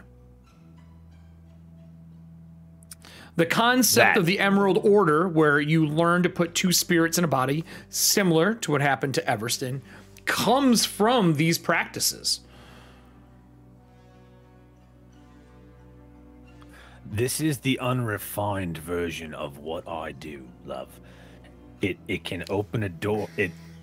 It can open a door, but if you don't know how to make your friend leave and close it, it can be very, very bad. Hey, Lillian, what's your occult bonus? My occult bonus? Mm-hmm. 23. And are you expert? Are you master? What are you in it right now? Expert. Cool. Good to know. Would you like to try to summon without asking them, or are you asking them all to be involved? So here's how this is going to go. If you do it by yourself, the DC is not going to change. It's going to be hard. For each one of them that are willing to join in with you, I will give you a +2 to your roll.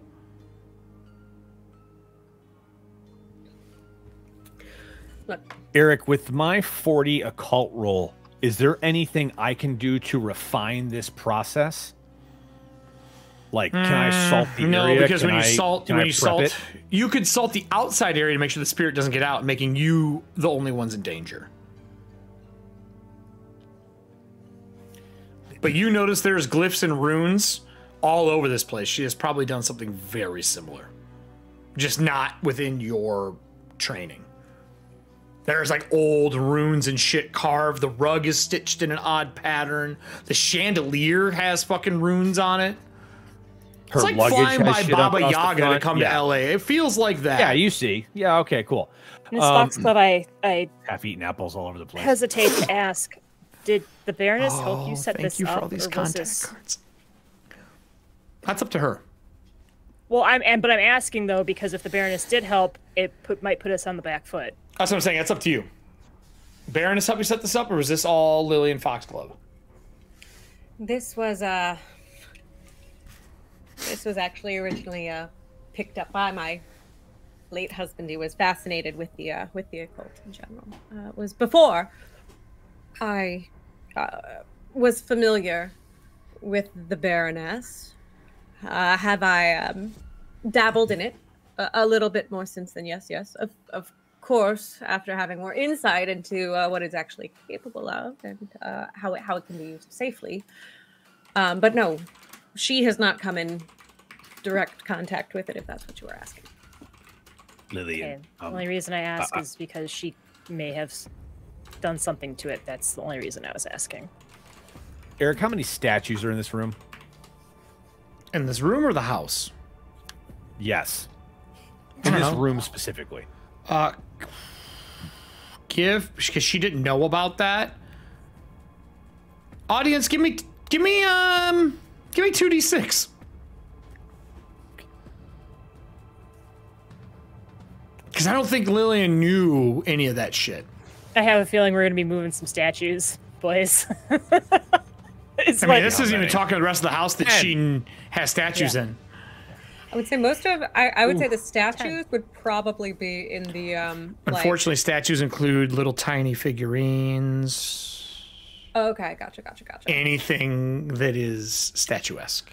Should just send you a picture of the bookshelves downstairs. All your Warhammer minis. Yeah, could you imagine if fucking tabletop minis counted? Drew would be dead right now. Look at that wall. I'd be dead. You'd be dead. I mean, they're all in the same place, so she would have pretty much the same view of me the whole time. It's not the view; it's the amount of saving throws you'd have to make. Yeah. Oh God. Actually, he will ask this, Lillian. I need to ask you. It's a sensitive question because it's dealing with your husband, and I do not mean to sound like I'm talking down to you or the thought of him. You said that he dabbled. Was he proficient or was he an amateur? Like, what was... This is the problem with people who dabble. There's things you know, there's things you don't know, and then there's things you don't know you don't know. He was a researcher. Nothing hands-on. He was more of a collector of things and knowledge. Can I have what would be a recall? Can I have what would be recalling knowledge on your significant other before their passing? Society? Knowledge widow? Legal lore? Nope. There was I mean, no they were prenup. divorced. There was no prenup. Society? Probably Is that memory? society. Yeah, give me a society check, Foxglove. If you have any feats or anything you like to use, this is you kind of like remembering all the things that they've collected, the items that they have. As the camera kind of pans around the room, that's just occult object after object after object in pictures and portraits and literally cases of reliquary items. Would this have come up during my investigation of his murder? Ooh. Yeah. Okay. During our what was you? Do you know? I do. Hold on. Because that was the whole reason we were introduced. I will give you 2 questions from that investigation now that you're seeing the house. Okay. Because you had a pretty high roll. Wasn't the best roll that you've ever had, but it's pretty good. Oh God. I didn't even think about that.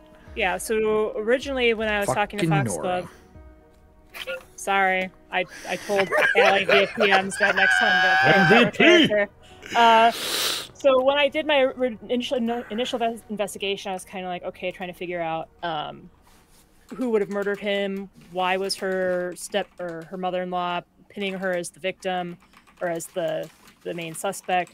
I was asking about the autopsy and all of that.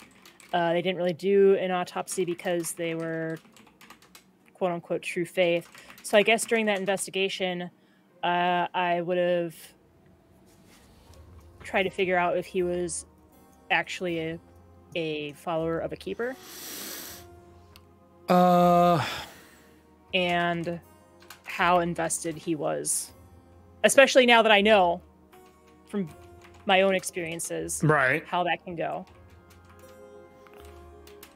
Are you looking through this room for an answer for that, or? I'm looking through this room to see if there's anything that would, like, after, like, kind of flipping through my memories and then looking through the room. Yes. I'm going to assume, Allie, that Foxglove keeps the thing you just said in chat, that you keep that item in this room somewhere in one of the reliquaries. Would that make sense? That thing I just typed? What does it look like, and what shelf is it on? Damn, this is none of the shit I had planned tonight now. We're out of my realm. He would have used kind of a like a stoneware teapot set with the small ceramic mugs where you steep it in the small pot, and then you generally have like a ceremonial tea set. Probably a very high value one that had some sort of significance, but he just uses it because he thinks it's quirky. So there's a bird, and you looking at it can see all of the things that were told during the murder trials and like investigating and all that kind of stuff. This specific teacup has been brought up more than once. Okay.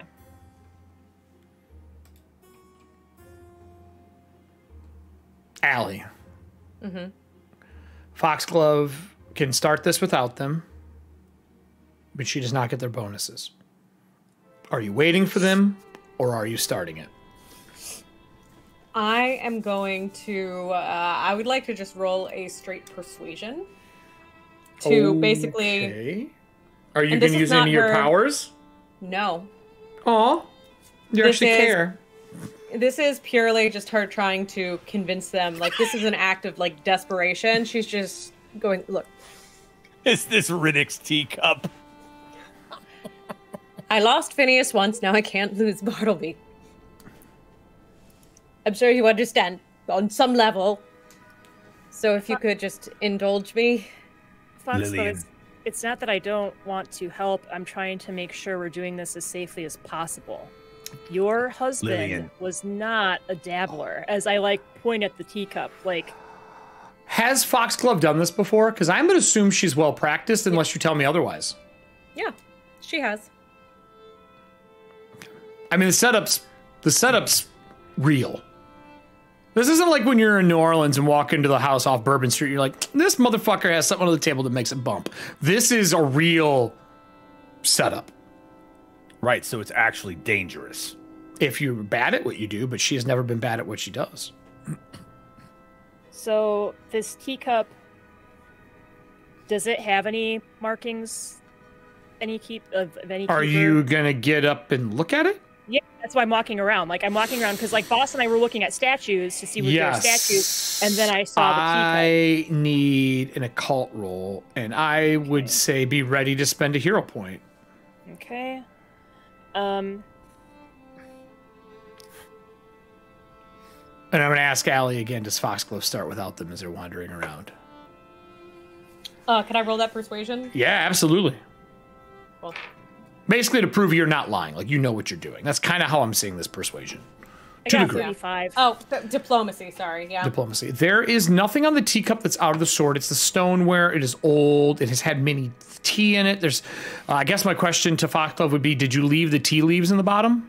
Or did you clean it? Or are they still there? They dried to it. They would be dried. I did not want to touch anything in the With really. that occult roll, there is definitely something in the tea leaves that looks familiar, but it is not striking a bell to you. Like you're like this, there's a shape, but I can't see it. But that's the point of reading tea leaves, is for a shape to be in the bottom of the cup. Can I do nature? No, nature would not cover it. Okay. You could show somebody else and they can make a roll if you would like. And obviously Foxglove has tried to make this roll over her years of studying what happened, but... Lillian, can you read these leaves? No, you've tried. They've already dried. Unfortunately, there's not much else I can do. If we were to reconstitute it, that would just throw everything off. It would start boy, from scratch. Can't imagine how that would fucking go.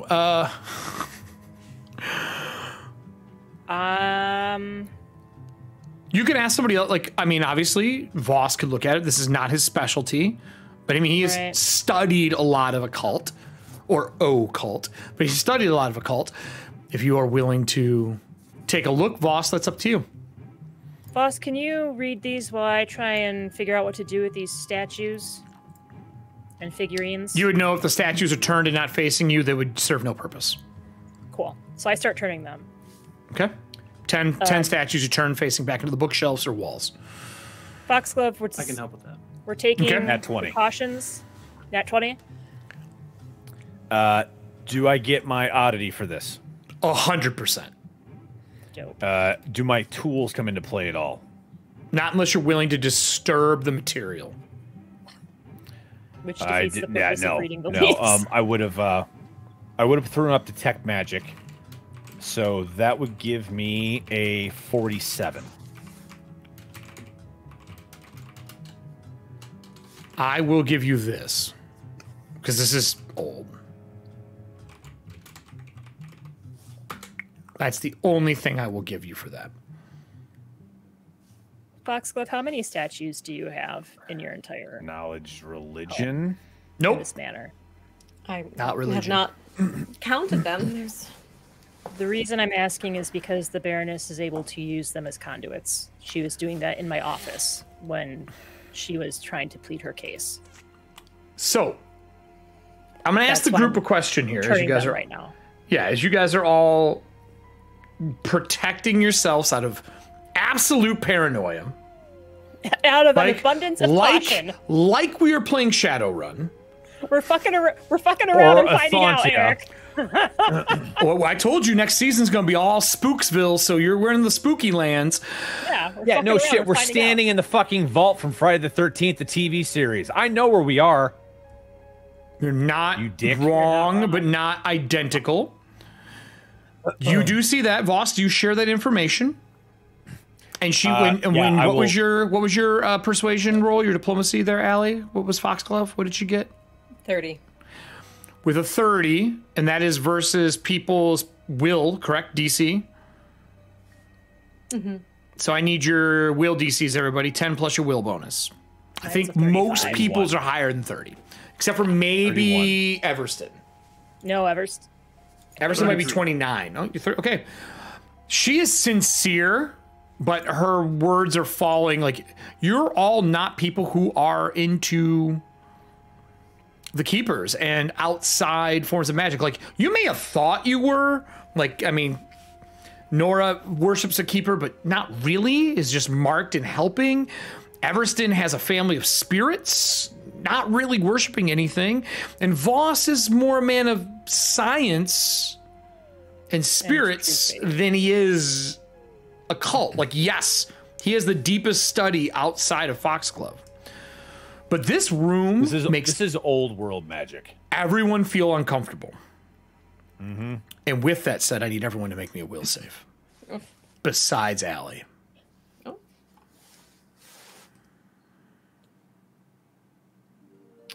Ooh, it's right on the cusp of being good, but I don't know if I should spend a point.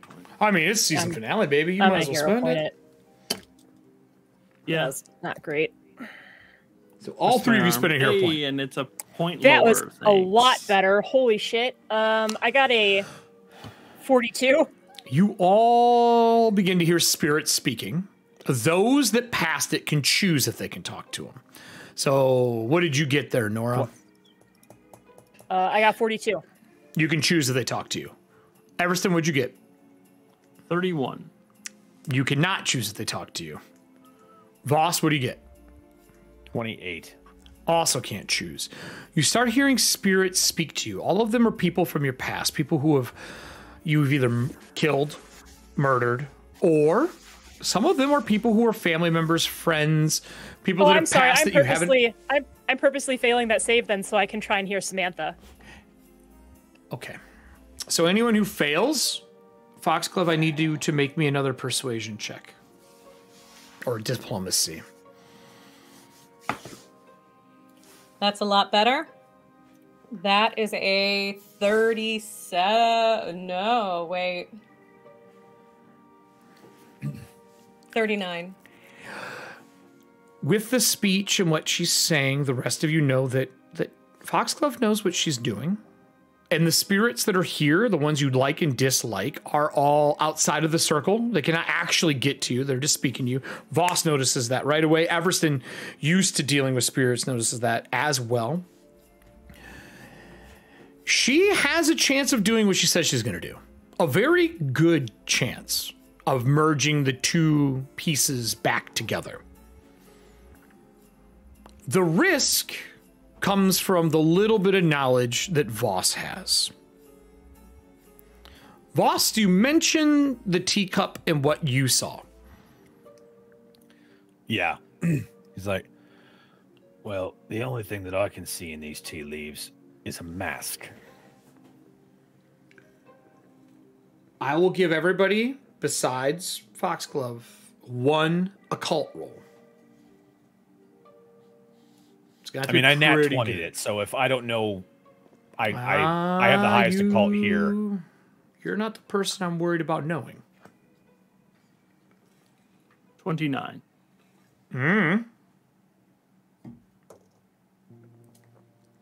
That's a 19 on the die for a... What could go wrong, Serving Hands? What could go wrong?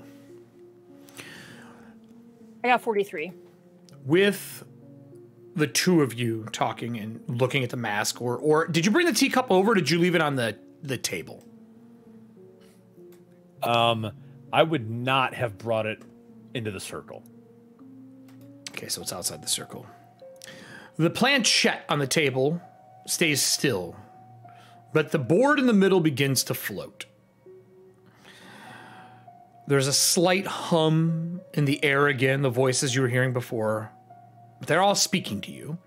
And it's not people you knew before. It is different statements from Bartleby over the time that you've dealt with him.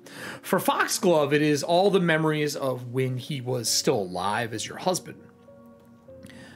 Those checks, though, they're behind and outside the circle. There is definitely something else watching. So for Everston and Nora, as the last kind of thing before we go into the closing for the show, do you step outside the circle to see what it is?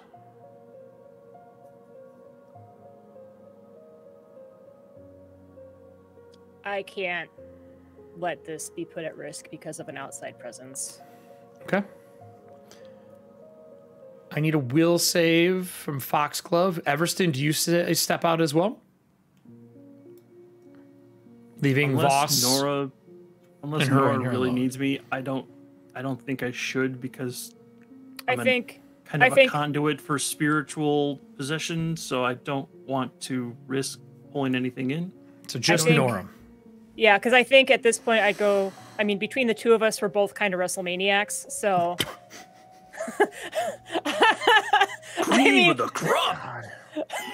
I mean, if anything were to happen, I'd feel better having him be there to protect them, and then me go out by myself. I mean, I'm not saying I'm as tough as Everston, but if someone's going to get got, it should be the weaker of the two. So I'm going to go out and get got.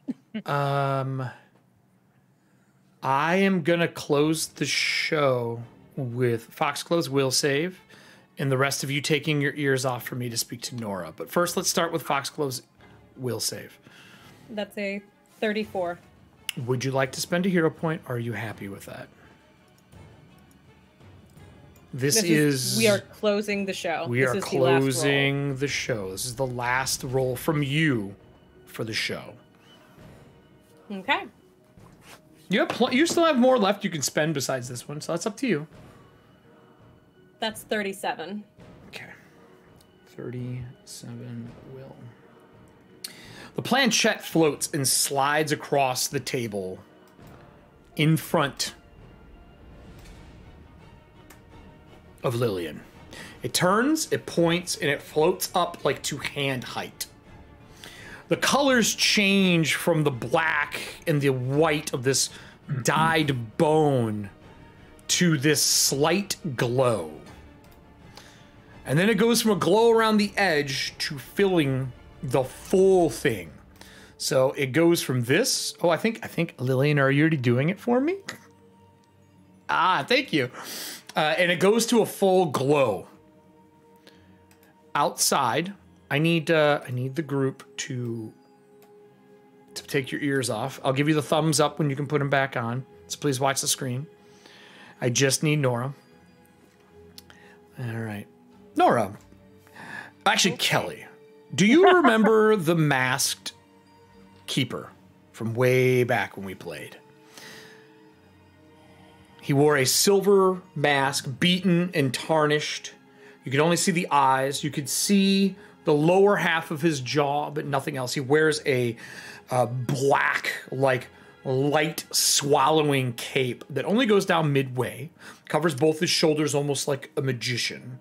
He has one long clawed gauntlet with long fingernails. His other hand has got the same gauntlet, but there's no claws in it. Look like they've been shaved off, and his fingers are slightly shorter. His face is burned and pocked on the one side, or at least maybe acid. You're not sure. And the voice you hear behind is Bartleby at first. And it says, "Well, I see that my wife is trying to bring me back. She doesn't understand how dangerous it is." And then you hear a second voice, and that masked individual slides into view.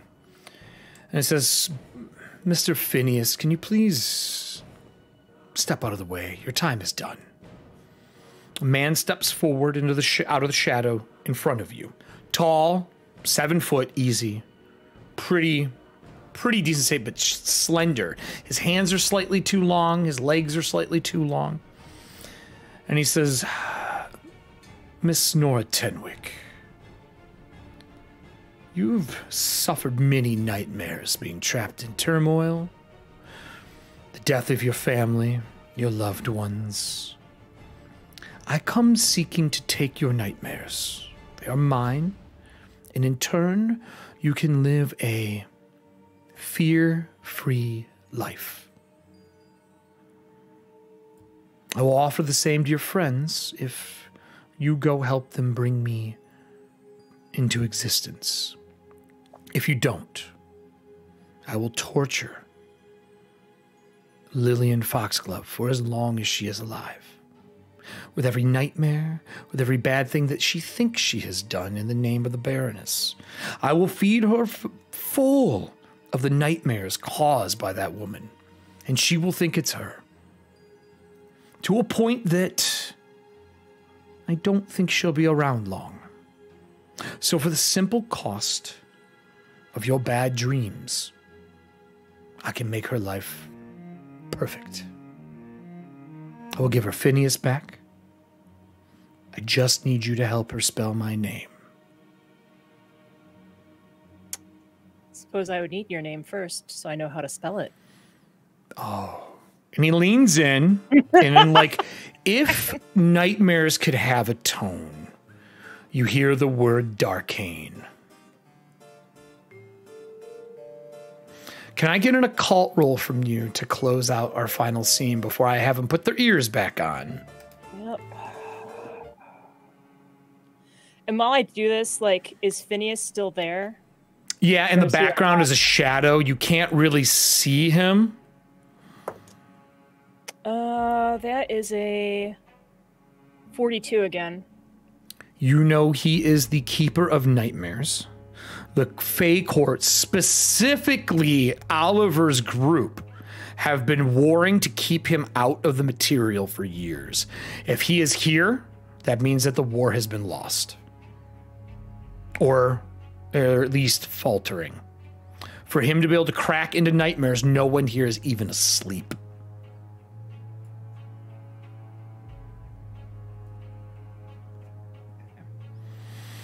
And he steps back in, and Phineas shows back up.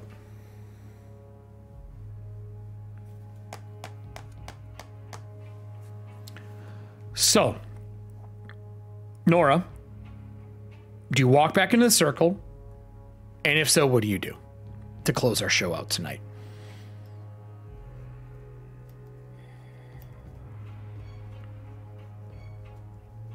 Fuck you, fuck you, fuck you, you're cool. Fuck you, I'm out. Kinda at that point, yeah. What? Oh boy. Well, what did he say? Fuck all y'all. Let's see. What am I gonna do? And Lillian, do you start using the planchette? Yep. Okay. Can you please move it to the first letter?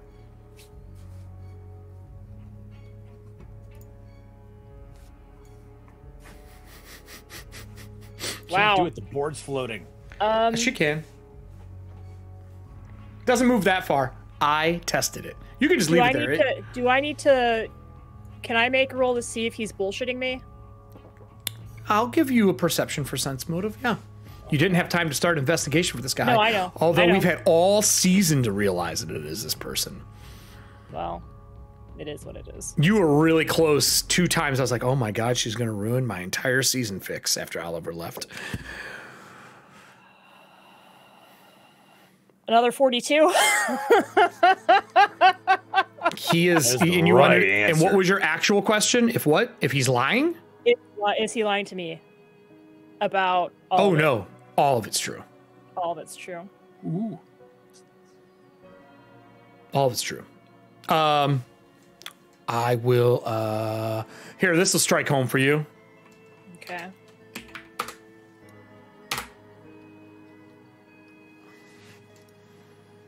I see. All right.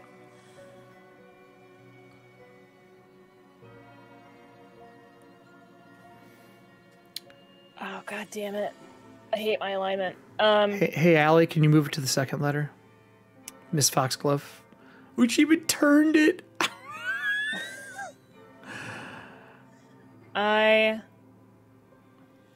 Wow. This sucks. I think... Oh, you thought you were scot-free and I was only going to do this to Allie? Come on now. No. So, you know what?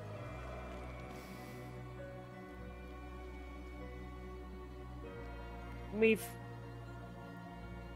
can pull this out. So I'll look at him. There's just Phineas outside now. Well, and then I say out loud,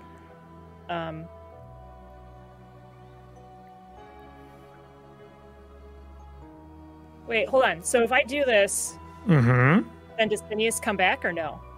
Yeah. Okay. Then I tell him, I'll do it. Okay. But you're not taking my nightmares from me. No agreement then. Why? Because I want them. I need them.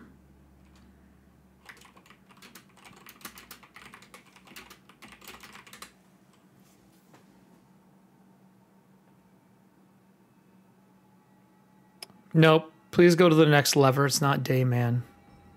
Next letter, please. You know what? That's cool. Then I will do it, because I have a way to get them back. I'm not saying that to him, but... Okay. Do you assist her? I go back in, I assist. So, Allie, feel free to move it between all of them now.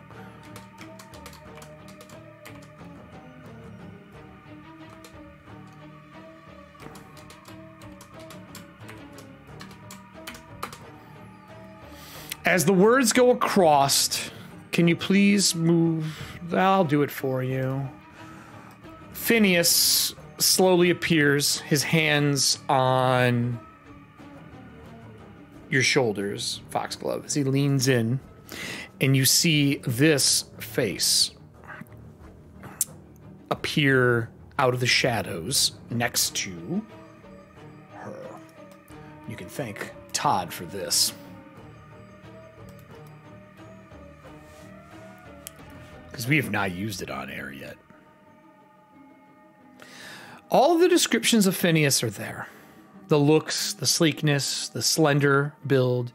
He's taller than you remember. And his face is not quite natural. There's slight scales under it. He's wearing a red suit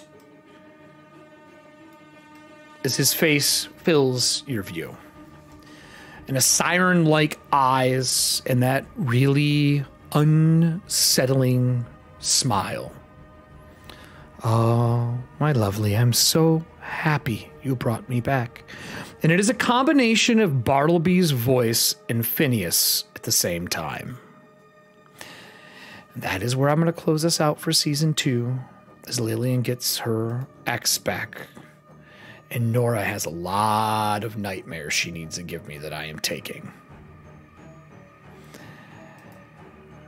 If anyone remembers who Darkane is from all the years that we played together, keep it to yourself. Don't put it in chat. That'll be part of season 3.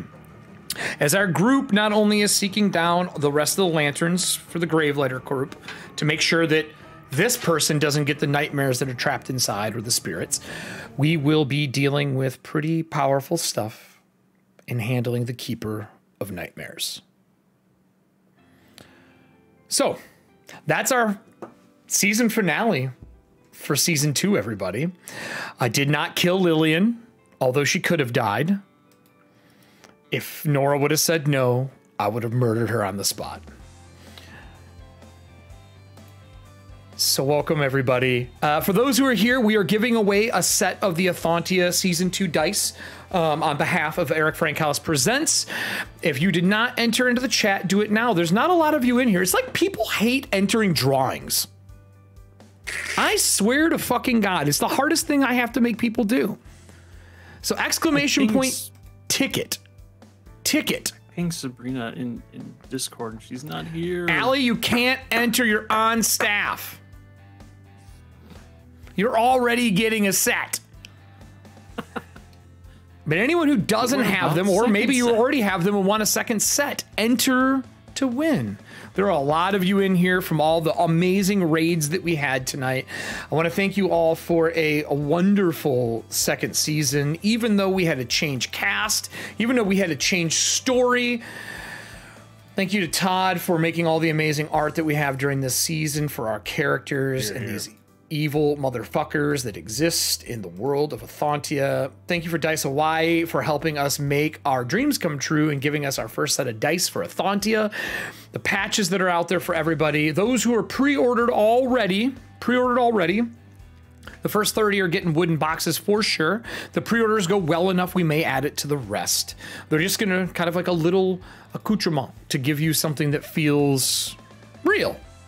And thank you to everybody who has purchased Stream Loot cards. You all are amazing. I cannot believe the amount of Stream Loot stuff that has happened. For those who are here tonight, let me say that every time we, or at least when I walk into a Stream Loots meeting, they ask me how in the fuck we are doing this playing tabletop games.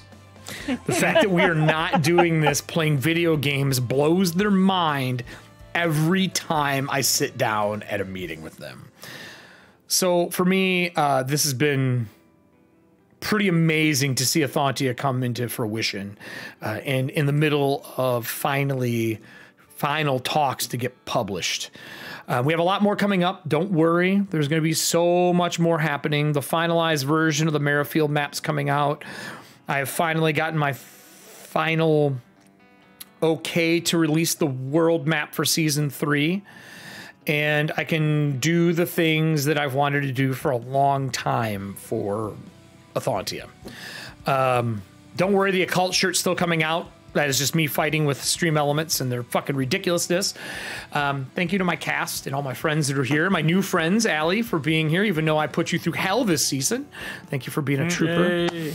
Good sport, Allie. You know, I've always been like, you know, I would really love one of those D&D campaigns where I just get all of that emotional just distress. Look, it's therapy without the fucking doctor.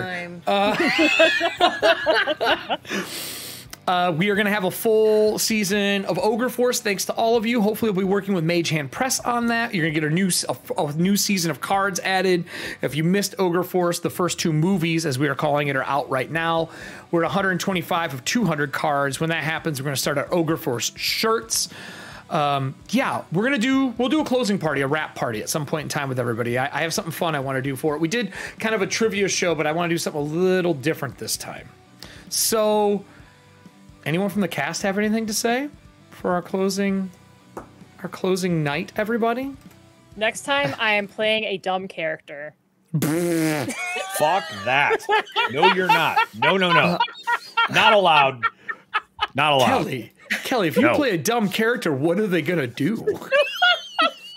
Suplex everything. I suplex everything as Nora. Yeah, and now it's gonna be like 4 times that. I want to be the 3rd himbo husband.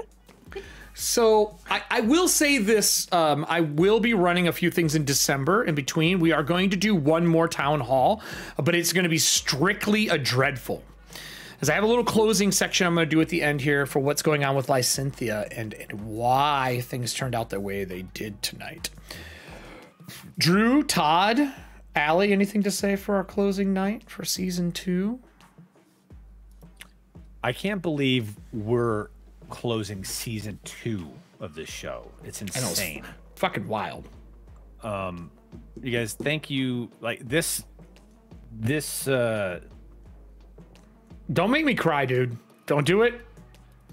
Make him cry. These last few weeks have been absolutely amazing, and like this is just like the cherry on top, being able to say that we've completed a 2nd season of this fucking show in a world that Erik created, that we've been playtesting for the last decade and a half.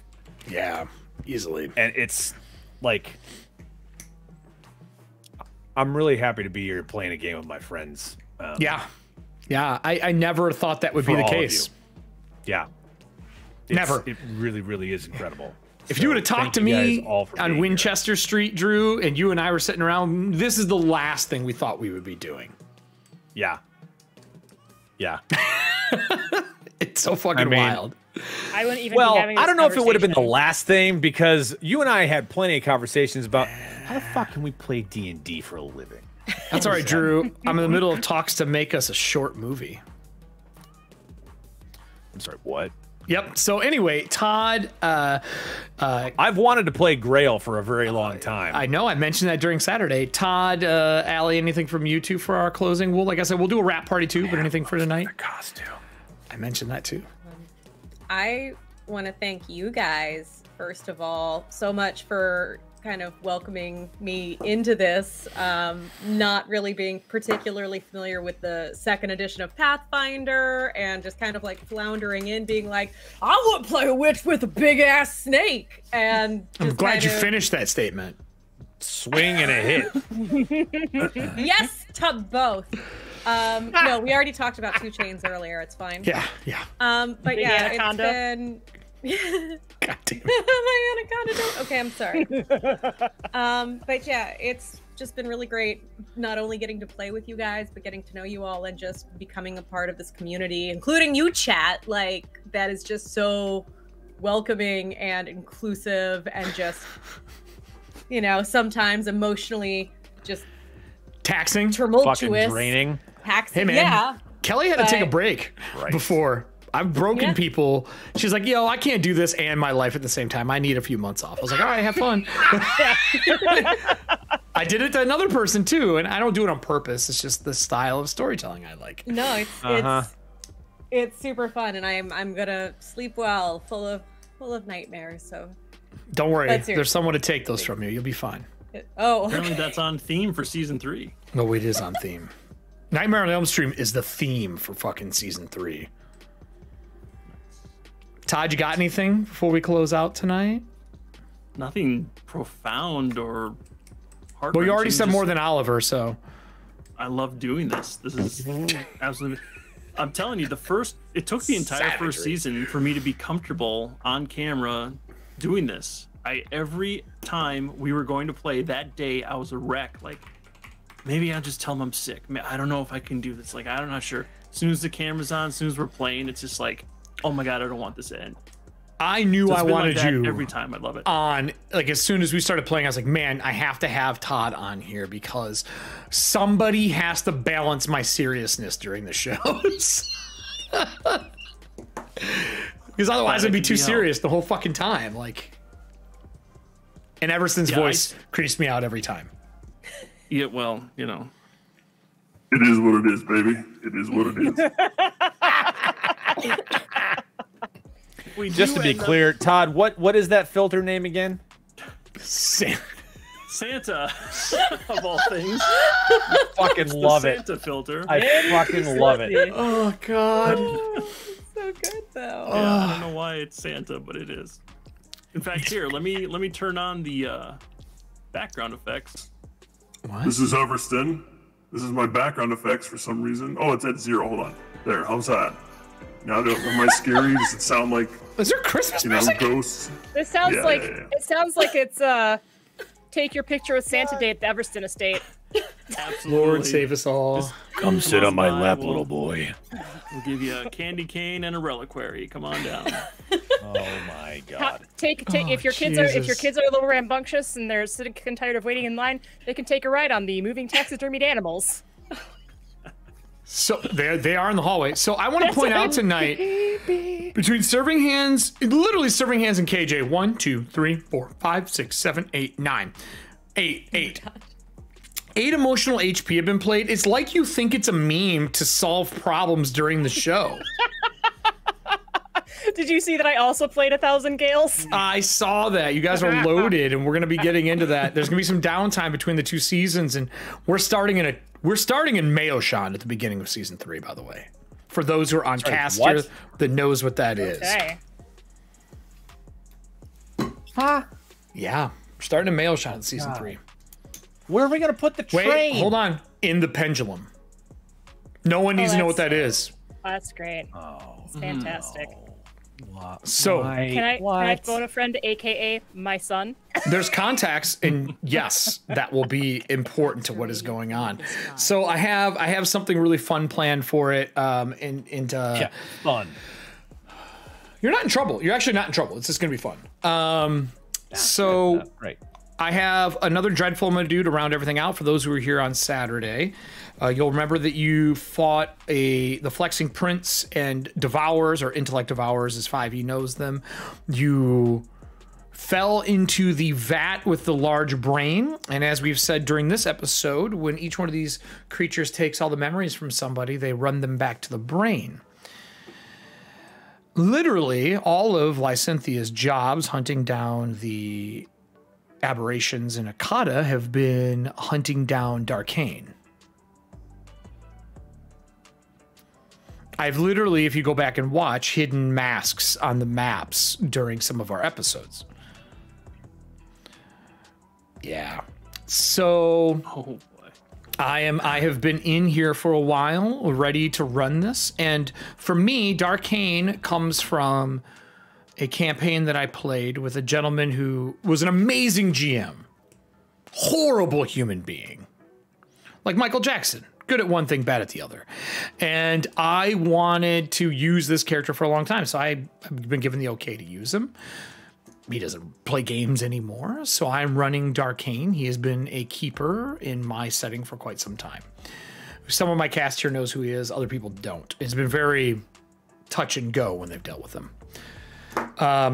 But yes, thank you, everybody. Let's do the drawing for the dice. I've stalled enough for the rest of you to enter. There are so many people in this fucking chat room that did not enter. So many people. Also, I'm so sad Sunburst isn't here. Get your dice. She was here earlier. I'll tell you what. If I draw Allie's name, I'll give him to Sunburst. Is that fair to everybody on cast? Yeah, I was gonna say I will enter. I will enter. No. I don't need two of them. I know. If I draw Allie's name, I will give it to her. I don't get to pick this, but this is just kind of the one thing we can do. Give away. We gave a patch away earlier in the season. I want to give away one of these. And thank you again to Dice Y. They're going to be on pre-order for a little bit longer. All those normal things. You will see me tomorrow over on Norse Foundry for Alien Fugitive as we plan the last episode of this chapter before we move into December.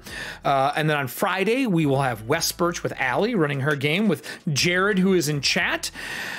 And then I think I got a game for us to play on Saturday together, just for a kind of thank you, everybody. And we're going to plan when our kind of cast party is for something else before Drew leaves for his honeymoon. And then Ogre Force starts up in, I believe, December. But stay tuned. Follow us everywhere. Our Discord, !Discord. Follow me on Twitter on Erik Frankhouse Presents. The cast as well. You can find them all over on Discord with us. And let's draw this. Can't believe only 8 of you clown shoes that are in here entered. 8. There's an extra people. Tuesday this month. Are we going to do something then? I'm thinking the cast party is like to do, but the problem is Drew is working super long hours during the week right now. Yeah. Like he won't be home till like 9 his time. Wow. So we might do something. Maybe we'll see if we can get Sunburst on and we'll play some like Project Winter or something like that. Something fun. But let's do this drawing. I'm going to close this. If you are in the chat and want to win these dice, please put !ticket. I am going to count backwards. 10, 9, 8, 7, 6, 5, 4, 3, 2, 1. Closing the giveaway. One and done. All right, everybody. Hey, Scott's still here. Are we ready? 3. Yep. 2. You already entered, buddy. 1. Well, look at that, Jared. We got him anyway. Hot damn. Yeah. My buddy, Jared, it Congrats, looks like buddy. you have won yourself the Ethauntia season dice.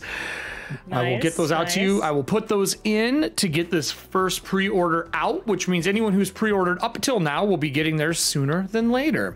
The pre-orders will still be open into the middle of December. I don't think we're going to extend it much longer than that. I only want a 30-day pre-order, mostly because we don't know how much these molds are going to take and how many people are going to order. If I have to make more molds, we'll discuss it then. But for now, everybody, thank you for joining us. Handmade. They are handmade. So the sooner you get your pre-order, 100% handmade. You'll get them. These are not factory. These are done by Dice Y, a woman in Wisconsin, turned to me by Allie. Thank you. But they are these beautiful semi-translucent black light and glow-in-the-dark monogram dice. I've not seen anything like them. It's why we had someone made them. Otherwise, I'd have just bought dice from ChessX and had them put my fucking logo on it. These are way cooler than that. So, thank you, everybody. I'm going to transfer over to a solo cam for everyone. But if the cast would like to say goodnight, and then we're going to look at someone to raid. Good night, everybody. Good night, everyone. Thanks, everybody. Thank you for Good night. sticking, Thanks for being sticking here. out, In the bag. sticking with us. Season 2 in the bag. Thank you, everybody. And now